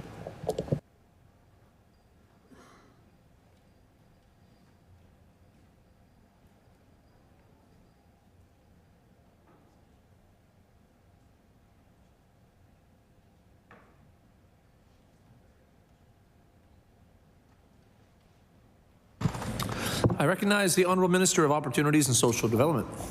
Well, thank you, Mr. Chair, and I thank the member for her question. We do meet all the time. This is something that there are many government departments working towards collaborative solutions. So, in fact, we do have plans, programs, supports where we work together. So it's a multi-government approach, a multi-departmental approach.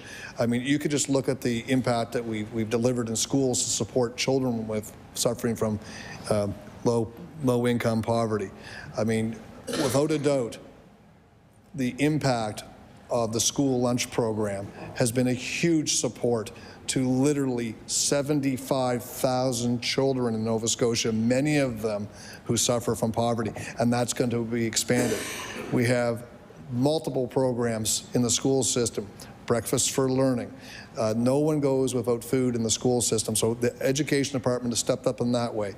We have growth and development stepping up with the rent supplements and other supports they have for housing. Our department, multiple programs, and we work closely with not only government departments but our service providers who provide various different types of supports, meeting the needs of various components of people who suffer from poverty. So we have, as I said, a holistic approach. There's multiple government departments contributing, and if you look at the specific programs in place, you can see the fact that the government has responded strongly and will continue to respond strongly. The indexing of income assistance was something that was called for time and time again by advocates and our service providers, and it was this government that delivered that. So we have a holistic approach. We meet all the time. We work collaboratively to develop programs that sync together to support people that have ongoing challenges of poverty in Nova Scotia. Thank you, Mr. Chair. I recognize the honourable member for Fairview Clayton Park. Thank you very much, Chair, and that does make me very happy to hear.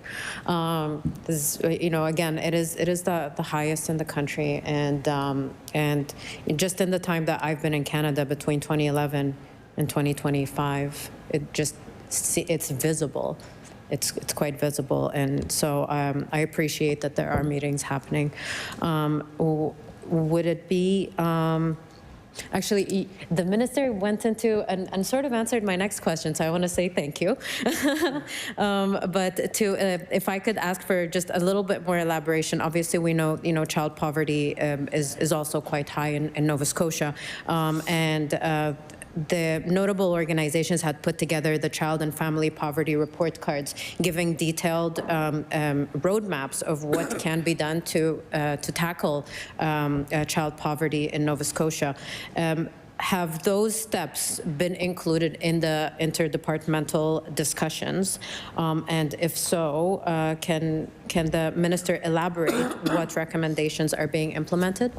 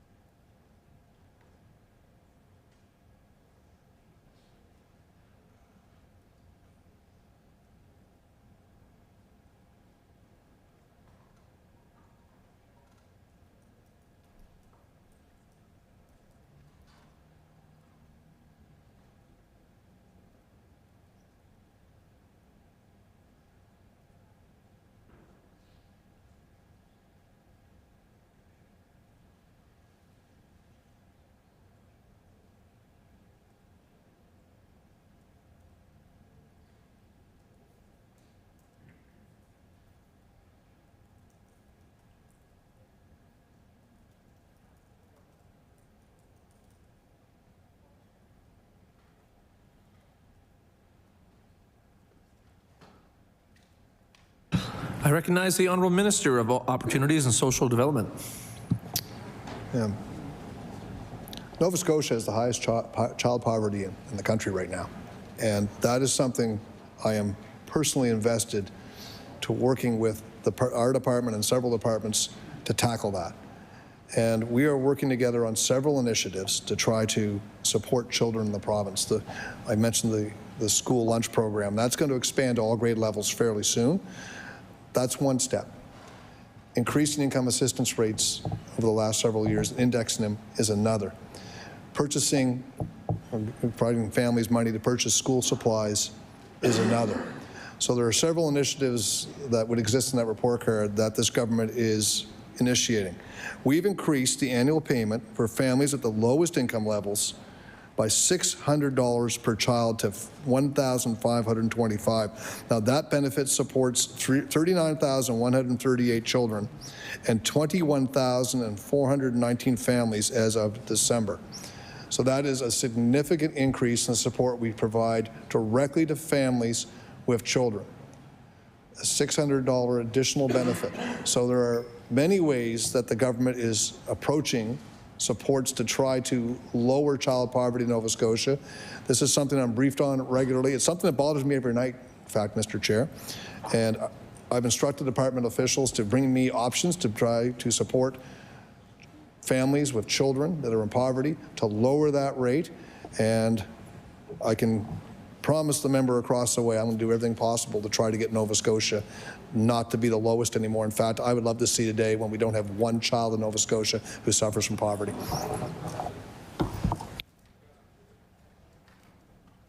I recognize the honourable member for Dartmouth Clayton Park.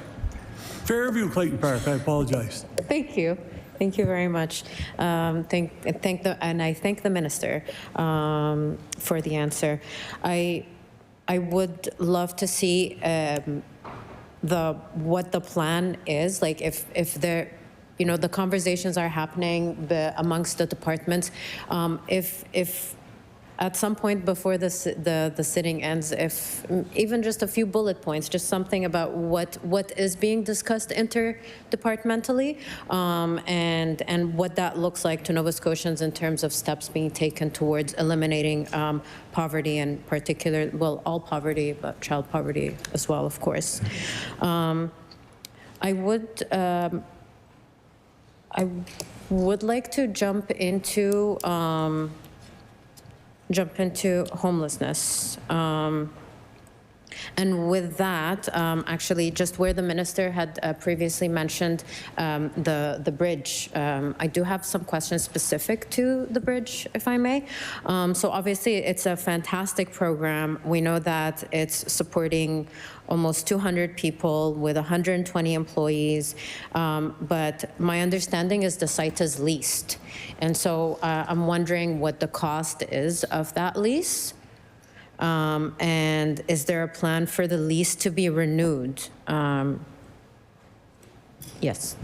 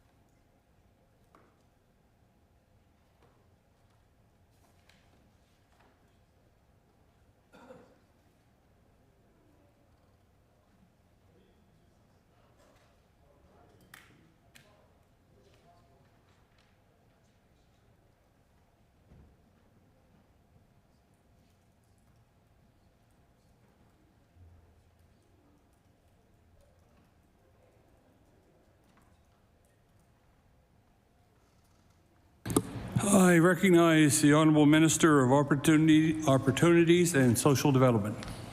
Well, good news. I think you're going to like this. We are in negotiations right now, or Public Works is, because they're the ones that would negotiate the lease to continue this program. The lease last year was about $12 million. The whole program costs over $19 million to run, but it creates great cost savings. And where the cost savings are is it keeps people who are residents there out of the hospital. So every day they can be treated through the bridge, saves us great money and opens up hospital beds that they would go to. So when you're looking at the amount of money we're investing in the bridge, you have to always keep in mind the cost savings are on the other side of that. So even though it's between $19 and $20 million total, probably net costs are lower than that. I don't have that calculation, but I'd be actually interested in getting some point. But and it'd be a hard calculation because it's hard to say who would actually go into the hospital. But it does keep a lot of people from using the healthcare system, opening up beds for other people, because we're providing those services right there where they live. I recognize the Honourable Member for Fairview-Clayton Park. Thank you very much. That is exciting. So I have a few more questions specific to the bridge. And my next one is, my understanding is that the bridge folks they're actually waiting for a budget to be approved. And so I'm wondering if their budget, when will their budget be approved for this fiscal year? And what's the budget for next year? Sorry. Thank you.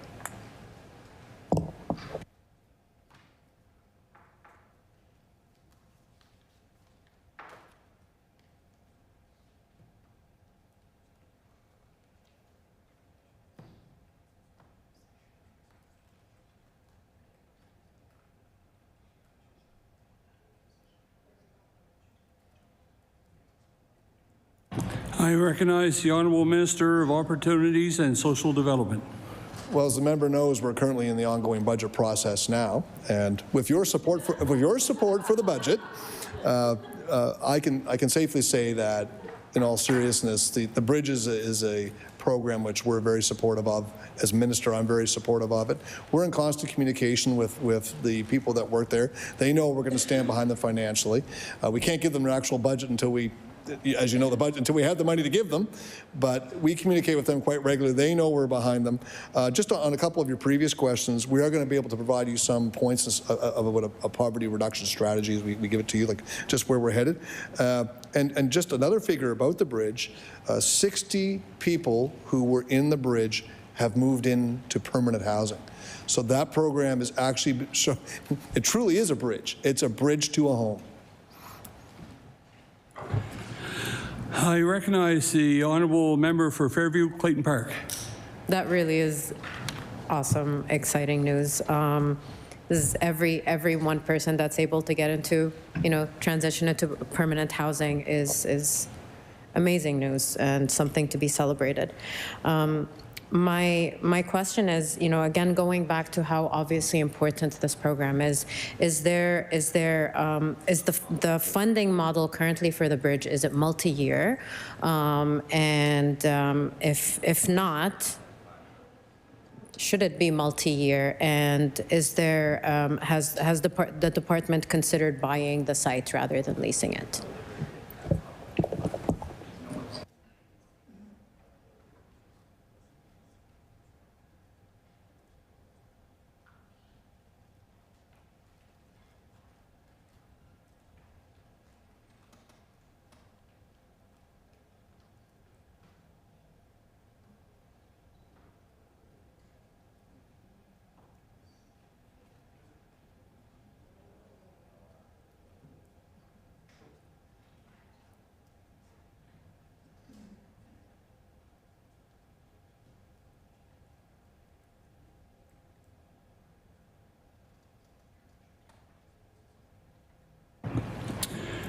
I recognize the Honourable Minister of Opportunities and Social Development. Well, thank you, Mr. Chair. Let's talk with the bridge all night long. There's nothing but good news. So our department doesn't do like the lease negotiations and purchase of property. Those sort of decisions are made by Public Works. They will do what's in the best interest for the taxpayer in Nova Scotia and for the program and for our department. It was a one-year lease. In terms of multi-year support, as it was a one-year lease we started with. Like I said, our department is very committed to this program. It is producing above and beyond what we originally thought it could do. So I don't think there's any concern that we'll be breaking away from that anytime soon. So we'll negotiate with the people that operate it to see what the best partnership we can form is. So I guess all options are on the table. But in terms of the actual building, the purchase of the building, that's a decision made by Public Works, which will do things in the best interest of both the service provider and the government of Nova Scotia. I recognize the Honourable Member for Fairview Clayton Park. Thank you very much for that. So I'm going to dive into folks that are sleeping in encampments or folks that are experiencing homelessness. So we do know that on the by name list, which is just Halifax folks, there's 1,165 people as of February 5th. And we know for a fact that that's just a fraction of the number. As I was, for example, I was a housing support worker with the refugee clinic for 3 years, and we didn't even know there was a thing called a by name list until years into it existing. And so, those are right there, hundreds of people that were not on the list that, should have been. And so again, going back to that, we know that the number is just a fraction of the Nova Scotians actually living in core housing need. So what are we doing as a province to ensure that gaps are closed so that we can get a full picture of what homelessness looks like in all of Nova Scotia?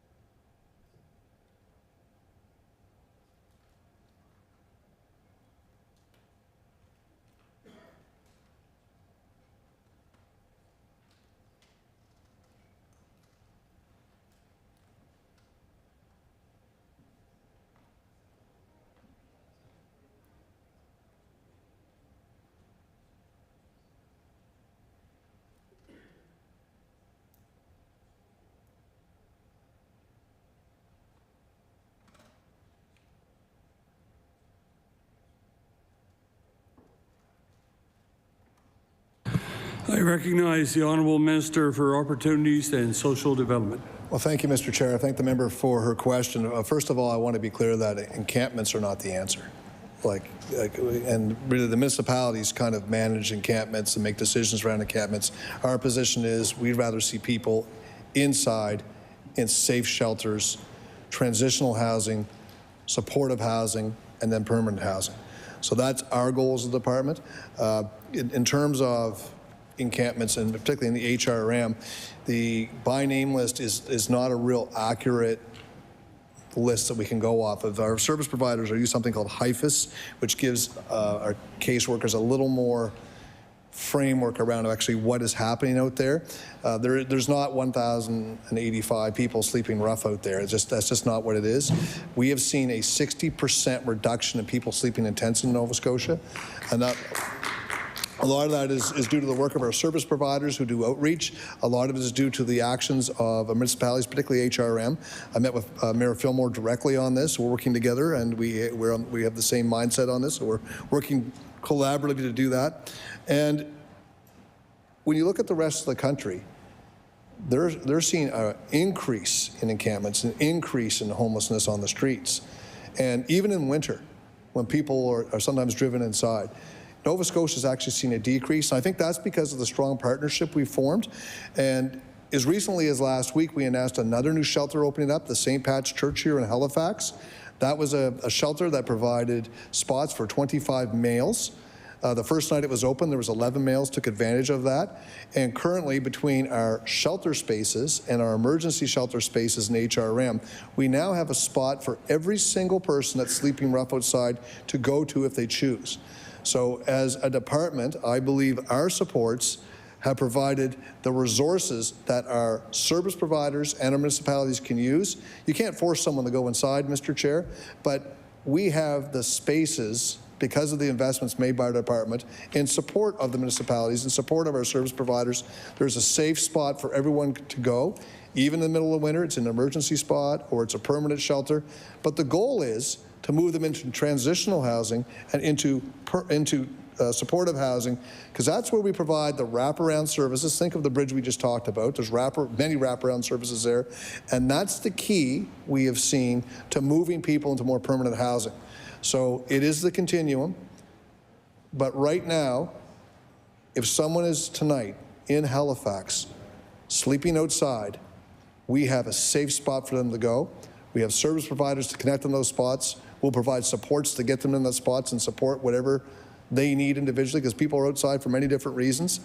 But there is a spot for them to go, and I would hope that they would choose to take advantage of the resources that have been put in place. I recognize the Honourable Member for Fairview Clayton Park. Thank you, Minister. So about shelters, if I could ask the Minister to kindly table a list of all the shelters and all the shelters that are connected with the province and what their capacity is, as well as, I'm not sure if this is something you have immediately, but if not, again, sorry, I said you. If not available immediately, tabling it is fine, but as well, can the Minister also tell me how many are operating at 90% capacity or more on a daily basis?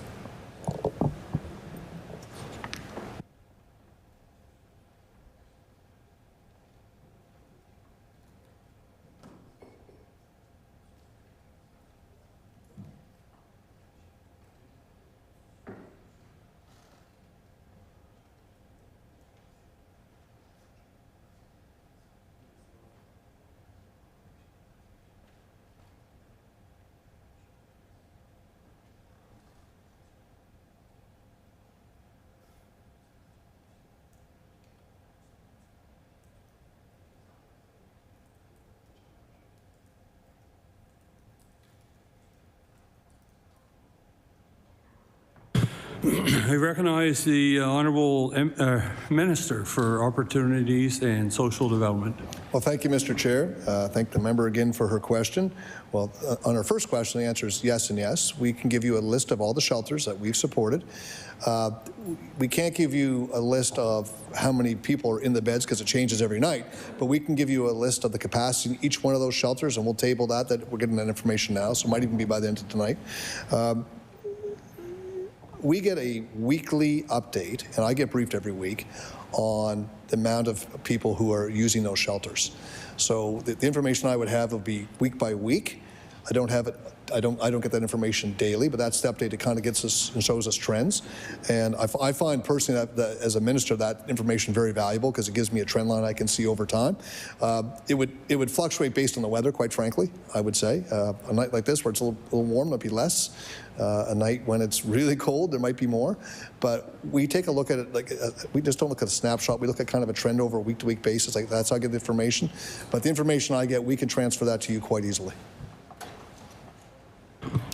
I recognize the Honourable Member for Fairview Clayton Park. Do they have a dash or not, or is it appropriate? Amazing. Thank you very much. I really appreciate that.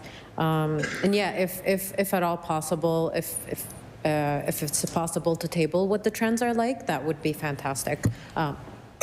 Amazing. Thank you. So that covers. So the last point in time count released in 2022, it showed that 43% of those surveyed lost their housing due to rental issues such as eviction, rent-eviction, or being priced out of the market.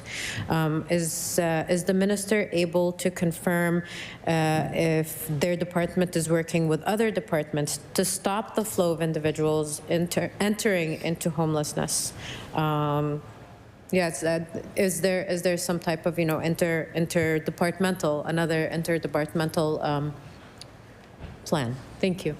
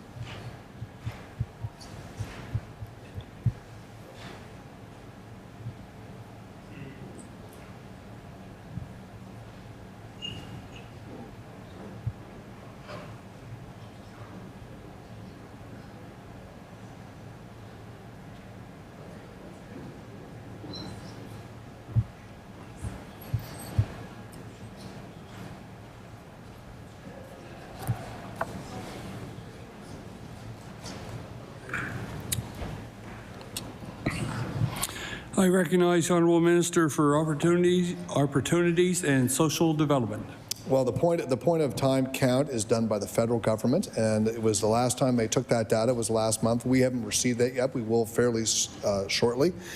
So we actually do use that data to help drive our decision making. Many of you will know former Deputy Minister Rosalind Penfound, very talented Deputy Minister and bureaucrat and public servant.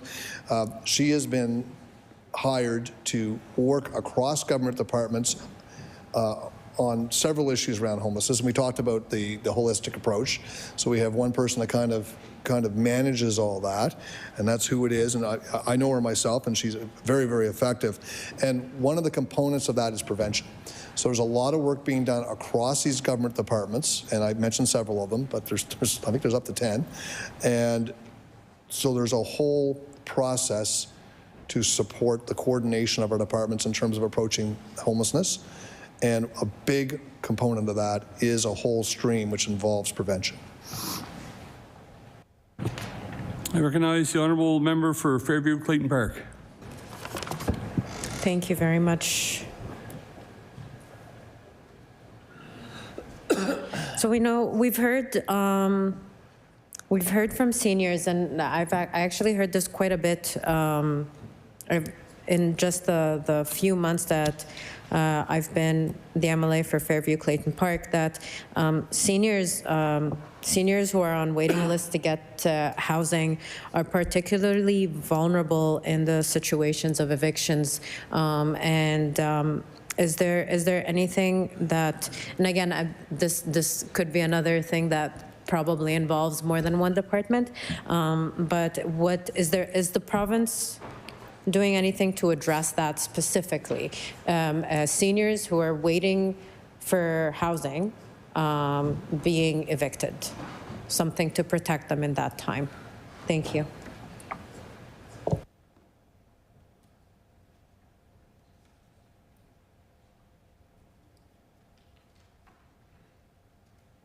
I recognize the Honourable Minister for Opportunities and Social Development. Well, thank you, Mr. Chair. The first event I did as a new Minister of Opportunities and Social Development was to go over to Atlantic Street and cut the ribbon on the Ron Cooper Shelter Village, which is a shelter village which is designed for people 55 years and over. It is absolutely fantastic. And if any of maybe some of you would have, especially ones from around Metro, knew Ron Cooper. I knew him well. Fantastic guy. I'm actually in contact with his son regularly here. That is providing opportunities to cook food, have meals. Many of them are connected to employment. So it's a specific shelter village designed to support people ages 55 years and over.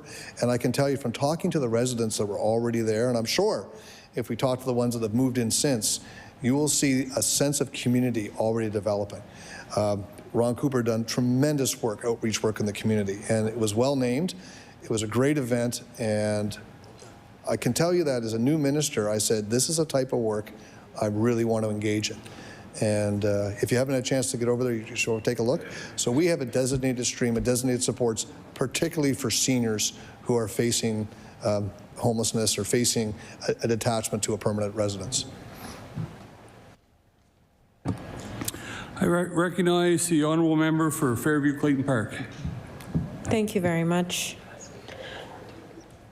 So we know that the Manitoba government recently released a plan to end chronic homelessness in the province.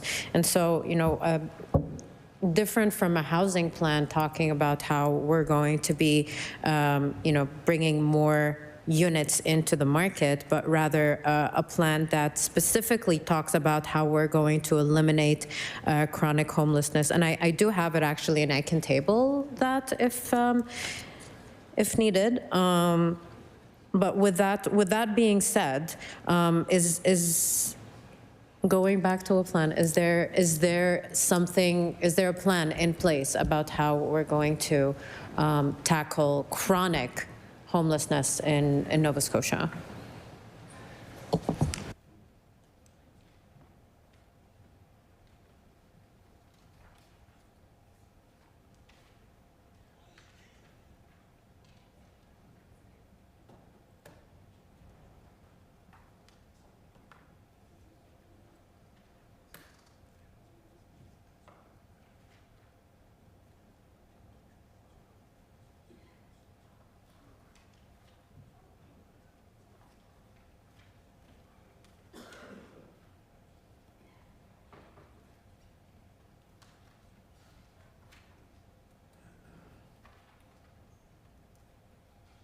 I recognize the Honourable Minister for Opportunities and Social Development with 30 seconds. I'll be very quick here, okay? First of all, we also have, on the last question, diversion supports, which stop people from being evicted. We can intervene and support them, so I'll talk about that one later, but that's where we are there. We're aware of the Manitoba report. Our officials have looked at it. There are some good things they're doing in Manitoba, and we're actually taking a look to see if we could bring any of those initiatives here. We actually look across the country for everybody that's doing good things. There's also, if you take a look, Houston has a Housing First program. We're actually taking a look at that right now. Order. Time for the NDP caucus has elapsed. Before we move on to the Liberal caucus, Minister, would you like to have a recess? Okay. Hold it. Well, I want to. I recognize the Honourable Minister of Opportunities and Social Development. Would you please repeat your last comments about tabling? We were able to get the information the member had requested on the number of shelters and the capacity in each shelter, so I've tabled that, Mr. Chair. I recognize the Honourable Member from Sydney, Member 2. Thank you, Mr. Chair. I look forward to really more having a conversation than a lot of questions in the next hour. Thank you, staff, for being here with us tonight. I'm going to jump right into it. I want to talk about autism, and I want to talk about the supports the department provides. I work closely with Autism, the Cape Breton chapter of Autism Nova Scotia. They do great work. Well, all the organizations do great work all over the province. I see the work family members do in the school system each day, Mr. Speaker. So my first question is, what does the department fund to Autism Nova Scotia, and is that expected to increase this year?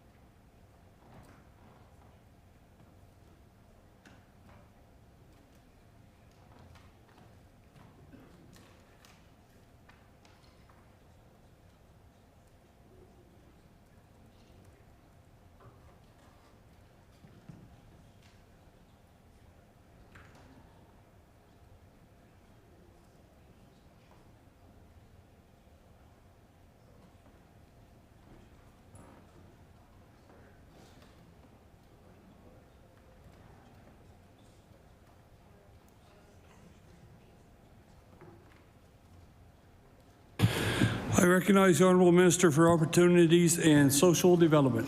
Well, thank you, Mr. Chair. I want to thank the member for his questions. So the main funder from the government of Autism Nova Scotia is through mental health and addictions. We do interact with them regularly, though, but it's mostly individual project-based funding that we do. But the main funding they have for operations will be through Addictions Mental Health. I recognize the Honourable MLA for Sydney, Member 2. So just a confirmation through you, Mr. Chair, to the minister. So the policy, a lot of the policy design would be through mental health and addictions, not your department, not the minister's department. Okay, all right. I'll have a bunch of questions for them. I do want to talk about the remedy, something that we talked about a lot. In the last, in the last time I actually had to do estimates with the minister previous, and we're always looking for an update on the remedy. I work closely with some great organizations at home, whether it's Brett and Ability. They're great organization, and some of the other organizations that support folks with varying abilities and support their families. And it's a big transition, Mr. Speaker, as we all know. It's we're moving away from the traditional environment where you would have these larger facilities and rightfully so, moving people out into communities. Can the minister give me an overview of where they stand on the targets for 2025 and the budget allocated?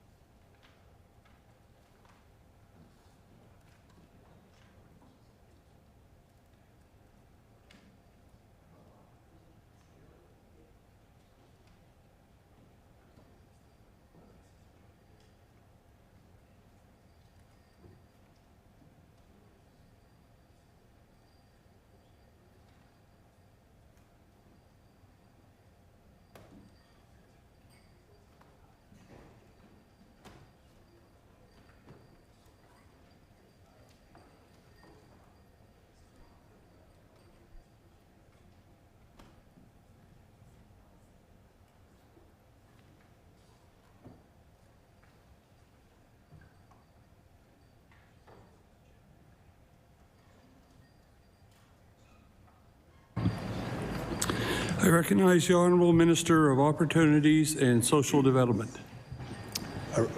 Well, thank you, Mr. Chair, and I really want to thank the member opposite for his question. I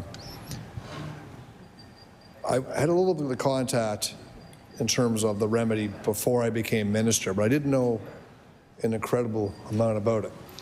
But I can tell you that the public servants working in this area are doing what I would call Herculean work to provide this transition. And it is a significant transition from the way we used to do things. And as I've said a few times in this House, change is tough, but I can tell you that the change we're initiating here is well worth it.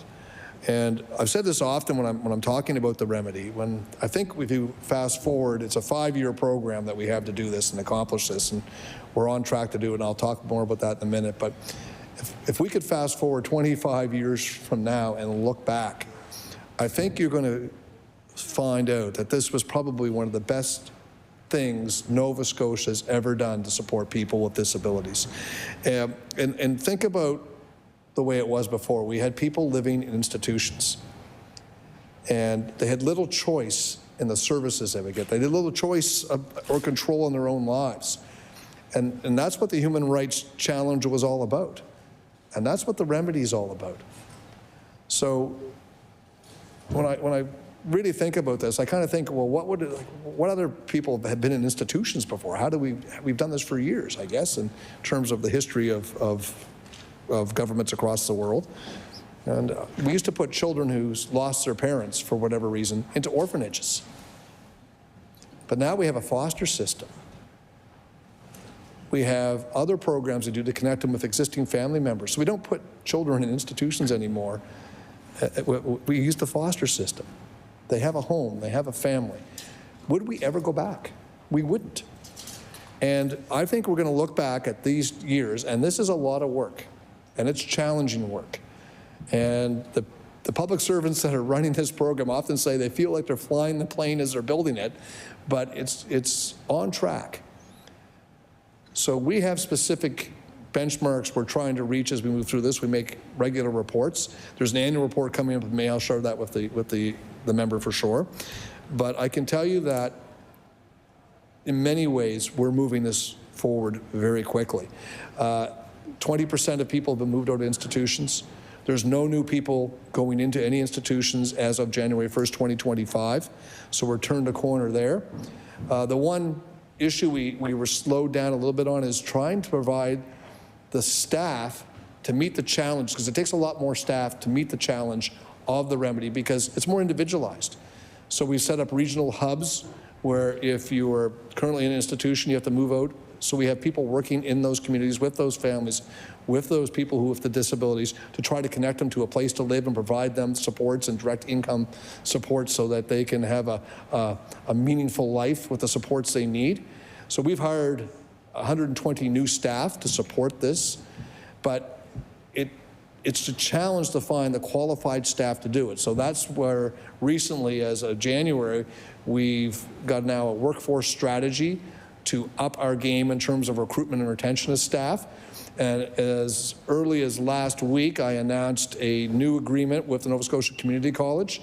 So we're providing tuition support for up to 75 new people for the community college to get certificates so they can provide these supports. There's other agreements we have with other institutions for another 25. We're providing 100% of funding for tuition and books and other things they need. So we've upped our game in terms of recruitment and retention and training staff, but this is a 5-year program. We're in year 2, and I'm updated on this weekly, and in my opinion, we will actually meet the challenge. And it was a big challenge. I don't think people realize just how ominous this is in the general public. But people within the disability community know. They know the Herculean efforts the department's putting forward, our service providers and partners, the work they're doing, the supports we put in place so that many of these people that were providing these services can change their business model to adapt so that they're in alignment with the human rights remedy. So by the end of this 5 years, in 2028, I'm convinced that we will have the remedy in place, and that we'll have a better future and a better system for people with disabilities now as we transition and going forward into the future. I recognize the honourable member for Sydney, member 2. Yeah, thank you, Mr. Chair, and through you to the minister. I wholeheartedly agree. I know and I've talked to many of the staff, and I appreciate his support for that staff. That's a heavy lifting. You know what I mean? It's, as I said, you know, I come from a lot of my family have worked in this world. I remember the old Children's Training Center in Sydney way back when. As I've referenced Brett and Ability, and there's some other great people that have been working in these organizations trying to do make the transfer, which is important, transition away from it. But I do have one question around housing, and this was an issue too, because as we transition folks into families and into communities, housing is a big issue, really right across the board. We all talk about it, we all see it in our community. And my question through you, Mr. Chair, to the minister, is he confident that the housing supply is there? Is there any concerns that he or the department have around ensuring that the housing will be there to support these families as they make the transition?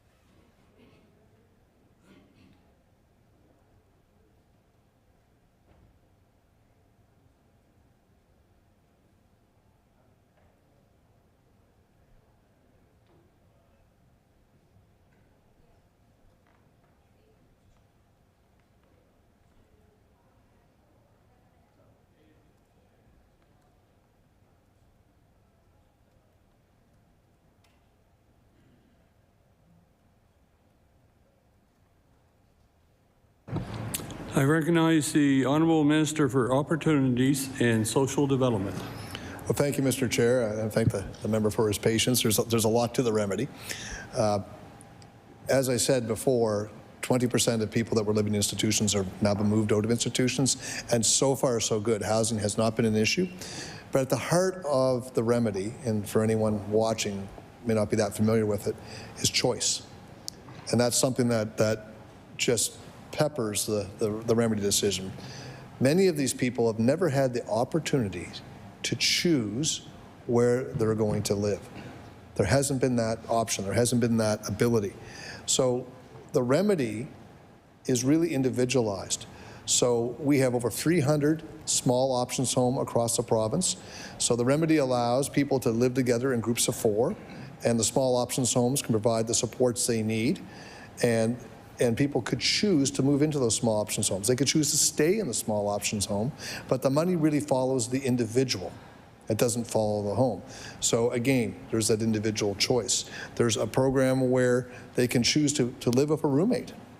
And it might be a roommate that is fully abled, but the funding for the disabled person that's in that home helps support the able person as well, can provide them supports and services.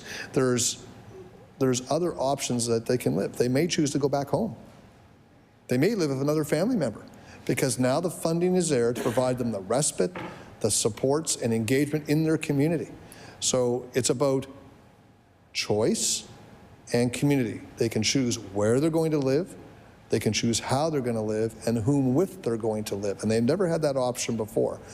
So we know as we move more people at institutions, we have the supports in place for them. Housing hasn't been a problem yet. If it does become a problem, we're going to intervene very strongly. We're anticipating that, but so far so good. And really, it's hard to predict, because it's hard to predict what those choices are going to be. And as anyone that's worked with people with disabilities before, it's such a continuum of different types of levels of disability that you need supports for. As a school principal, I mean, there are students with severe disabilities in the schools where I've been principal or a teacher. When they come to school, you don't even know. But they need massive resources at home. Students with some autism and other issues. It doesn't display at school because the supports are there, but when they get home, there's huge issues. So it's so individualized, and the level of care and the level of support is so individualized. We're going to have to get a little further along here to see if housing is going to be a huge issue. But we know housing is an issue across the continuum for all of society right now. But that's something that we will deal with if it comes up. But so far, so good. We're 20% of the way there, and the housing has not been an issue so far. I recognize the Honourable MLA for Sydney, member 2. Yeah, thank you, Madam, or sorry, thank you, Mr. Chair.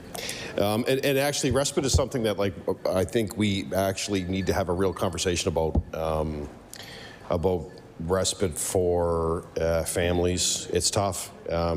So my wife is a learning center teacher, so I see this every day, right? So we, as a family, my mother was involved with the Children's Training Center. It was, so it's something that I've been talking to with my family for years, and respite is really going to be something that I'm looking to table bills on and stop.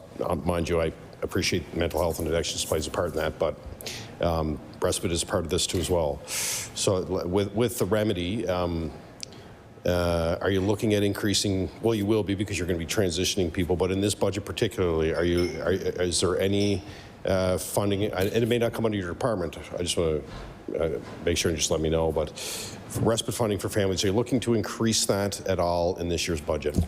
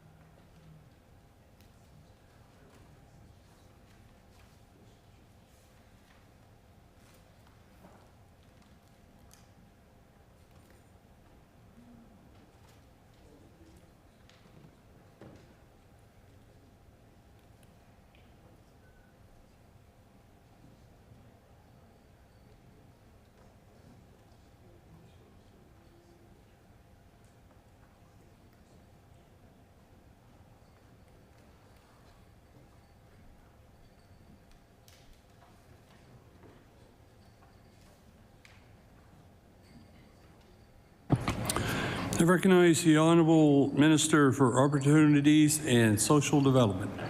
Again, thank you, Mr. Chair, and thank the member for his question. The individualized funding that the clients will have is based on the amount of challenges they face, and there's an assessment done. So part of the individualized funding can be used to support them engage in things like day programs which currently exist, like there's Steps on Arthur and Truro, Summer Street Industries. There's many that come to mind across the province that our department has a part in funding as well. Respite is something that we are looking at as part of the next step of the remedy, so stay tuned. This is something that we anticipate will be an issue, and is something that we are already making plans for. It's an important part because people who are going to be working with people with disabilities, depending on the challenges they face individually, often need a break. And as the member said, like, you know, his wife being a learning center teacher, like I've been in schools for almost 30 years.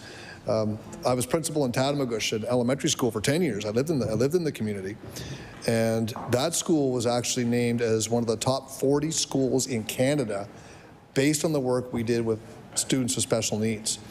And I can tell you the reason that we were so highly supported in that, the reason we were able to get that recognition, was because of the ability of the teachers in that building to design individualized programming for those students. You know, and sometimes the principals get credit sometimes for the work teachers do. I'm sure your wife probably complains about that over her years. But a highly skilled learning center teacher, a highly skilled classroom teacher that's willing to individualize instruction can often support students, and they can achieve things you would never have thought they could have achieved. I know so many parents I've had in my office almost in tears and when they see the growth their child can have because of the ability of an individual teacher.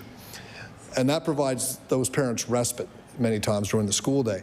But when the client is older and they're out of school, there has to be programming in place and supports in place, whether it be for the individualized funding, finding spots that can provide that respite, or there's a program coming from our department or other departments in the provincial government that provide that respite. So that's something that we understand is going to be needed. It's something that we're going to be engaging in, and I just say stay tuned on that.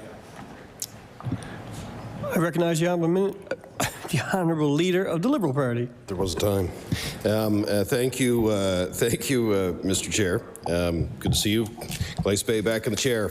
Yeah, so it's the respite conversation is actually very important. And Mr. Chair, you were a teacher yourself, and we really need to have a conversation around that. I think, and this isn't completely the minister's department, but the day is going to come where we're going to need better after-school programs for folks. You know, that funding and the qualifications. And I don't have the documents with me, but I'll happily give them to the minister. There is some. I don't want to say irregularities, but there's some differences around how you qualify for respite and who qualifies for respite and how the assessments that kids have to go through. We can talk about that because I'm going to get the information from some advocates. Totally upfront, I'll show it to the minister when I get it. I'm going to have a conversation in the next couple of days. It's something that I'm looking to actually table a bill on because I think it can. And it's not even a money question. It's actually just around some qualifications. And I have some stuff in front of me. I'll read it. I'm not going to. I haven't. Bear with me. I haven't really went through it myself yet. But what the person is saying to me is essentially that there seems to be different eligibility guidelines for disability support for the disability supports program and the direct and enhanced family supports program for children policy. There's no mention of IQ level. So I'll give this to you, and I happily have a conversation with staff. But there is some irregularities around that, and I don't want to get too far down that road yet because I haven't done my homework.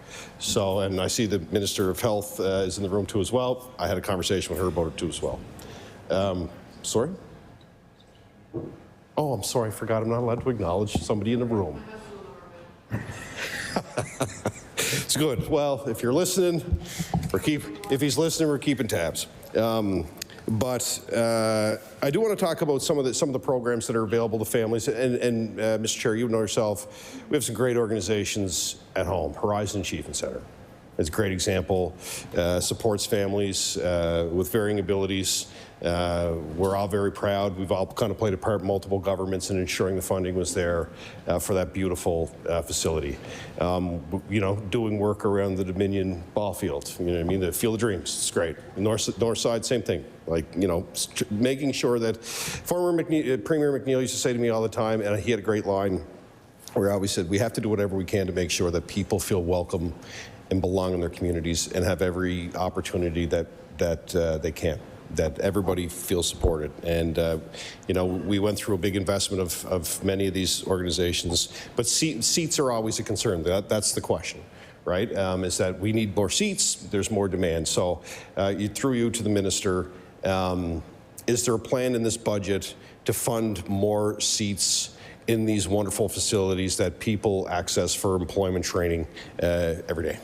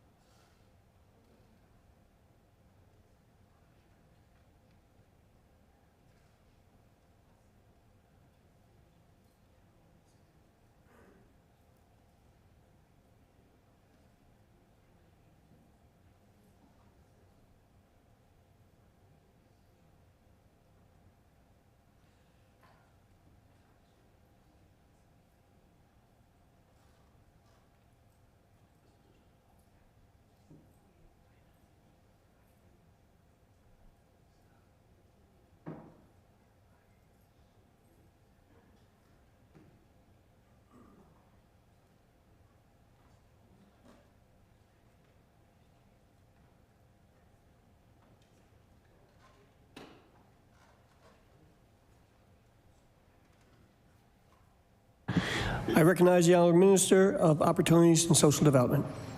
I think in my opening comments, I talked about we anticipated one of the challenges we were going to face, because we're facing it across government, is workforce. And one of the great things about the remedy is the money doesn't fund seats, it actually funds individuals. So, as I mentioned, we announced a bursary program supporting training for additional staff to provide these services, particularly at these regional centers. So we'll be able to provide supports across the province. We have to make sure that we have the funding in place, that we have the workforce in place to support the remedy. So that's part of the strategy for this year. Year one was basically laying the groundwork, working with service providers, providing support so they could adapt their business models, getting those institutions ready to close and moving our clients out of those institutions and providing housing for them. In anticipation of workforce challenges we're going to face, we have a workforce strategy, and the first initiative really in that workforce strategy was this tuition supports we're providing. There's several components to that, and I will table that for you so you can take a look at it. But in the end, the individualized funding that is assessed based on the assessment done for the level of supports each individual we need, that money will be able to be used to provide some supports. Like some of our clients may choose to use that money to learn how to play an instrument, hire a tutor. So it's, again, going back to choice, going back to supporting each individual client's needs. The flexibility within the remedy is something that we always keep in mind when we're designing the programs. But again, we don't fund seats, we're funding people. And we will fund the staff that is needed to support the remedy. There is budget allocated for that, and we'll continue to provide those supports. But it's more of an art than a science, because each individual with disabilities has different challenges, different needs, and will make different choices. So as we move further, we have the staff in place to help design individual plans in conversations with the client or maybe their family, depending on the severity of the disabilities they suffer from. But again, that flexibility, that individual funding has the flexibility built in it, so we can develop individualized plans that meet the needs of individual clients and the families that are there to support them. I recognize the Honourable Leader of the Liberal Party. Thank you, Mr. Chair. I appreciate the conversation back and forth, and I can appreciate that it is really a fluid situation, right? Which, regardless of who's in government, this is a court-mandated thing. This is important work, and I'm going to I'll provide the information to the department about some of the questions I have around respite and some of the irregularities that I think I'm seeing when it comes to qualifications for respite care. I just want to reiterate that that number needs to increase. We need to find ways that we can, and the remedy does a lot of that. There's a lot of recommendations in that. I know that the staff's working through that, but this conversation flows through multiple departments: health, mental health and addictions, education, and I can say that one of the challenges is that a lot of families can't go back to work, right? Programs being available after school, programs being available, summer programs for kids, it's very limited, right? So there's only so many that can get in, and I hear these stories all the time. What the transition from school to adulthood or the post school, right? I hear the stories from a student leaves the school system, and then really what's next, and there was. We got to all come together to try to figure that out, and that's through the remedy, that's through housing, that's through the horizons of the world, increasing the capacity at those facilities so more people can train, and not only train, but really have a community setting where they can be with their friends and they can learn. And you're a trades guy, you get it, Mr. Speaker. And you go to those wonderful organizations yourself, and you see it for yourself. So I'll continue to advocate for that, and we're going to try to put some legislation together, but in a holistic way that we're supporting one another. I think we can do a lot to help kids and their families. So I'm going to change the subject, and I'm going to talk about shelters, and I'll go broad to start. We know that homelessness is it's a big concern right across the province. We've seen an increase at home as well, Mr. Chair.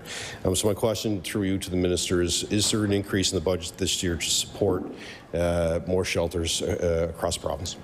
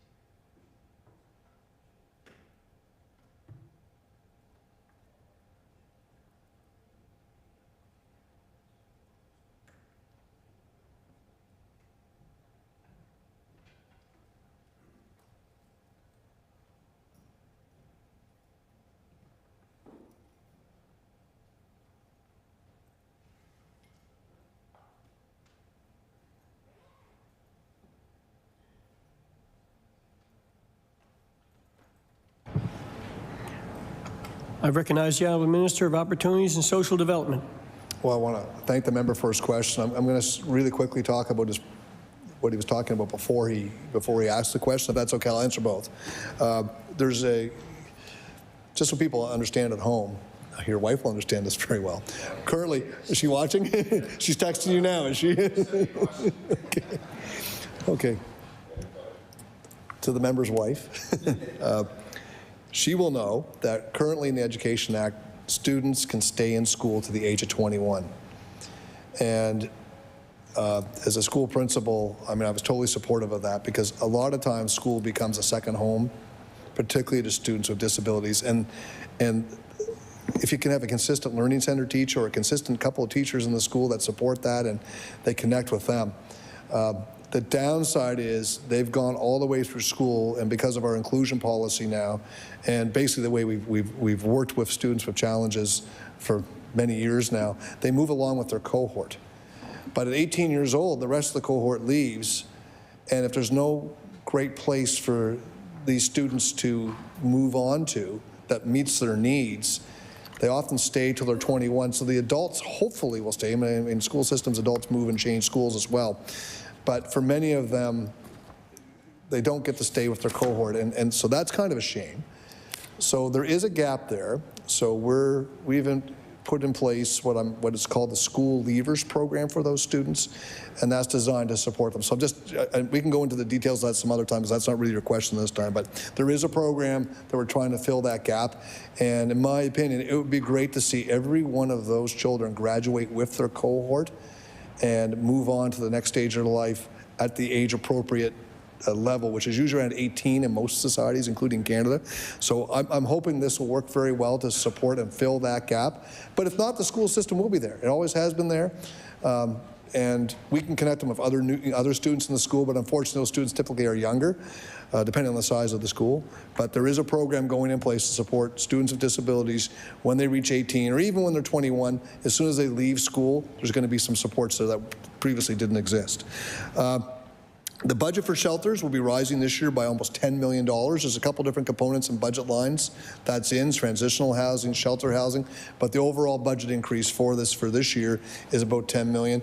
I announced I guess probably almost 2 weeks ago now, $1.1 million investment we made in the St. Pat's Church, which added 25 shelter spaces for males in the former church, and with the opportunity to expand that to 40. Now, we don't operate that's Souls Harbor is the service provider that operates it, and that was in conjunction with HRM, who did a lot of the work to get that building ready. So it kind of saved the building, or is in the midst of saving the building, but it's good use of an existing building, and we look for those opportunities across the province. Public Works is looking for more appropriate shelter spaces in areas where we don't have enough capacity.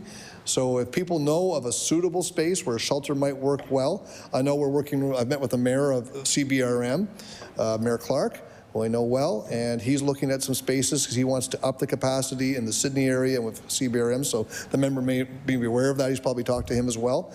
So we look to work with municipalities across the province, and if they need more space or there's the need, our department's there for them to connect to. We would work, if we're purchasing space through Public Works, they would be the one that would operationalize that, but the funding would come through our department. I recognize the Honourable Leader of the Liberal Party. Yeah, thank you. So just to go back before I ask my next question, so this is what I'm working on, just so the department is aware, and this is what we were hearing from advocates. Right, and it's around the criteria for parents qualifying for respite.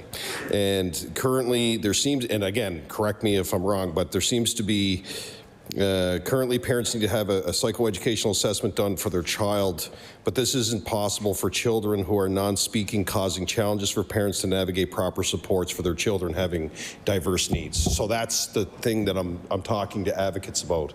And I think that may be your department, sorry, Mr. Speaker, that may be the Minister's department or mental health and addiction. So I'm going to do my homework on that. I'll come back on that. But I think it's important if there's a gap there. So I was actually curious about the CBRM because I know there was a lot of talk around, and there's some great organizations in the CBRM that are doing the work to support our most vulnerable. Mr. Speaker, there's a new, I know that there's There's a new great facility in Glace Bay that's supporting. I know that there's some great organizations around Sydney that do great work, each and every day to support our most vulnerable. But there was some conversation about a new facility in Sydney. Mayor Clark talked a bit about it in his campaign, looking at combining everything under one roof, so if somebody's coming for support, that they would go to one spot. Where you would have the great work of the Ally Centre, you'd have your shelter, you would have other supports through the government. Is there any through you, Mr. Speaker, to the Minister, is there talk of building a new facility in Sydney?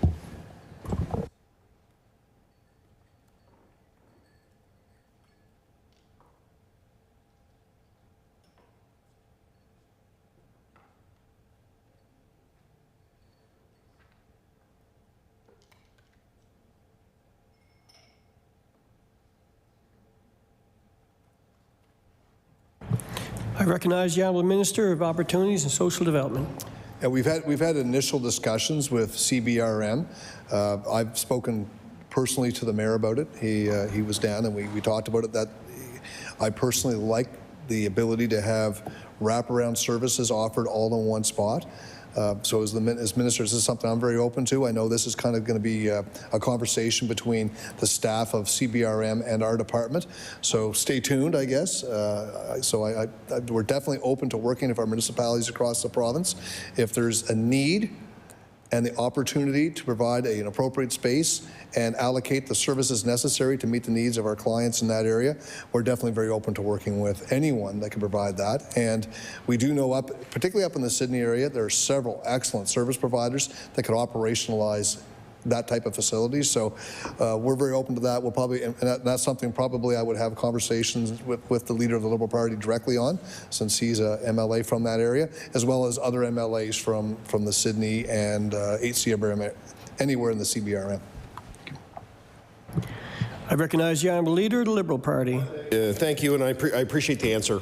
And it's been an ongoing conversation in the CBRM, and I think a big part of that too is we've seen some pretty substantial growth in the last number of years, and of course, when you see that, you're also unfortunately going to see some more people who may struggle. We know the cost of living has been challenging for folks, so I appreciate the minister's comments on that, and of course, we're happy, and I'm happy as one of the local MLAs to work with my colleagues from Cape Breton and do whatever I can to support new facilities for the CBRM.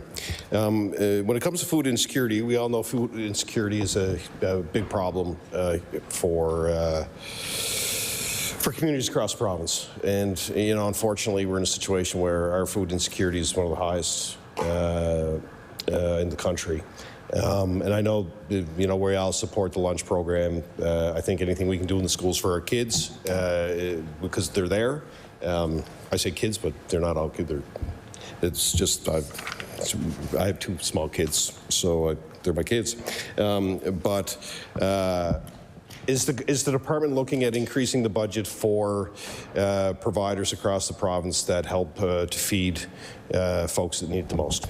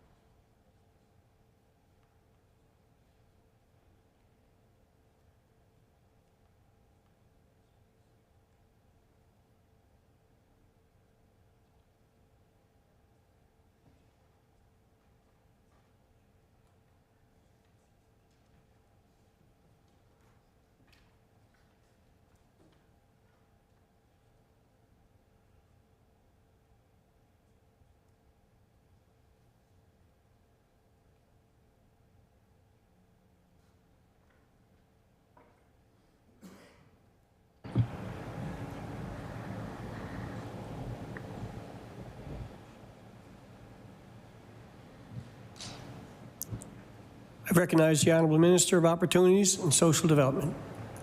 Well, I would agree that food insecurity is definitely an issue that Nova Scotia faces. It happens in many places across Canada and North America, but it's something that our government takes very seriously, and that's why we have an intergovernmental agency approach to this. It's kind of like we were talking about with the previous member. There's a holistic approach to this. Our department funded Feed Nova Scotia right before Christmas, which is, of course, a time when many families need support, to the tune of $1.5 million. We're working with collaborative food networks, which are community-based across Nova Scotia. We provide funding for them. We're actually in ongoing discussions with them for funding envelopes for this year.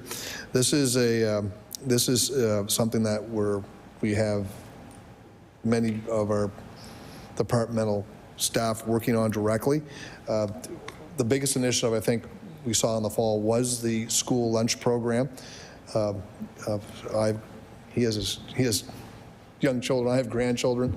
That's a program that's made a real dent in the way families have to support their children. It takes a lot of pressure off, and that's something that our department, education, several departments are involved in.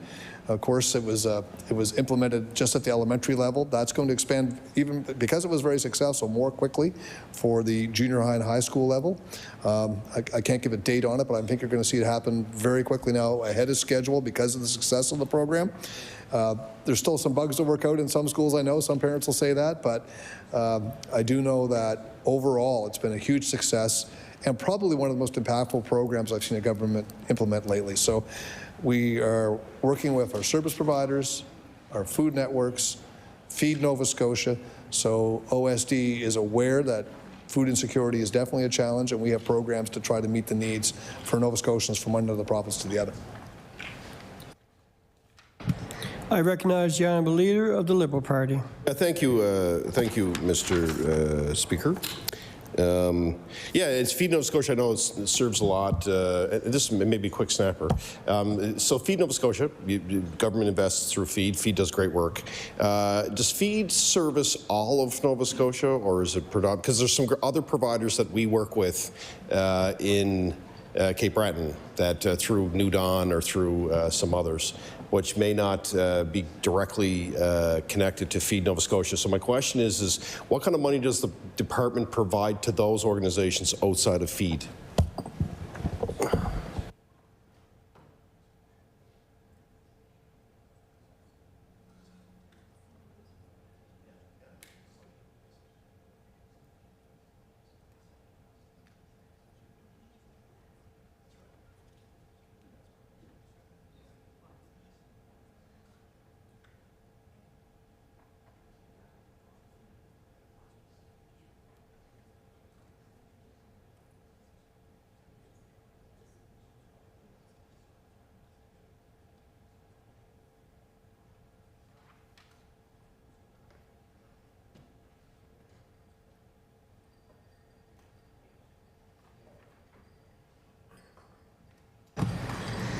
I recognize the Honourable Minister of Opportunities and Social Development.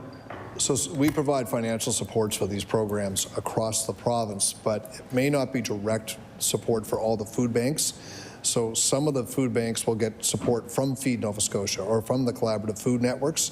So we fund the sort of larger, broader umbrella organizations, and the funding individual food banks and some of these individual programs the member's talking about would receive that funding, but it would come and flow through Feed Nova Scotia and the collaborative food networks. So we wouldn't fund all the individual food banks, all the individual programs, but very likely they're getting funding from our department through the umbrella organizations. I recognize the Honourable Leader of the Liberal Party. Thank you, Mr. Speaker. Yeah, it's a capacity issue for me. And it's not a negative comment towards Feed. It's just rural. When you get outside of some of the major urban centers, you're into a different kind of realm when it comes to how those tentacles kind of flow. There's lots of great volunteers that help in those situations. We've seen in some major events, we've seen our international students really step up with Kalisa Aid and those that will come in and help and provide a lot of food and support to the community. But Just like that, we only have 9 minutes left for questions, but I will talk about the Child and Youth Office for the last 8 minutes, which of course we support the implementation at large. It comes from the recommendations of the report for the Home of Coloured Children. Nova Scotia still has the highest child poverty rate in the land of Canada. However, the creation of this office was put really it's kind of in the FMA, and there isn't a lot of great detail in the departmental budget. So what I will do in the last 8 minutes, if the minister wants to give me an overview of that, I would appreciate it.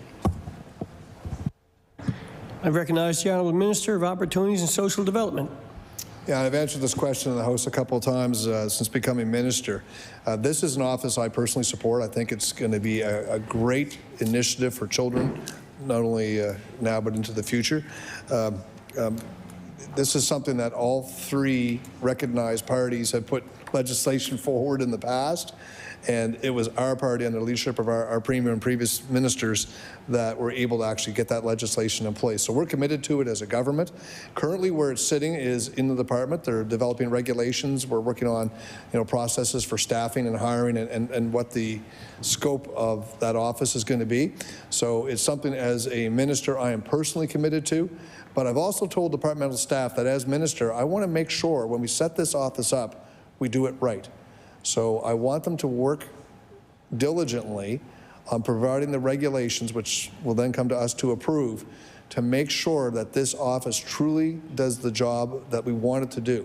So, I know some people say, why isn't it happening more quickly?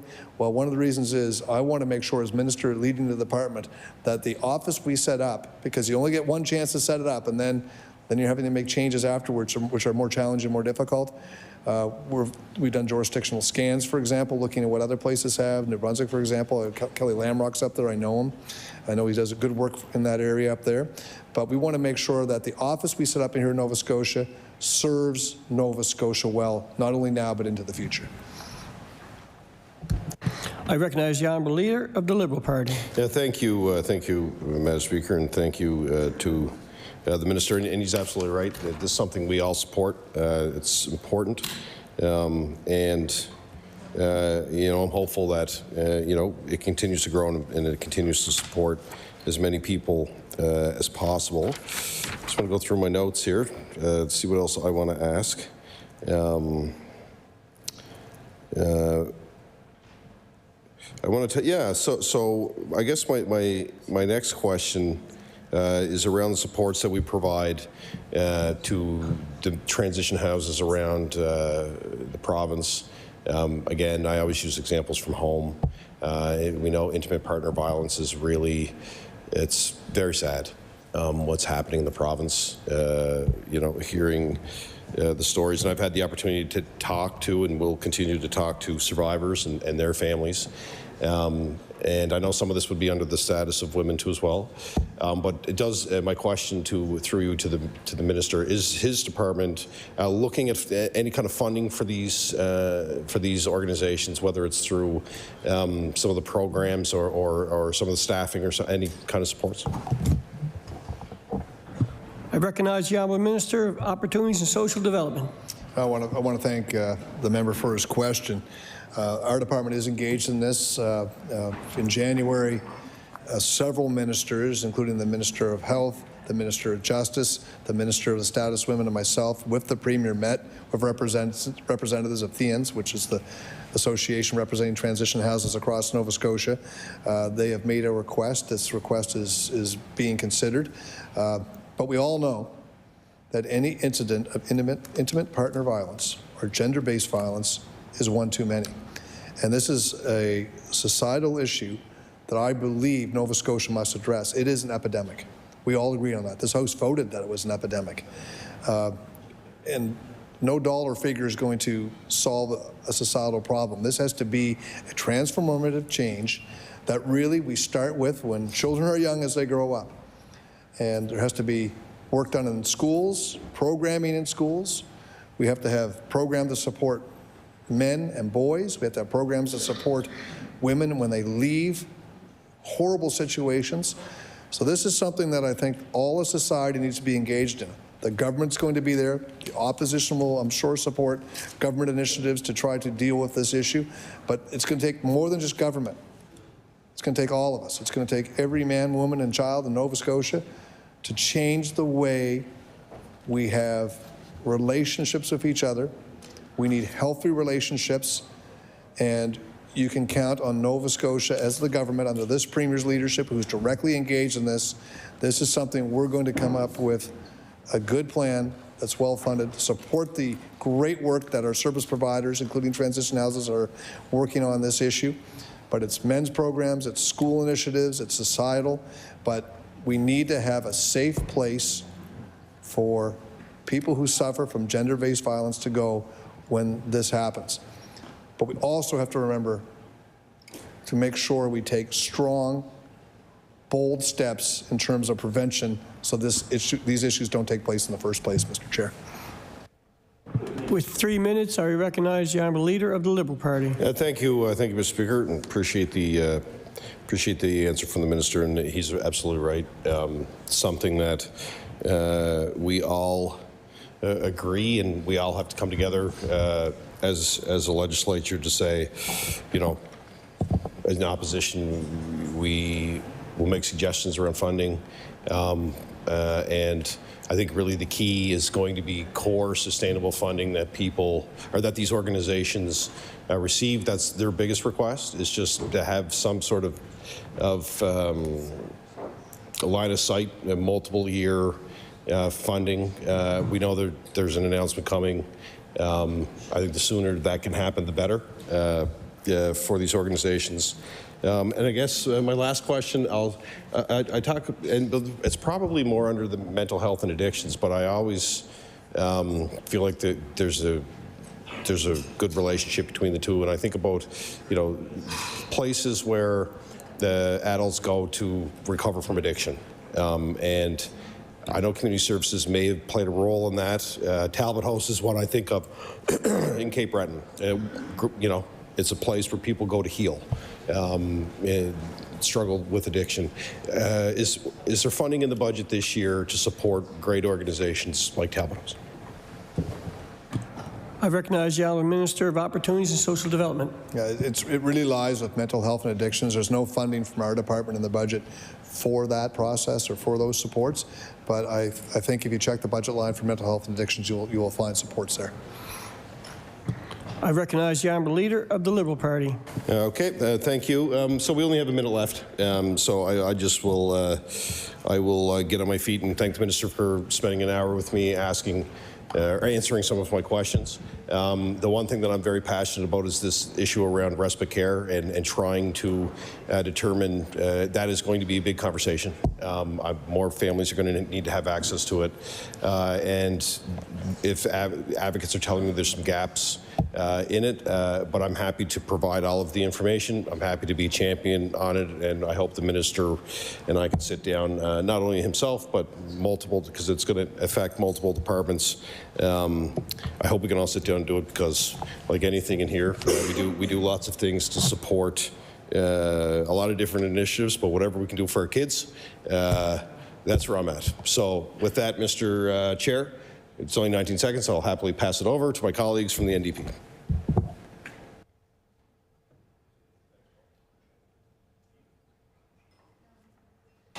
Recognize the member for Fairview Clayton Park.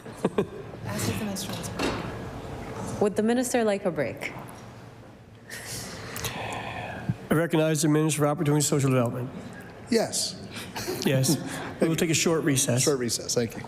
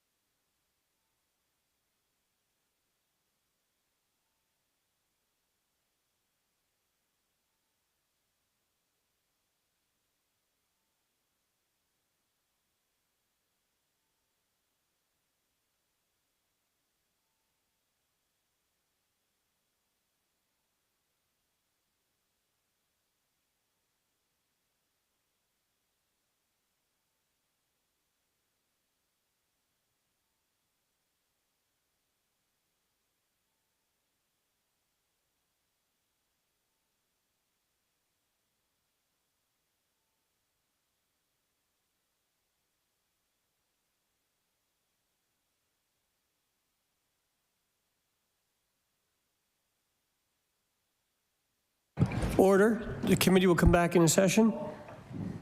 I recognize the member for Fairview Clayton Park. Thank you very much. So I would like to actually talk about funding for the Fairview Resource Center, if we could, just because that's you know, they've requested you know, some things be asked on their behalf, and I think this probably applies to the majority of the family resource centers across the province. So you had mentioned previously the parenting journey, and you know, while there's obviously I believe folks at the department that carry out that work directly with families, but there's also funding that goes into family resource centers so that they can run those programs as well. Now, if it is possible, I'm not sure if that would be possible or not, but I would love to see actually the contract or the agreement that goes between the department and organizations specifically funding for this program, just because my understanding is that the agreement specifies that only $50,000 annually can be paid to the employees of the resource center that do the home visits. Whereas folks doing the same thing in the department, I believe, are getting more around $65,000. And so they are losing, you know, they build relationships with those children and those families, but because the pay is on the lower end, unfortunately, they end up losing the people that build those relationships with the families. And a lot of times actually lose them to the department.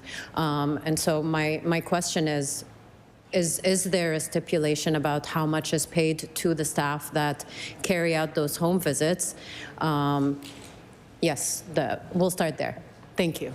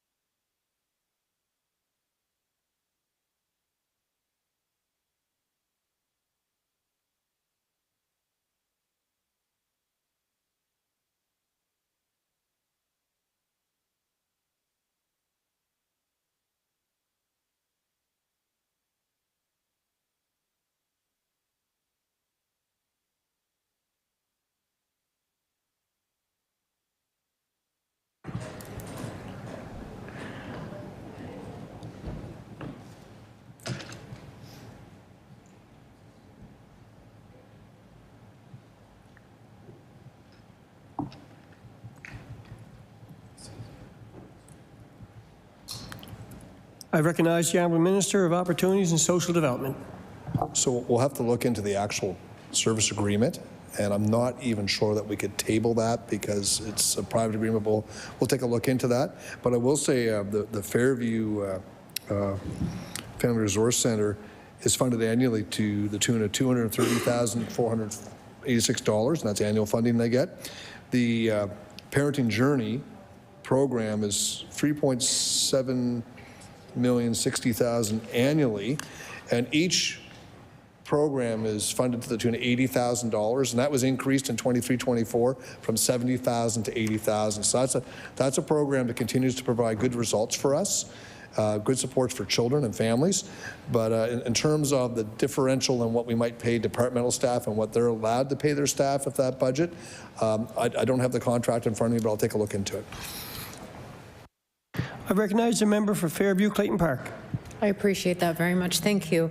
Because again, we know, when dealing with families that are going through these rough times, and they build a relationship with somebody, particularly somebody they know that is in their community, that really goes a long way to be able to maintain that relationship.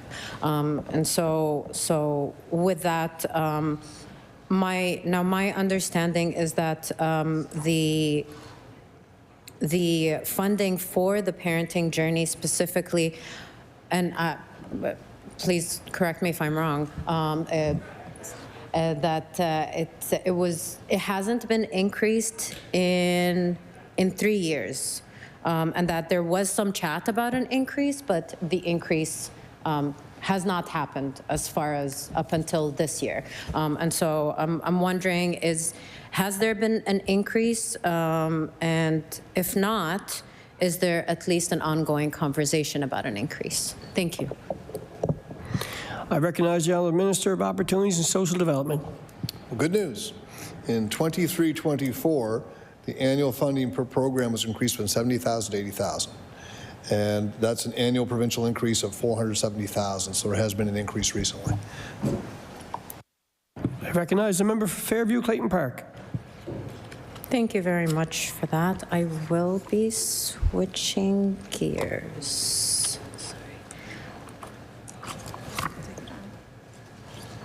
Okay.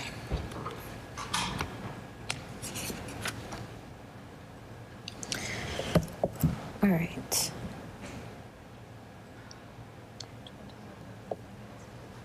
So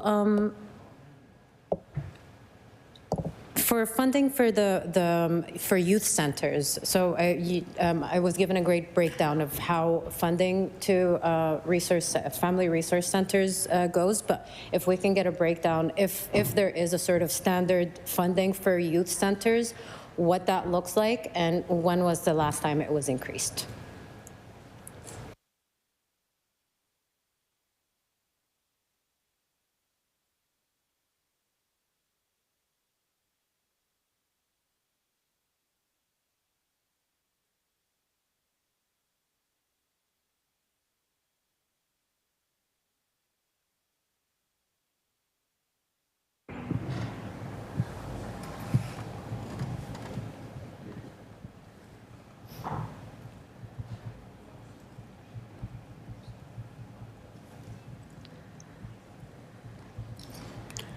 I recognize the Honourable Minister of Opportunities and Social Development.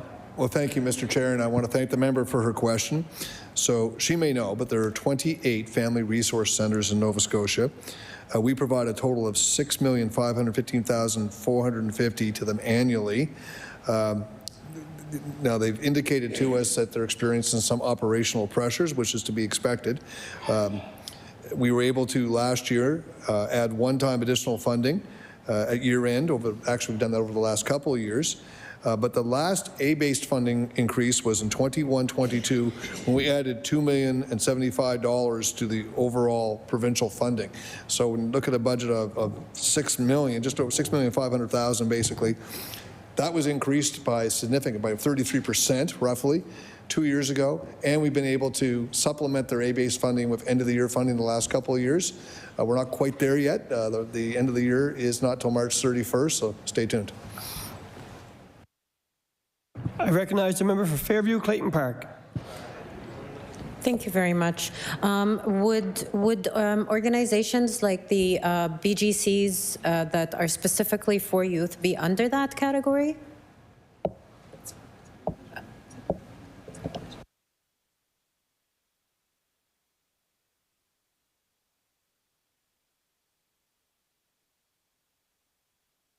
Order.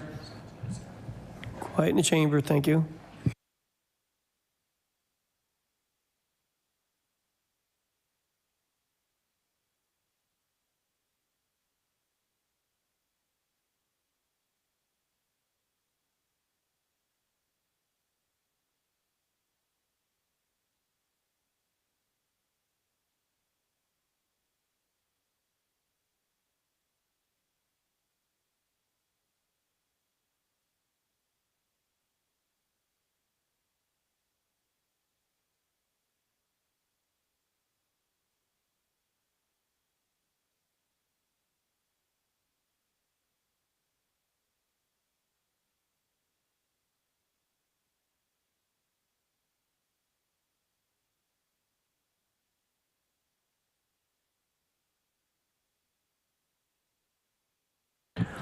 I recognize the Honourable Minister of Opportunities and Social Development. Good news keeps on coming. Now I know the call of the B&G. Up in Colchester County, we just say Boys and Girls Club. So our department funds Boys and Girls Clubs across the province to the tune of $1.870,000. So there is funding in this budget for Boys and Girls Clubs. And that's a total budget. I mean, there's several of them are getting budgets of around $125,000. There's one that's $75,000, one's $307,000, but altogether it's almost $2 million. I recognize the member for Fairview Clayton Park. Thank you very much for that. Does the funding that go to those organizations, is that program funding or core administrative funding?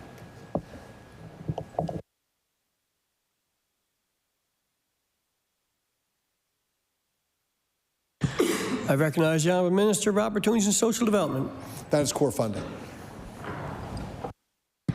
I recognize the member for Fairview Clayton Park. I appreciate the minister very much. Thank you. Right.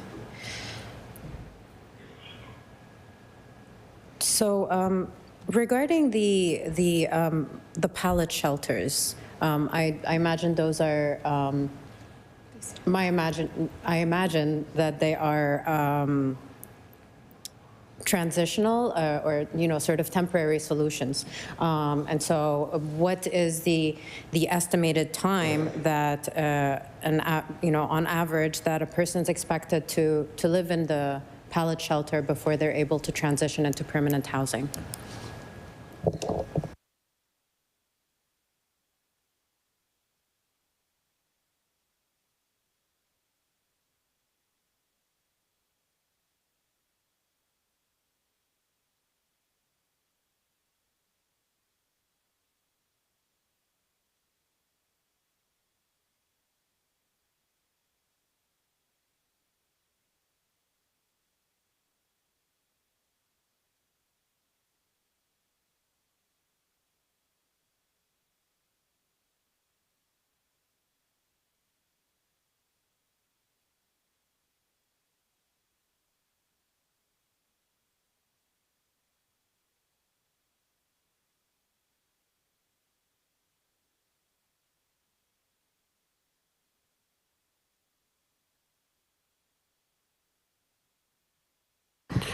I recognize the Honourable Minister of Opportunities and Social Development.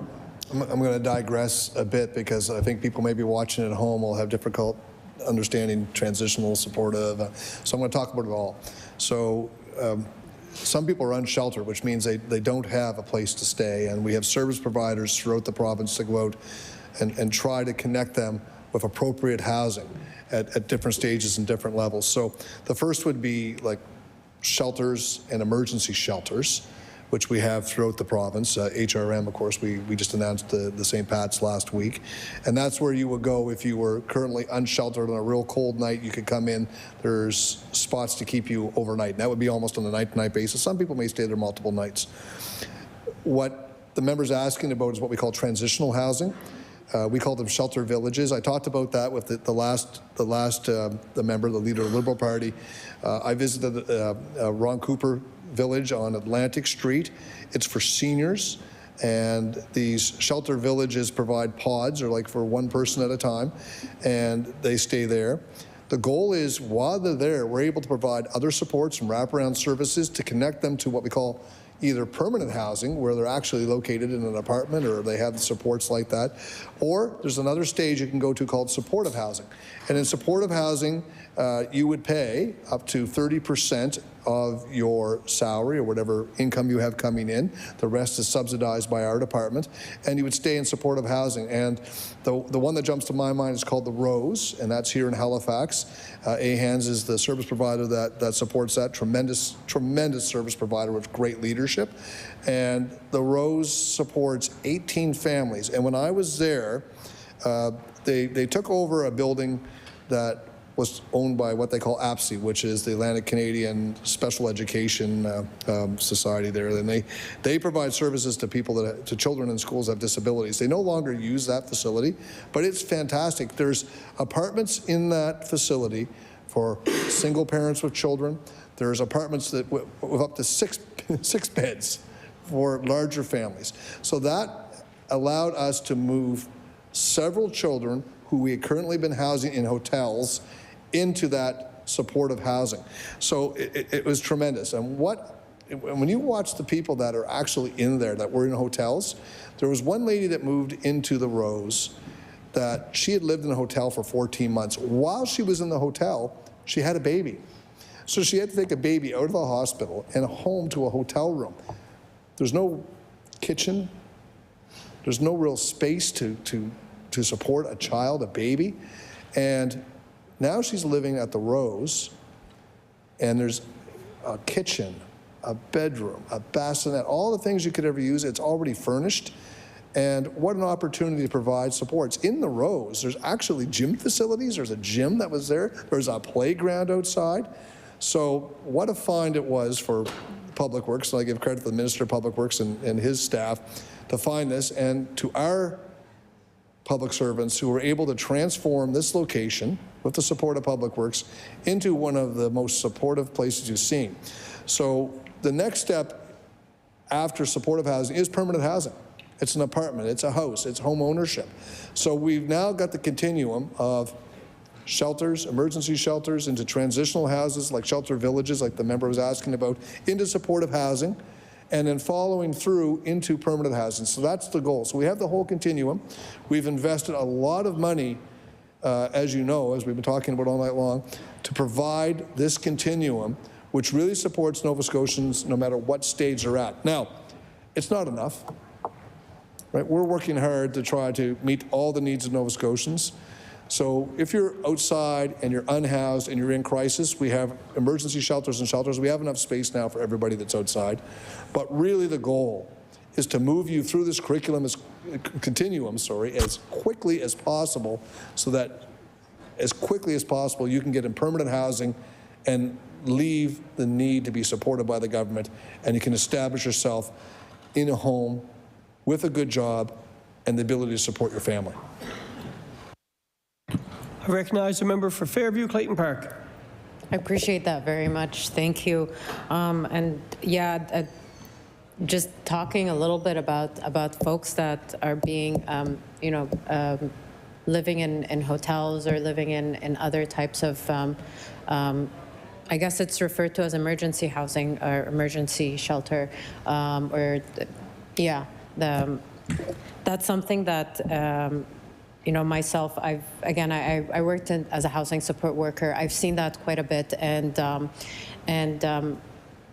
I wanted to bring something actually to the minister's attention, because I don't think a lot of people, unless they've seen it and they've worked specifically with refugee claimants, are aware of this, or other folks who are not permanent residents or Canadian citizens. So just to give an example, and maybe this isn't something that I expect an answer about, but something I did want to bring to the attention of the minister. So. And again, just to say, I recognize that this is also linked with another department because it's with growth and development, but just want to put it out there. So for the Canada-Nova Scotia Targeted Housing Benefit, we've seen folks who are not permanent residents or Canadian citizens be denied for that, even though in the guidelines online do not specify that they have to be a Canadian citizen or permanent resident. So refugee claimants have been denied for that, but at the same time, they are probably like thousands of dollars going per individual to keep them housed in a hotel at the same time.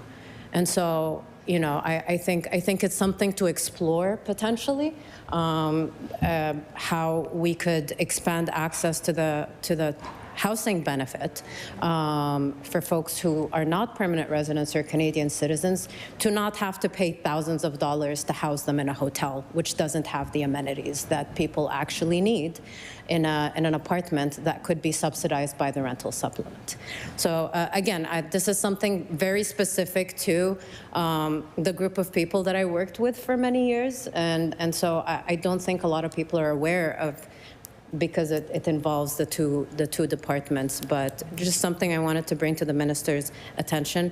I don't expect an answer, but the minister's welcome to stand up if he'd like. I recognize the Honourable Minister of Opportunities and Social Development.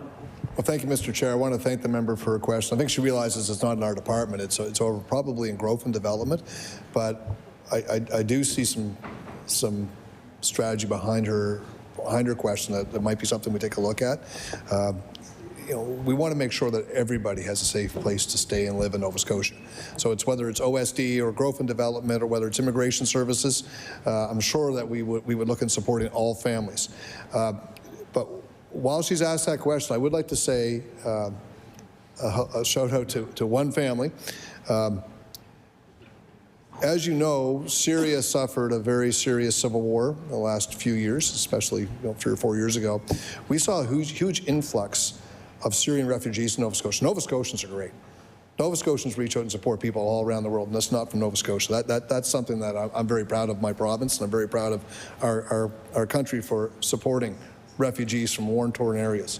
And where I am, it's very rural. I was a principal of a very rural high school, but we had a family come with 5 children. One is special needs, one is a set of twins, and they were at grade 8. It used to be grade 4 to grade 8, and they're still in both the elementary and high school there. And they were working on a farm in that area. The parents were working on a farm, and the children were coming to our school. Some of the children had very good language skills. The others did not. We didn't have great English support, second language support service, just because of where we are, and we didn't have needed for it before, so we were able to get those supports in there. I could not communicate with the parents.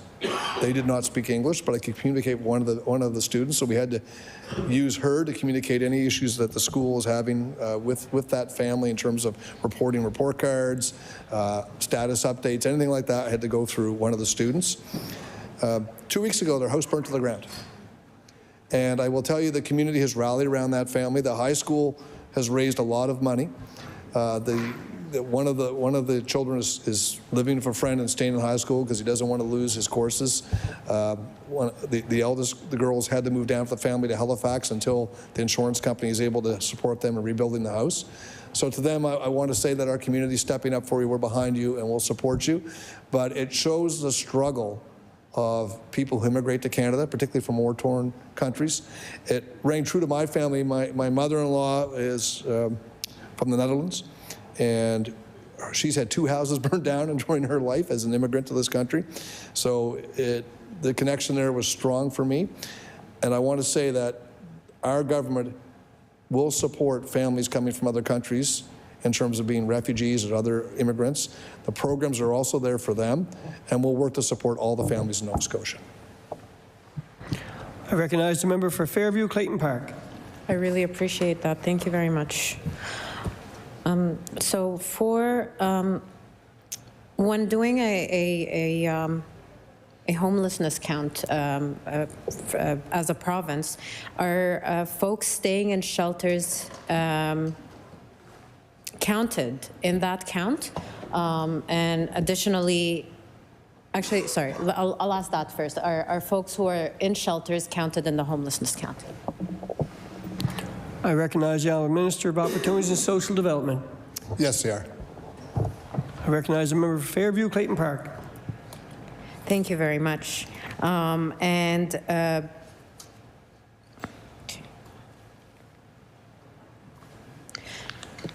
So for folks who are waiting for transitional or supportive housing, or I guess, is there actually a wait list specific to that, or are folks being taken off of the by name list, or how does that work when new types of housing is opened?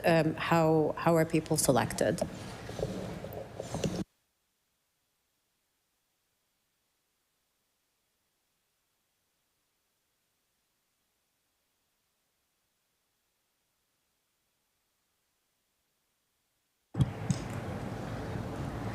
recognize the Honourable Minister of Opportunities and Social Development.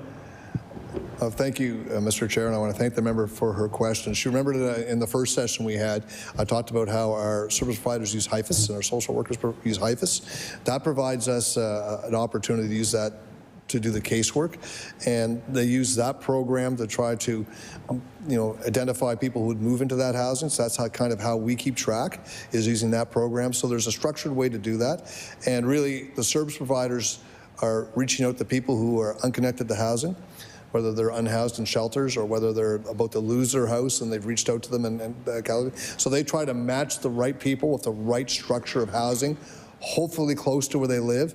So just think if you lived in one area of Halifax and your children were already going to a school, and then something came open at the other end of Halifax, well, that might not be the perfect fit because the students, you may not want to move the students out of that school. So it's really on a case-by-case basis. So we have great service providers and great staff in our department who work with using that program to match the right, that's the right people with the right housing in the area where they want to live. I recognize the member for Fairview Clayton Park. Thank you very much. So a recent press release, and I believe something that the minister actually did mention previously, if I remember correctly, that the department is working on creating 1,085 supportive housing units by 27-28. How was that number, how did the department come to that number? And how many of them have been delivered to date?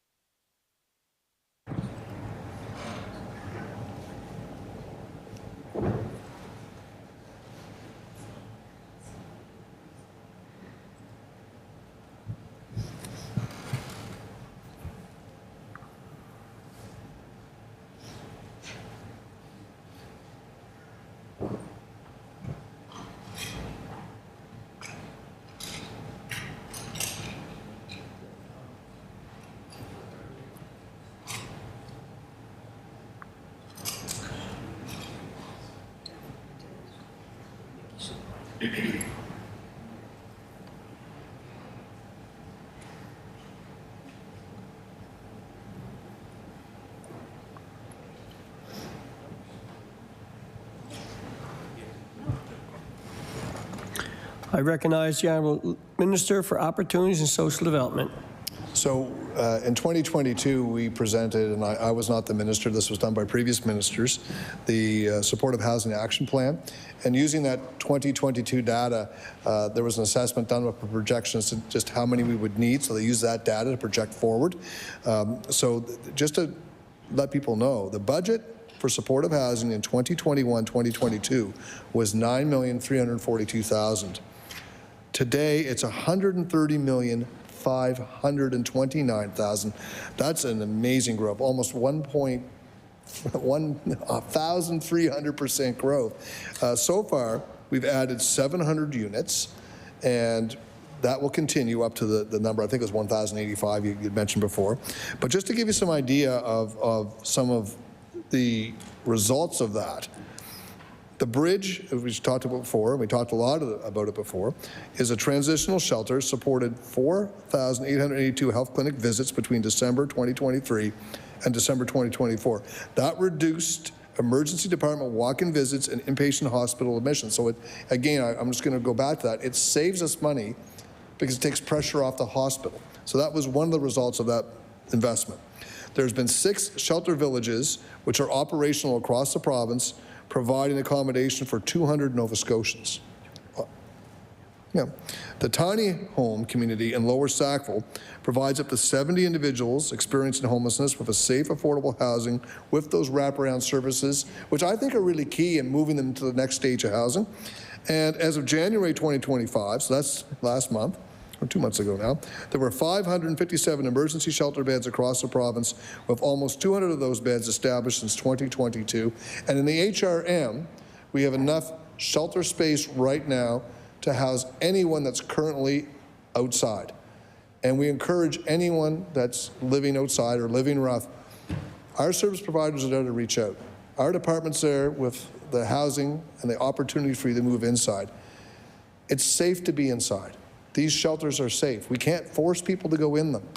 But on a cold night in Halifax today, we have enough space for every single person living rough to go in a safe, sheltered environment. We encourage them all to take us up on that, Mr. Chair.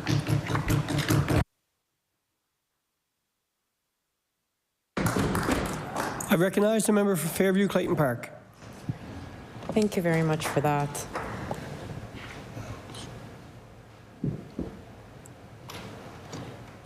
Is the minister able to tell me how many families are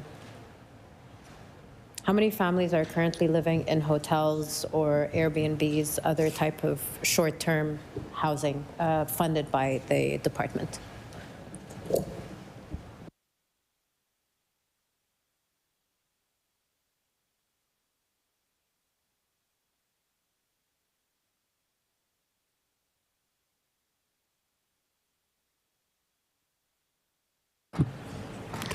I recognize the Honourable Minister of Opportunities and Social Development. Well, thank you, Mr. Chair, and I want to thank the member for her question. I don't have the numbers at our fingertips. We'll get that for you. We do have it. But I will say, facilities like the Rose, which we're funding, there's 80 units in there, 80 people going to be in there that were currently out of hotels that were in hotels. And a large number of them are children. And one of the things when I visited the Rose, I asked was, is there Wi-Fi in here? Because despite a hotel room not being suitable to raise a family, trying to move a child, and I know this as a principal, out of an area that had Wi-Fi into one that doesn't, that would not go over too well. They'd probably stay in the hotel room. So we're working to provide Wi-Fi and other services that they would have had in a hotel.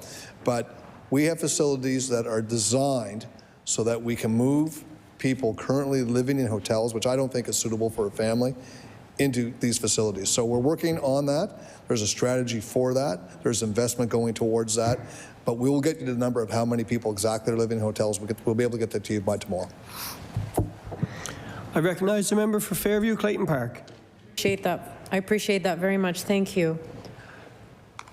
I'd like to go into food insecurity for a little bit.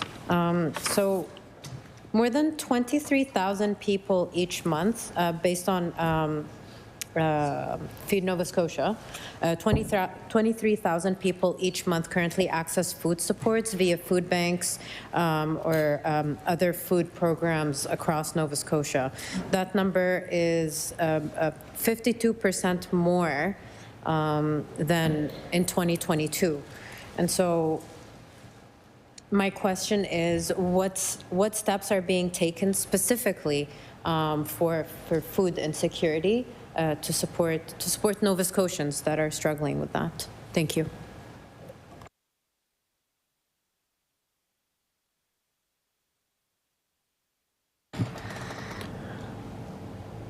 I recognize the Honourable Minister of Opportunities and Social Development. I want to thank the member for her question. You know that the theme of our government is more faster.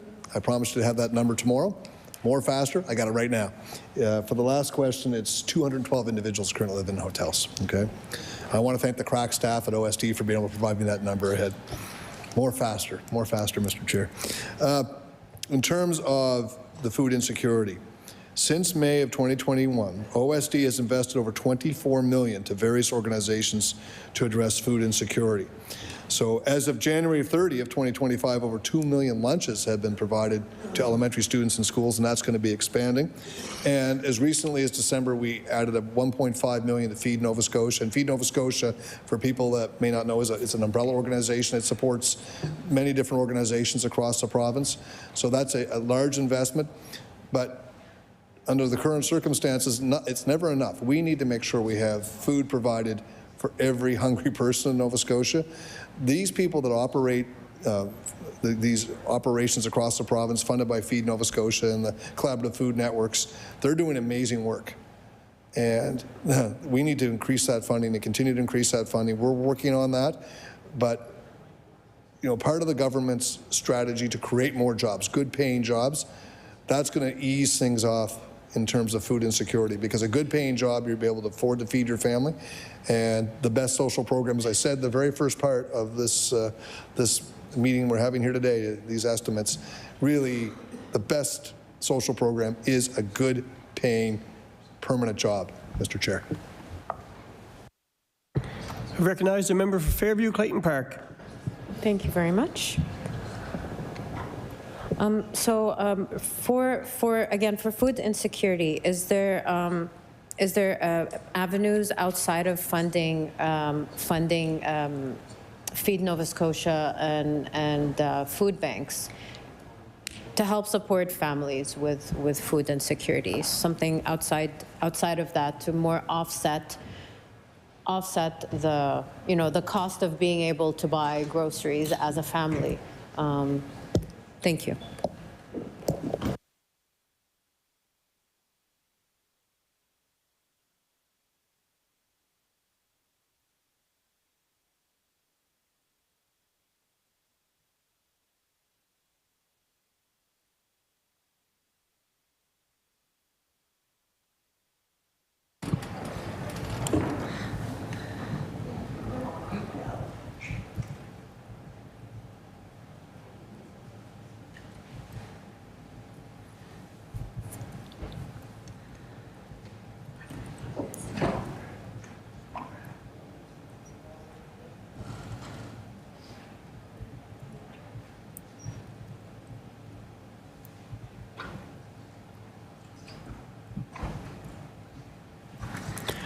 I recognize the Honourable Minister of Opportunities and Social Development. Well, thank you, Mr. Chair. I thank that member for her question. One of the service providers we fund that do a lot of this work are the family resource centers. Like, for example, the North Grove, they do cooking lessons, they bring people in, they teach them actually how to cook and how to provide nutritious food for their families. So there's a lot of work being done through the family resource centers, which our department funds. Communities, Culture and Heritage also has many programs that they fund, led by an incredible minister from Truro, Bible Hill, Millbrook and Salmon River. Shout out to that minister. So there are a number of different government departments that all have a little piece of food security. I would like to just single out education because I know it well. We talked about the lunch program, which is expanding, but they also have Schools Plus. And Schools Plus provides incredible support for individual students and families who are suffering food insecurity, who are suffering transportation woes. They have budgets and money to be able to support individuals, and part of that would be a family in your building. If you're a principal or a vice principal, you can put them over to Schools Plus, and they'll find resources and connect them to getting those supports. So there are a number of government departments. It's a collaboration of several of us that have different roles in providing food security and access to food for families in Nova Scotia. I recognize the member for Fairview Clayton Park. Thank you very much. I have a kind of a specific question, and it could be tabled if it's not readily available. But I'm wondering for the school lunches, are there like halal and kosher or vegetarian options sort of available for the lunch programs? I recognize the Honourable Minister of Opportunities and Social Development. A better question probably for the Minister of Education and Advanced Education. However, just as from my experience as a principal, I do know a little bit about the program. So I will talk a little bit about it, but it may not be exactly right. There's the menu that parents can choose from. It's online. And the great thing about it being online is parents can pay as much as they want. But no one will ever know who's paying and who isn't. So it's blind. You can't see. Because I know there were concerns when we first talked about this from the Department of Education that, oh, students will be singled out as they're, getting free food. That's not the way it works. Parents go online. It's blind. They can pay as much as they want. So if they're wealthy and think they should be contributing, they can, but they don't have to. Anybody can order the food. There's various menus that students can choose from. I have two grandsons, one's 5 and one's 7, and I did get a call one day when the program first started from my 5-year-old grandson who was in primary, and he didn't like the lunch that day, and he wanted to ask his MLA why. So I was getting attacked from my own home. But there's 3 different service delivery models. Like some schools will have a kitchen and a cafeteria that can create the food in the school. Some are going to have to move the food in from maybe a local high school or even a service provider. So, there's startup issues with the food's cold. They have to work those bugs out. But on a whole, I think you've seen that that's been a really successful implementation of a program. In January, they eclipsed over 2 million meals served. And I think you'll see that that was the hardest implementation, because we all know feeding elementary students is more difficult than feeding a junior high or a high school student. And I think you'll see the rest of the implementation go pretty seamlessly. So I can't talk too much, but I will say there's various menus, and it's something they're still tinkering with, and the menus are changing. So they do follow pretty strict nutrition standards, because we want students to have healthy, delicious meals. And I'm not saying it's perfect yet. It's only been implemented for a while, but it's off to a great start. Thank you, Mr. Chair. I recognize a member for Fairview Clayton Park. Thank you very much.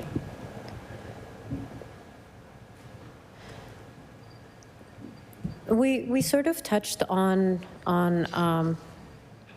child poverty previously, and with food insecurity, obviously that does hit children harder than anybody else, right? They're growing, and so in 2022, 40.1 of Nova Scotian children, the highest in Canada, were living in food insecure households. So that's 71,000 Nova Scotian children that are living in food insecure households. So, the lunch program obviously, is great during the school year, but then outside of the school year, when they're, whether it's the holidays or whether it's the summertime, they don't have access to that. And so aside from the school lunches, are there any direct investments in this budget to improve children's access to food? Thank you. I recognize the Honourable Minister of Opportunities and Social Development. So again, she's right. There's 2 out of 5 children in Nova Scotia that are food insecure, so roughly 40%. And there are several departments that are engaged in trying to support families in terms of providing them food. So we talked about the new school lunch program already, so I'm going to skip over that. The budget for that is increasing significantly for this year as they're expanding that service. But Communities, Culture, Tourism, and Heritage has a Community Food Access and Literacy Fund, which is called CAFL, C-A-F-L. CFAL. It funds the programs that improve access to healthy food and build food literacy, including meal planning, budgeting, community gardens programs. It funds them up to $5,000. There's $100,000 in CFLA funding distributed for 24-25. Communities, Culture, and Heritage also supports the Farmers Markets of Nova Scotia Nourishing Committee's coupon program with $422,400 in funding from the Local Food Security Initiative program. There's the Local Food Security Initiatives program also providing funding for other community groups on an application basis, and funds initiatives like meal distribution, food pantries, drop-in lunch programs, and other community meal programs. The Department of Health and Wellness provides the following operational funding related to food insecurity: $200,000 to CCTH for the Community Food Access and Literacy grants, and $275,000 to CCTH for the Nourish Nova Scotia grant. Now, we all want to make sure we buy local. We've heard a lot of talk about that with the Trump tariffs in place. And what better place to look at than the Department of Agriculture, using our own agriculture to help combat food insecurity. So the Department of Agriculture has multiple initiatives and grants for agriculture awareness, climate change, and improving production and access to local food. While most of these are not focused on food insecurity, they have some elements that can affect food insecurity. Examples include agriculture in the classroom, which helps students learn where food comes from, the importance of agriculture in Nova Scotia and supporting local careers in agriculture, food sectors. Fresh Food Carts is a pilot supporting farmers and providing access to local food in schools. The Nova Scotia Department of Agriculture launched this pilot in collaboration with Education, Early Childhood Development, and NS Public Health. 5 schools were supported. So as you can see, the Department of Agriculture, CCTCH, Department of Health and Wellness, and our department fund this. And also, through Department of Agriculture, we have the school milk program, which has been in existence for generations. So we have multiple departments all supporting families who are suffering from food insecurity.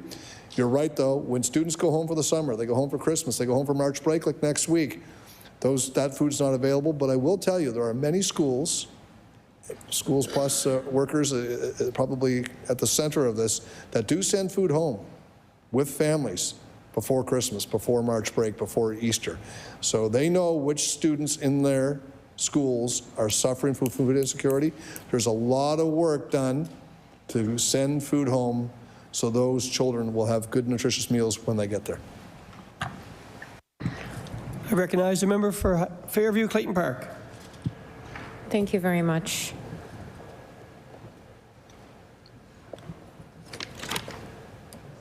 So I'd like to tie a couple of the points that we've talked about together. With the food insecurity and obviously trying to promote local. It's quite hard for a lot of families, really, a lot of households to be able to afford to buy local, and then even more so if they're on income assistance, right? And so, is there? I guess not really a question, but is how do we make those two things fit? I guess is my question.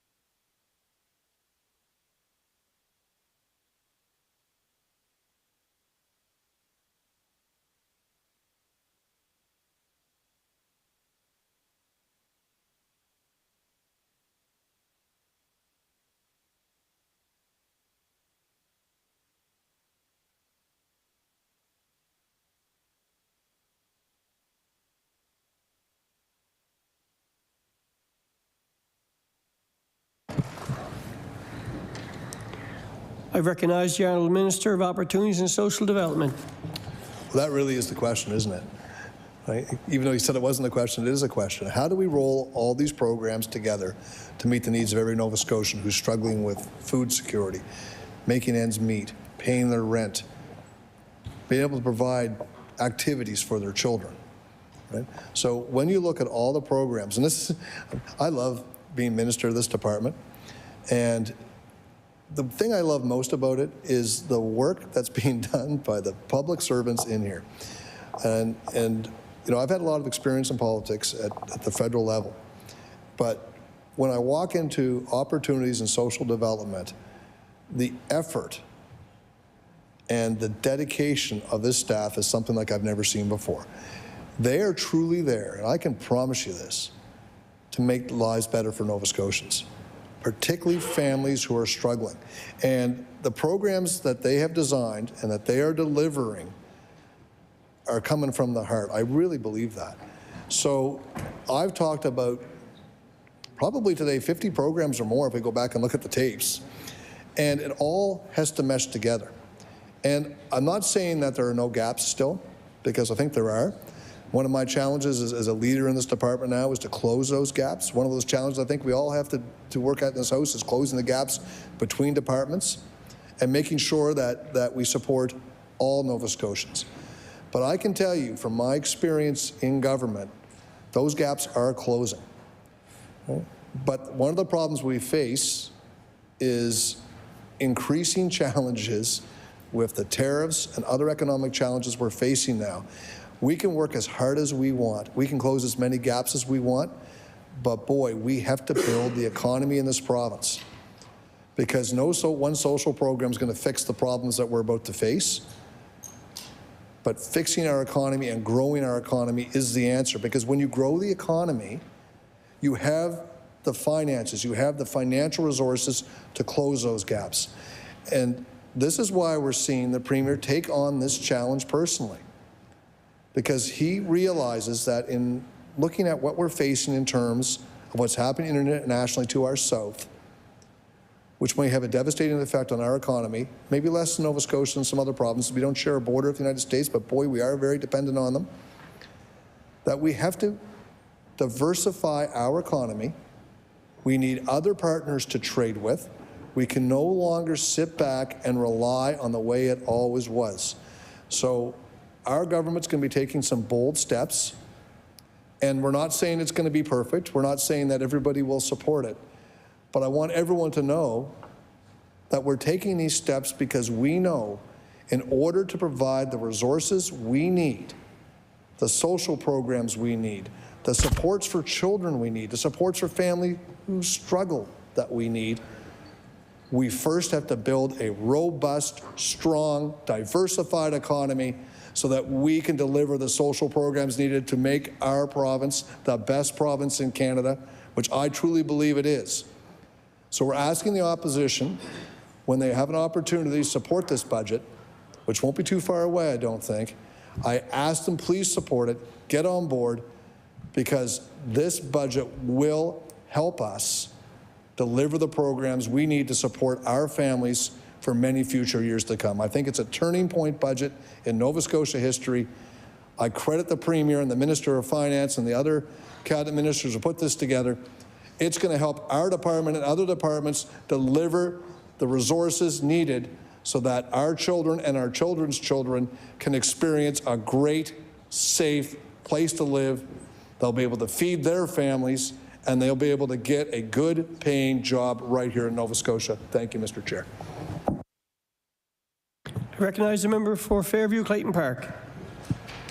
Thank you very much. You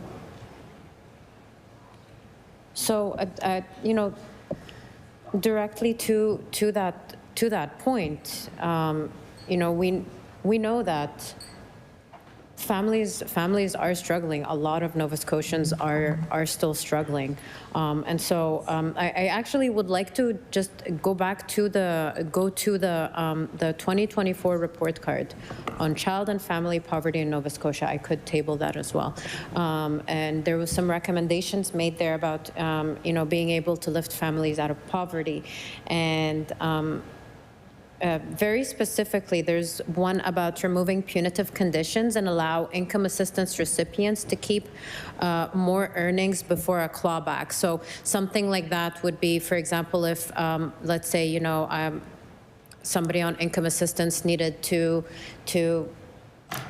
get a new pair of shoes, maybe, and somebody wanted to help them get that new pair of shoes, or they wanted to get something for you know, to prepare for an interview, or really anything that's, you know, outside of what they could afford, you know, and somebody is able to help them with that, because, you know, as Nova Scotians, we help each other a lot, right?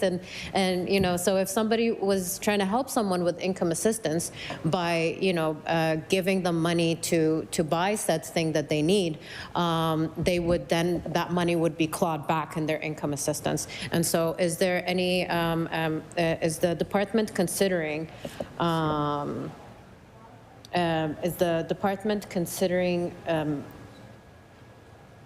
guess, removing the punitive conditions? And if so, is there a timeline on when those changes could be delivered?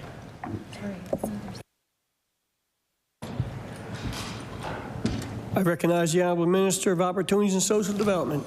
Thank you, Mr. Chair. I thank the member for her question. So the program is called Employment Support and Income Assistance. So part of the employment support of that program allows people to actually go out, get a job, get some income in the job, and still maintain some or more of their income assistance depending on how much money they get. So it would be silly to claw it all back, because why would they have incentive to go out and actually get employment? So we have programs that take that into account. I mean, they're going to lose some of it. We have the PAF program for students who are leaving care and going into work. That provides them support up to the age of 26. We are providing programs for school supplies and other things like that. We're providing supports if you need steel-toed trucker boots to go to work, if you need a hard hat, if you need other supplies to get that employment. So employment supports and income assistance is actually a bridge to employment, not just money coming in. So we do have some programs like what you're talking about. We have programs which support people. What we're trying to do, and one of the reasons the department's called Opportunities and Social Development, is to make sure people know they have the opportunities. We're providing the opportunities, not disincentives to go to work. So there's a lot of programs in place that have had changes to them somewhat recently to make employment more attractive without providing a disincentive to go to work, but still maintaining the funding you need to be able to support your family. So you're right. We've got programs that are doing that. We could always do more. And if the member has suggestions for particular programs we could take a look at, as the critic, I'm more than willing to meet with her and put those in place. But what we really need is to make sure, right now, there's, 36,000 people collecting income assistance in Nova Scotia. There's probably roughly 16 or 17,000 of those people that are disabled to the point where they probably could never really work. Think of someone who's severely autistic. But there's still about 20,000 that under the right circumstances, in the right job, with the right training and the right supports, could work and get the, the satisfaction of actually getting a paycheck, going out to work every day, and moving themselves or their family off of income assistance. So we're looking for ideas that support that. I know for a fact that in the next, I think, 7 years, Canada needs about 350,000 truck drivers. That's how many truck drivers are going to retire in Canada.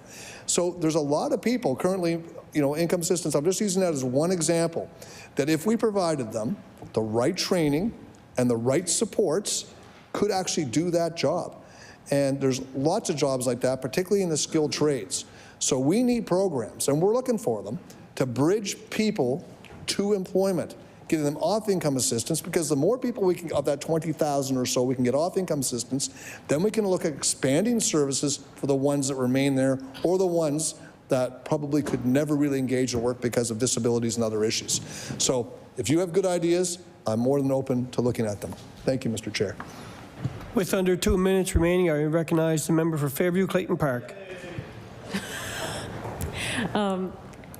I just want to say that the minister's last answer excites me very much, because I've got lots of ideas, and I want to, I guess, just sort of end it on a note of, I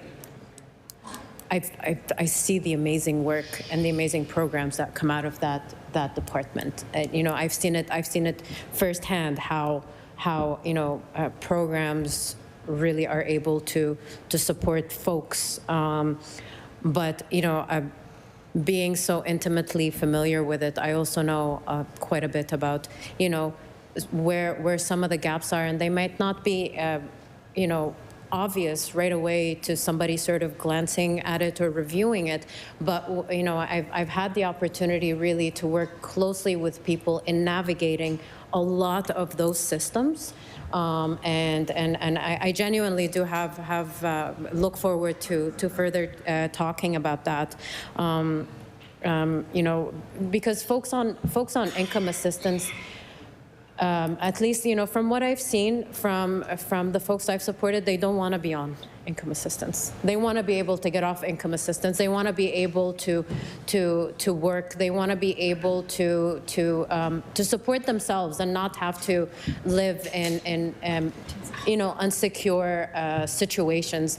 And so, yeah, I think there's definitely a lot of opportunity for us to see how we can address that. And so I look forward to more conversations with the minister. Order. The time for questioning for the NDP party has come to an end. The committee has about 45 seconds remaining. Can I ask a question? 30 seconds. With unanimous consent, I would let time lapse. All those in favor signify by saying aye. Aye. Contrary minded? Motion is approved. I recognize the Government Deputy House Leader. You didn't tell me that.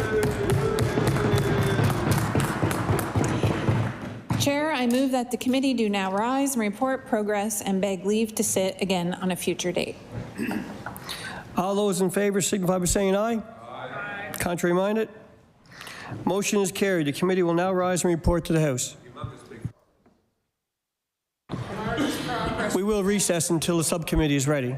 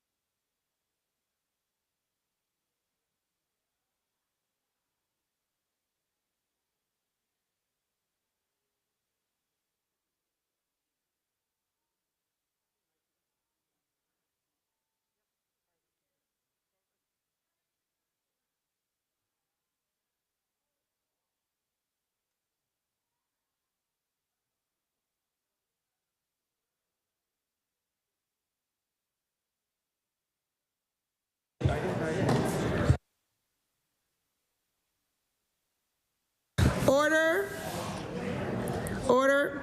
The Committee of the Whole on Supply reports. That the Committee of the Whole on Supply has met, has made tremendous progress, and begs leave to sit again. Ooh.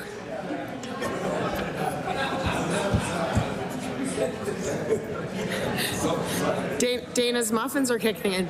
Order, order, order. I have the honor to inform you that His Honor, the Honorable Mike Savage, Lieutenant Governor of Nova Scotia, signified royal assent to Bill 3, an act to amend Chapter 1, 1992 supplement of the Revised Statutes 1989, the House of Assembly Act, on this, the 6th day of March 2025.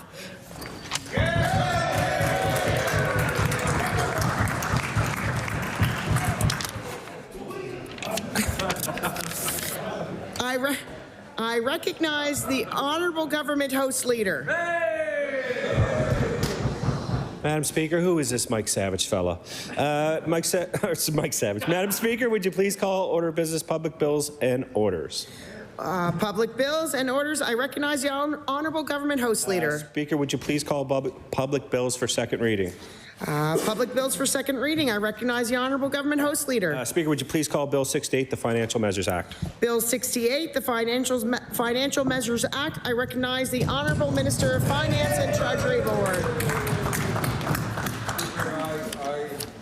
No, not this one. Close. Wrong mic. There we go.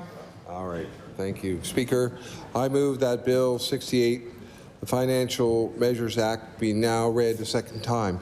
As with typical with Financial Measures Acts, there's a number of different elements in it. I do have prepared remarks, but I will listen to the remarks of my colleagues and then incorporate if there's any explanations or things I can unpack at the closing of second reading. I will do so. So at this moment, I look forward to hearing comments from members of the House. I recognize the Honourable Member for Halifax Citadel Sable Island. Thank you very much, Madam Speaker.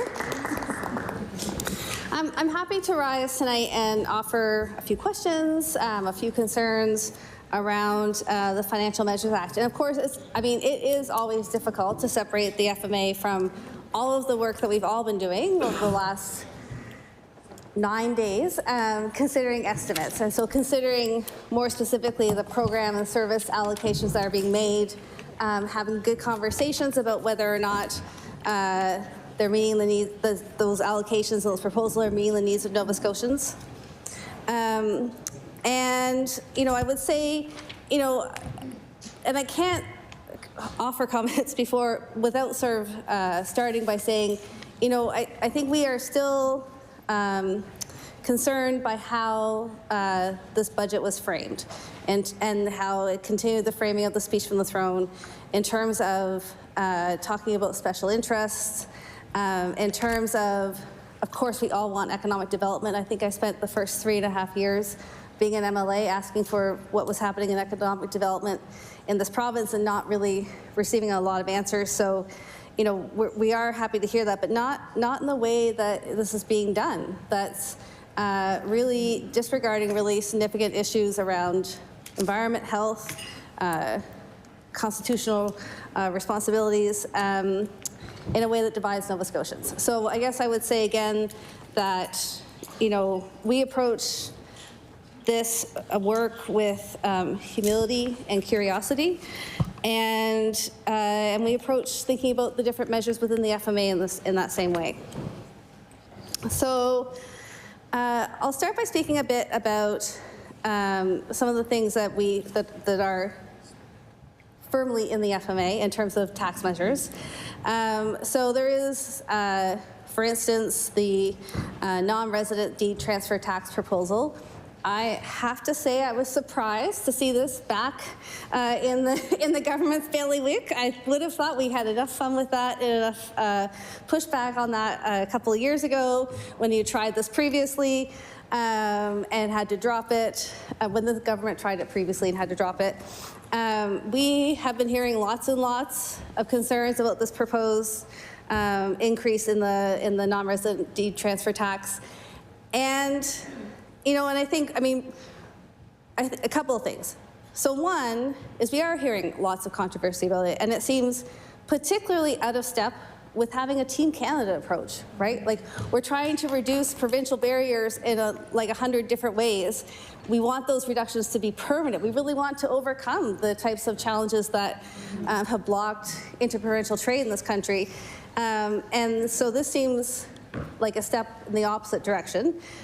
And I'm also wondering, when I actually look at the amount of money that we're talking about. So in this fiscal year, we were looking at, the increase is actually sorry, doing the math now, I think $13 million in our budget of revenues of $13.8 billion. And so, it's something that people didn't want before. They really don't want it now. It's out of step with the times, and it doesn't actually do a lot for our bottom line. So I do have a pile of letters here that I'll table eventually from constituents who have written opposed to this measure. But I'm also looking forward to hearing from folks at Public Bills on this. There are small business tax cuts, and I think that those will help us, make us actually, in fact, more competitive. Again, competition with the Team Canada, but in probably a more positive way. But I think, what we've been asking for are what are the direct supports for small business. In this on-again, off-again tariff world, I think we're going to have 4 years of this. If it's not tariffs, it's going to be the next thing.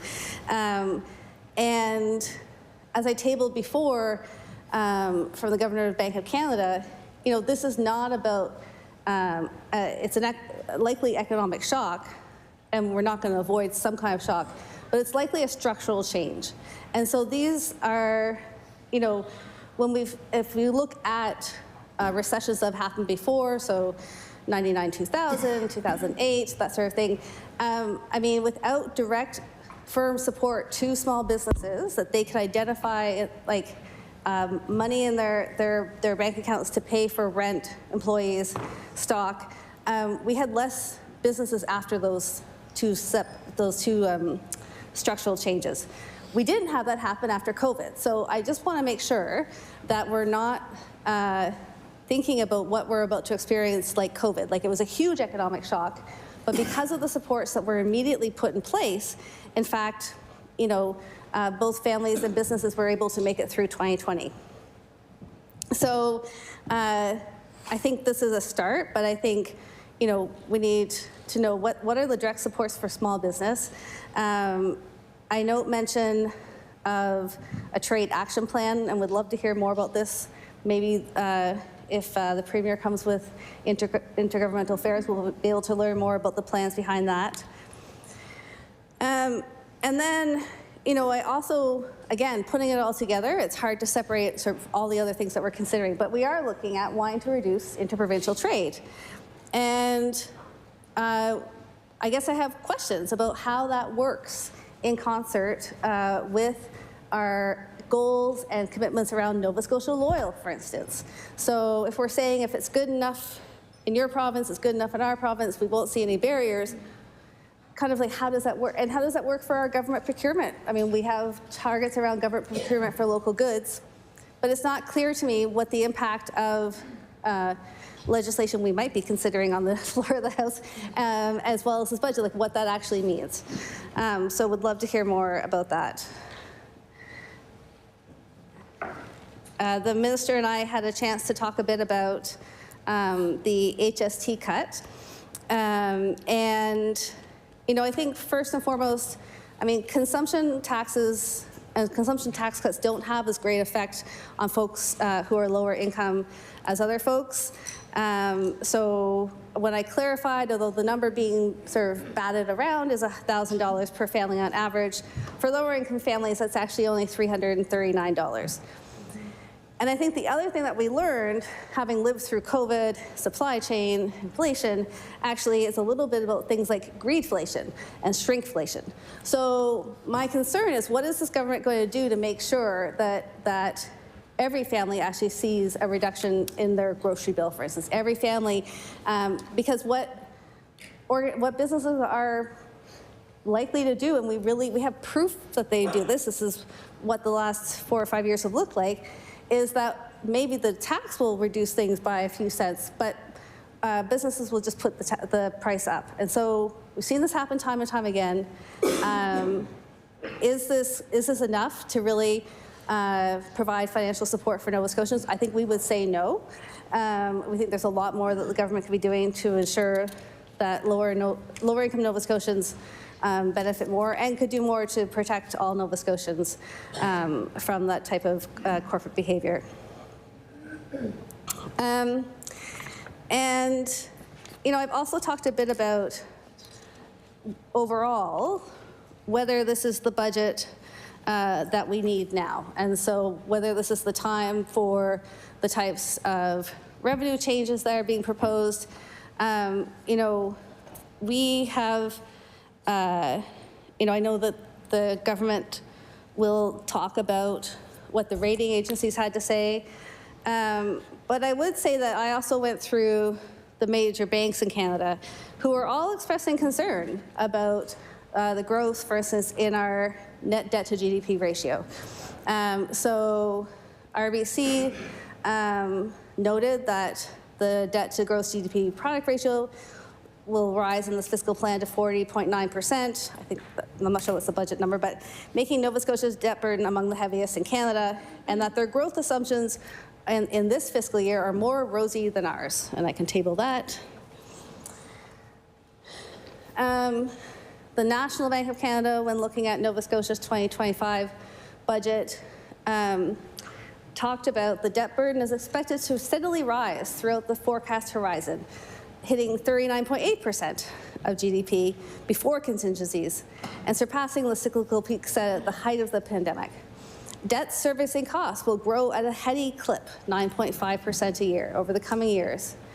And they also go on to just note quite clearly that the surplus streak that Nova Scotia has had is set to come to an end in this fiscal year. So again, concerns about where the spending in this budget, where the spending of this government is taking us in terms of debt. Scotiabank. However, in a more serious downturn, provinces, including Nova Scotia, would likely face much larger deterioration in fiscal balances that exceed this level of contingency. Broad-based tax cuts today on the margin could translate into heavier lifting by other parts of the balance sheet. Because in such a significant downside scenario, fiscal paths get reset. So what does that actually mean? What that means is that as we head towards touching the goalpost set by the Department of Finance, the goalpost set because it's the goalpost of 40% that that we know that credit rating agencies are going to look at. Then we have to start thinking about how we're going to respond to that, right? And if we're not, we don't know what the next 4 or 5 years are going to look like. And our concerns with this is that that directly leads into austerity.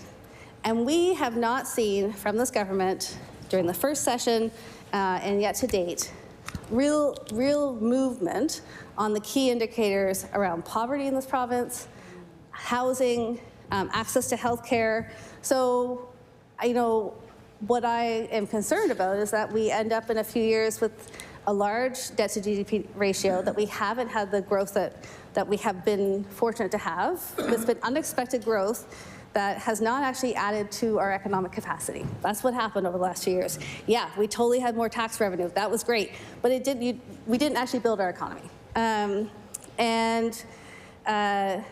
So again, and then I'll just finish with TD.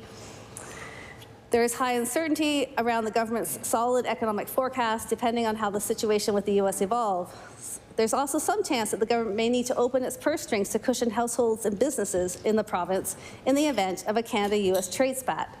As such, the fiscal position of Nova Scotia could deteriorate, and we could be looking at a different situation by the time this next fiscal update rolls around. Note that the net debt to GDP ratio is already expected to rise to its highest level in 25 years at the end of the projection horizon, even without significant downside risk manifesting. And so again, what does that mean? We're going to be at the highest point we've been in 25 years, even if things don't go badly over the next 4 to 5 years. And just for fun, because this is actually a little bit fun for me, just gonna let me do it. I thought back to the last time when, the government has called forth the memories of the last time the HST went up or went down. And, I think we need to call back. So basically, we were a province in enormous amounts of debt. And then we hit 2008, and that was a global economic recession. And so, I have the last Nova Scotia budget bulletin of the previous PC government that I can table. And basically it had seriously affected our ability to go to the markets for money. It had seriously affected how we could run our social programs. It is probably why we've had challenges with our infrastructure. So, we have gone here before. So I would say that we've gone here before with this particular stripe of government, where there's been a lot of spending, no regard for the debt that we're accumulating, the increasing debt servicing costs, and then we come to a point where, in fact, nobody wants to give us more money, or we have to pay a whole lot of money to borrow money. So we are concerned. We're concerned about the fiscal plan that's here, and we're concerned about the fiscal plan in the context of the current uncertainty that we face. So if you asked us, is this the budget we need now? I'm not sure that we would agree with that. And we have tons of ideas. I know we're often accused of not having ideas, but we have tons of ideas. So, we talked earlier this week about the increased spending on homelessness. And policy changes could have reduced the need for those expenditures. Policy changes in 2021, when this government became the government, could have kept more people in the homes they had. There is no new money in this budget for gender-based violence or intimate partner violence. And, I understand that last year there was an investment, but it's clearly not enough. And I think that the number of people who have died in the past 6 months due to gender-based violence is an example that it isn't enough. And we're not pointing fingers. We're just saying it's not enough. That's what stakeholders are saying. That's what we're saying. And I think, I've noticed the government talking about reducing the need of family practice waitlist, which is true. It is decreasing. However, from 2021, it actually doubled in size. So you grew it, the government grew it, and now it's decreasing it. And that's, I don't know if that's progress. It seems like a lot of money. Like, if we could have done something differently, we, may not have had to make those, the types of changes that we're having to make. So I guess I would sit down. I would invite feedback on how is this the budget that we need now, and how is this the responsible budget that we need for this period of time that we're in.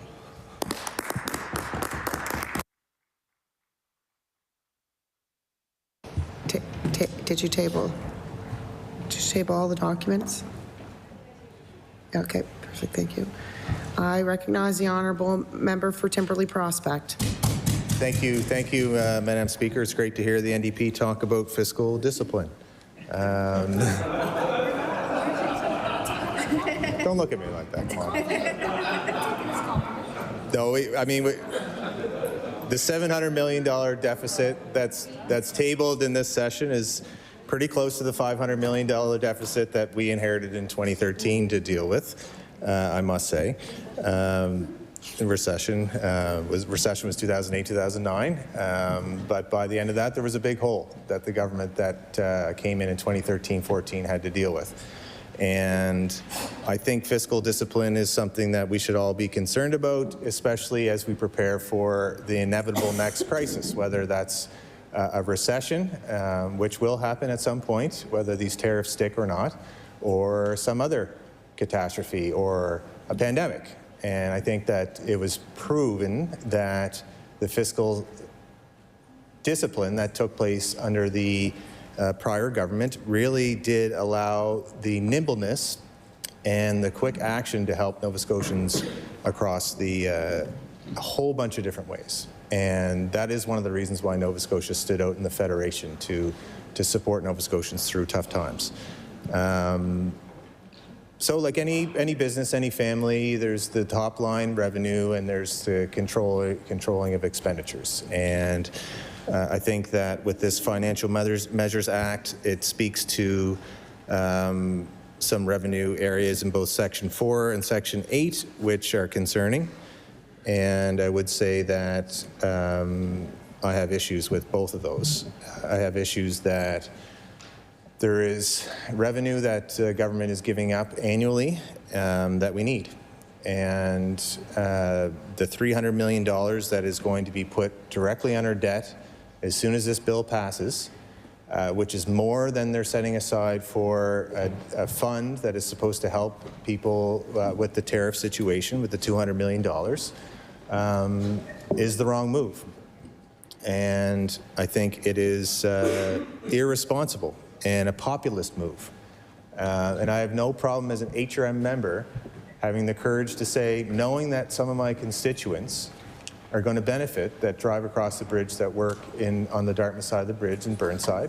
But I have to tell you, after 11 years, I haven't had one email, one phone call, one constituent come to me and tell me that they want that toll removed as an HRM member. And when I went to the pancake supper the other evening, the first thing that the guy said when I was paying for my supper was, you got to tell that government to stop trying to take tolls off the bridge. An HRM resident. And maybe it was a political calculation on seats within HRM, but I will say that it is something that is irresponsible at a time that we know that we are going to need to have fiscal capacity for other things. There will be a time where a government will have to undertake a program review again. And I have tabled a bill that would mandate that every so many years. And I think the last time that there was a program review was under 2014-15 that started and looked across all government departments and looked at what programs have served their purpose, what programs have maybe needed to be modified in some ways, and maybe there were some mistakes in terms of which programs were modified. But when a new government comes in with a whole new list of promises, some of them are in this bill, some of them were already previously announced, something has to give, especially when taxes are being reduced at the same time. And the member that spoke before me referenced past governments, and it just doesn't add up when there's tax reductions happening at the same time as significant expenditures of various programs. So this has happened before where governments have inherited federal funding, which this government has, and it's gone directly on program spending. And that happened in prior Conservative governments. The Chrétien Martin governments transferred billions and billions of dollars over for infrastructure to the province, and it went into operating. So we continuously have increased reliance on revenue, and we're giving up revenue here in this bill. An immediate $300 million that will impact this generation and future generations that can't vote, that didn't vote in the last election. And I think it's a pattern. I think it's showing a lack of discipline. There's an annual commitment of $40 to $50 million to replace lost toll revenue that nobody was asking for. There's an engineering report from November of 2020 that estimates the cost of a new bridge, which we need, will be in the range of $1 billion. And we know that estimate will continue to grow. And that's not even withstanding what's happening with the tariff situation. But without tolls and without the Halifax-Dartmouth Bridge Commission, the debt will directly go in the public books. That's another $1 billion that future generations will have to pay to deal with that infrastructure. And the provincial government has said they'll look to the federal government again, once again. And on a project this size, that would mean a loan from the Canada Infrastructure Bank, the fund that's actually at risk if the federal Conservative government comes in, because that leader has said he will cut that fund. Regardless, it's the same fund that's used to build the intertie, which was announced yesterday, and to access that fund, you need revenue. For a bridge, that means tolls. So removing the tolls from the bridge will cut off this federal funding and require the province to take on the debt directly. That will impact our debt to GDP ratio again. Again, future generations will have to pay that. For some reason, the government has no problem with growing our debt to GDP ratio to 40%. Somehow are proudly talking about it and how debt will grow to $29 billion, tripling over their 2 terms. At some point, people understand that deficits today mean taxes tomorrow. So for political reasons, in terms of the election cycle, they can reduce HST, they can do things within the income tax brackets to index them, but they know future governments will have to deal with that.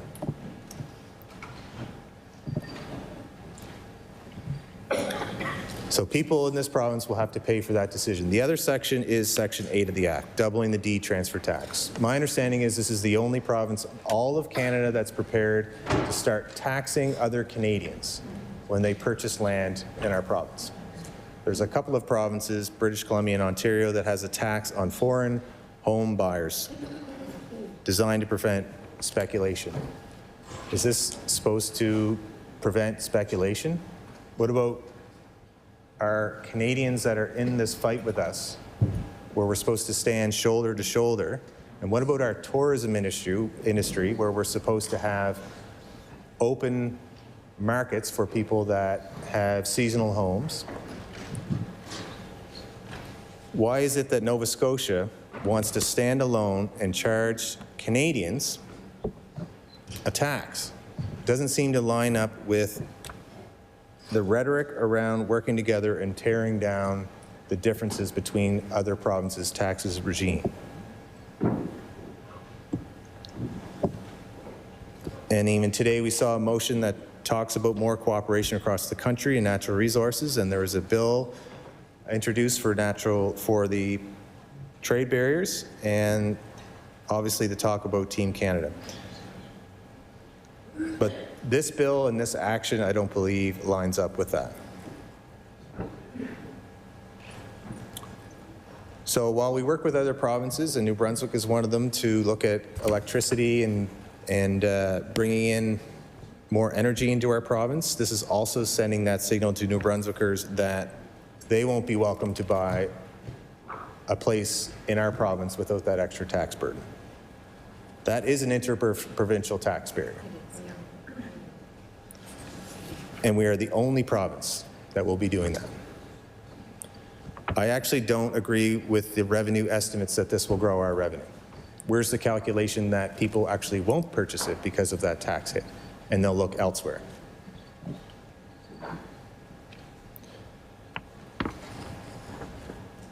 And when the Premier was asked on the radio today about the Cobequid tolls and doubling it for American truckers, I think he struggled to find a way to say why that was needed. He said it's about sending a message to Americans that, we're upset about this. So if that's about sending a message, imagine what the message is when you're doubling a tax, what message that is to the rest of Canada at a time that we actually need to start working with them more. So at this juncture, I'll be opposing both Part 4 and Part 8 of the FMA. I do think that those parts need some changes, but I do look forward to what is brought forward at Public Bills. And I look forward to comments from my colleagues. Thank you.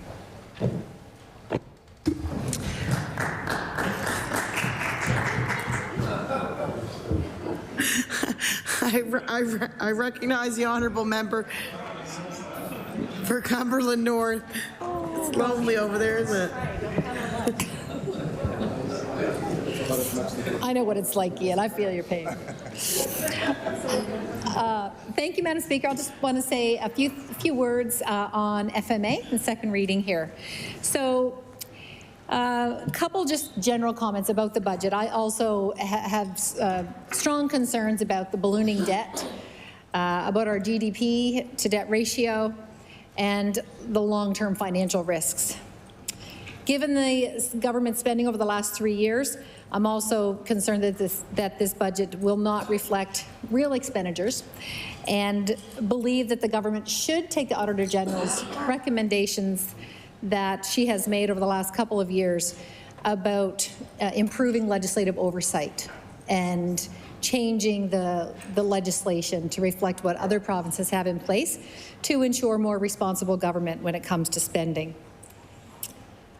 Something that I'm really happy to see in this budget, and it's in the FMA, is the increase to the basic personal tax exemption. I was just trying to find something to table, and I didn't get it in time, so I'll bring it for third reading. I do think that it could be higher, and when we look at what the basic personal tax exemption is across Canada, I know Alberta is the highest at around 20, and we were the lowest. And I know the Halifax Chamber of Commerce had recommended it should be around 15,000, and we're a little below 12. So, but I am happy that it is going to be indexed. So at least it will be increasing each year based on CPI.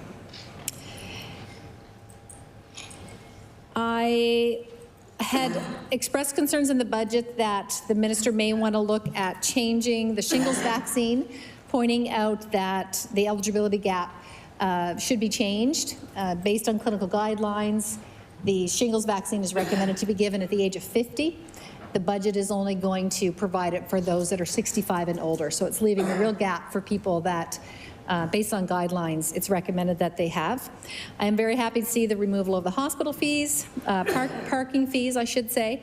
One of the things that's missing is the lack of any funding for the Chignecto Isthmus, and I've already mentioned that today. Like my colleagues, I think my biggest concern with the FMA here is the non-resident property deed transfer tax. Now, everyone in here likely knows what a deed transfer tax is already, but we, as my colleague mentioned, are the only province in the country that has a non-resident deed transfer tax that is higher than for residents. And I will table this document here, Madam Speaker. It's just a list of what all the municipalities across the province charge for a deed transfer tax. It's anywhere between 5% in Sydney, in the town of Mulgrave, it's 0.5% rather. And I believe the highest is 1.5%, and there's several municipalities that charge that. But we already have a non-resident deed transfer tax in place that charges 5% to our non-residents. And before this session even started, I actually had conversations over the last few months with several people who are upset with the 5%, and had actually said, when you get in there, make sure you talk about that. That should be removed. That should, we shouldn't be penalizing our neighbors. And the reality is, Madam Speaker, a lot of the people that own cottages, and this is what that a lot of the non-residents that are buying are our neighbors, often living just a few minutes away in New Brunswick, in Bayvert or Upper Aberjoggin or Shediac, and they own properties or purchase a property or pass down from their family. So we shouldn't be punishing our neighbors, as already mentioned. I know that when I brought this up to the minister before, he mentioned that PEI in New Brunswick have some penalties, so I'll just go over that quickly, just so that everyone knows. PEI has a real property transfer tax. Both residents and non-residents pay a 1% tax on the greater of the purchase price or the assessed value when buying a property, and this cost is the same regardless of residency. PEI does offer a tax credit for properties that are occupied by the owner as of December 31st. Since a non-resident, for example, someone living in Nova Scotia, generally will not be using the property as their primary residence, they do not qualify for this credit. So they don't pay more, but they don't qualify for a credit if you're a non-resident. And in New Brunswick, there is a real property transfer tax. As with PEI, New Brunswick charges a 1% tax on the greater of the purchase, but they do have a higher property tax rate for non-resident. many believe that is still quite a bit lower than what we're talking about here with this non-resident D-transfer tax. So the New Brunswick generally applies a higher property tax to non-resident owners. This typically results from two factors: a rate differential, so municipalities may have different mill rates, the amount of the tax payable per dollar of assessed value for properties that are not the owner's primary residence, or a loss of credit. Non-residents usually cannot access resident-specific tax credit or relief programs. So when we're looking at some numbers just for fun, if a non-resident was to purchase a $200,000 property at 5% D transfer tax, they're paying the province $10,000 extra above the purchase price. If that increases to 10%, they're paying $20,000. If the property is $500,000, right now they're paying $25,000. It's going to increase to $50,000. This is in addition to the purchase price. If it's $700,000 property, they're already paying the government an extra $35,000 just to have the D transfer tax. And if it increases to 10%, they're paying $70,000. So we're talking about a significant amount of money here, Madam Speaker, and I think it is important to bring up. And like my colleague already mentioned, I remember back when the non-resident property tax was brought in and it was changed, there was an amendment and removed. It's probably one of the most controversial bills that I've seen brought to the House that I heard from thousands of people on. And the government did change their mind and pull that back. But I haven't heard from thousands on this, but I've certainly heard from hundreds this week and last week. So people, and I think now that we're starting to debate it in the House, I think we'll probably all be starting to hear from more and more people. So with those few words, Madam Speaker, I'll take my seat for debate on the FMA. Thank you, Madam Speaker. If I am to recognize the Honourable Minister of Finance and Treasury, it will be to close debate on second reading. I recognize the Honourable Minister of Finance and Treasury Board. Well, Madam Speaker, I do appreciate hearing the comments from members of the opposition, and there certainly is a number of things I want to address. The overarching question is this a budget for this time in our history? And I would say absolutely yes. We are facing an unprecedented crisis with tariffs on again, off again. The reality is the budget, we already know that even the uncertainty of the tariffs is damaging to our businesses. It causes businesses to worry about should they make investments, should they not, what preparation do they need to do. So even the discussion has been damaging to our economy. We realize that. The reality is the budget that we brought forward is a very strong economic stimulus budget. It is a budget that puts money back in the pockets of Nova Scotians, and I will always be in favour of putting money back in the pockets of Nova Scotians rather than charging more taxes. I think Nova Scotians are capable of deciding themselves how they want to spend their own money, and we should not be, if we can, we have a very high tax jurisdiction, and I know I was surprised to hear the member from Timberley Prospect speak against these tax cuts, and I know they campaigned in 2021, I believe, or no, 2024 on a 2% HST tax cut. So we're putting in a 1% HST tax cut, which is a very significant tax cut. So we will want to put the money back in the pockets of Nova Scotians. We realize that having that money to spend, they can choose better how to spend it than we can choose for them. The suggestion that the historic capital bill that we're doing, which is the largest in Nova Scotia, which follows the second largest in Nova Scotia's history, which 3 years ago, the third largest. We are on a historic capital build for things Nova Scotians need. We ask ourselves, can we afford to do it? Then we ask ourselves the question, can we afford not to? What are we building? We're building hospitals. We're building schools in areas that are badly needed. We're building housing. We're building roads. We're building seniors and long-term care facilities.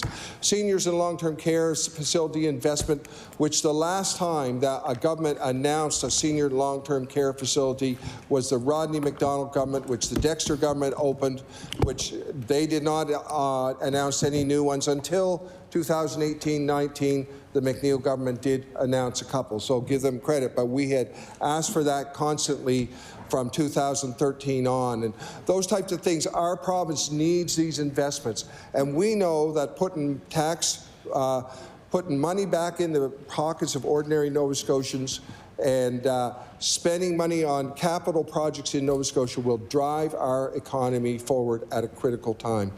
Do we recognize the debt to GDP ratio issue? Yes. I will say that we have delivered 4 balanced budgets in a row. With the caveat, this year is not quite yet over. We're projecting a balanced budget for this year. So we've delivered 3. We're projecting a 4th balanced budget. I'm very proud of that on behalf of our government.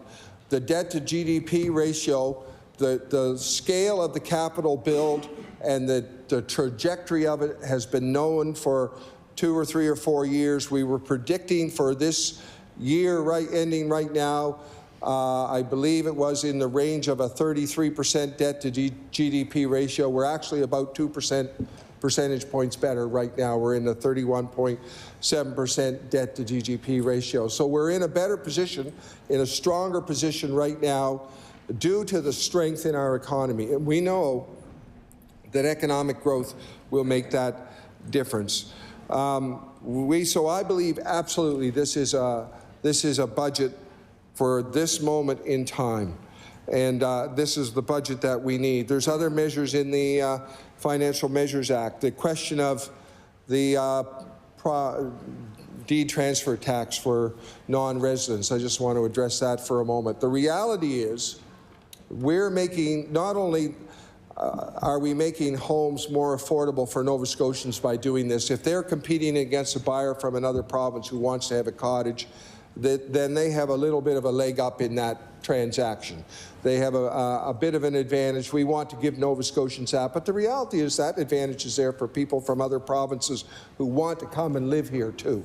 So if you're living in Ontario or Quebec, any of the provinces, and you say, I'm moving to Nova Scotia because there's better opportunity, a better job here, that non-resident deed transfer tax will advantage you too because you don't pay it. You can come and move here, and as long as you becoming a resident within 6 months, that means that house was 10% more affordable for you than for someone who wanted it for a cottage.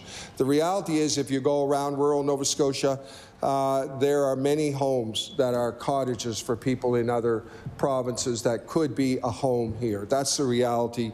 So we want to provide the opportunity for Nova Scotians. We've had a housing crisis. We've heard lots about it. We continue to hear lots about the housing crisis in question period. This housing crisis is right straight across our province. It's in every community in our province, as the report we received about a year and a half ago told us. It's in every single community, and in all of these communities in rural Nova Scotia in particular, we know people buy homes for cottages because they're very affordable. The homes have been in the $60,000, $70,000, $80,000 range for a long time. Now they're more expensive, but they become very hard for our own residents to buy when a home that's sold for $70,000 4 or 5 years ago is now in the $200,000 or $300,000 range. It's a tough purchase, but even then, that's still vis-a-vis Ontario and some other jurisdictions in Canada a great buy.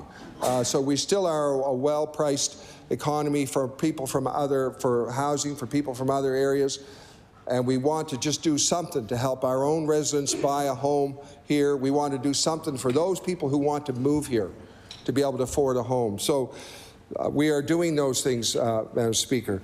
The member from Halifax, Citadel, Sable Island brought up a number of issues. I just want to say that we know Nova Scotia Loyal is a good program, and we are going to support that program. And as a small business owner my whole life, working in the Atlantic region, really, our business was doing distribution within the Atlantic region, but in Nova Scotia, every small business starts local. And if we can give those local small businesses a leg up through the Nova Scotia Loyal program, we will. Does that mean we don't want to do business with Ontario? Absolutely not. We want to have our producers be able to sell in Ontario. We want Ontario producers to be able to sell here. We know that if we can make, I'm sounding a little bit hoarse, I guess, getting that hint. local. Age, buddy. That's age. We know that we want to encourage that. Every business starts small, and a small business will always be most competitive right in its own local area, right in its own region. So any small business starting that we can help here through the Nova Scotia Loyal Program to get a leg up, to get going, is one that could grow to become a business that does business in Ontario, Quebec, PEI, New Brunswick, Newfoundland, and maybe someday even in the United States. We know that every small business starts local and is most competitive local, and the Nova Scotia Loyal Program will give those businesses a leg up, and I'm very proud of the minister working on that and what we are doing there. So we have, with that, Madam Speaker, I will say that I believe this is the budget that we need right now for our province. This will stimulate our economy. It will, it will put lunches in schools for thousands more of our children. And for that reason alone, I hope that all members of this House will vote for that school lunch food program. With that, Madam Speaker, I move to close second reading on Bill 68. The motion is to close second reading on Bill 68, the Financial Measures Act. Would all those in favor of the motion please say aye? Aye. Contrary-minded, nay. The motion is carried. Bill 68, an act respecting certain financial and other government measures. Ordered that the bill be referred to Standing Committee on Public Bills. I recognize the Honourable Government Host Leader. Thank you, Madam Speaker. This concludes the government business for today. I move that the House now do rise again, March 7th, between the hours of 9 a.m. and 6 p.m. Following the daily routine government business will include a committee of the whole on supply. The motion is that the House rise to meet again on Friday, March 7th, between the hours of 9 a.m. and 6 p.m. Would all those in favor of the motion please say aye? Contrary-minded, nay. The motion is carried. We stand adjourned until Friday, March 7th.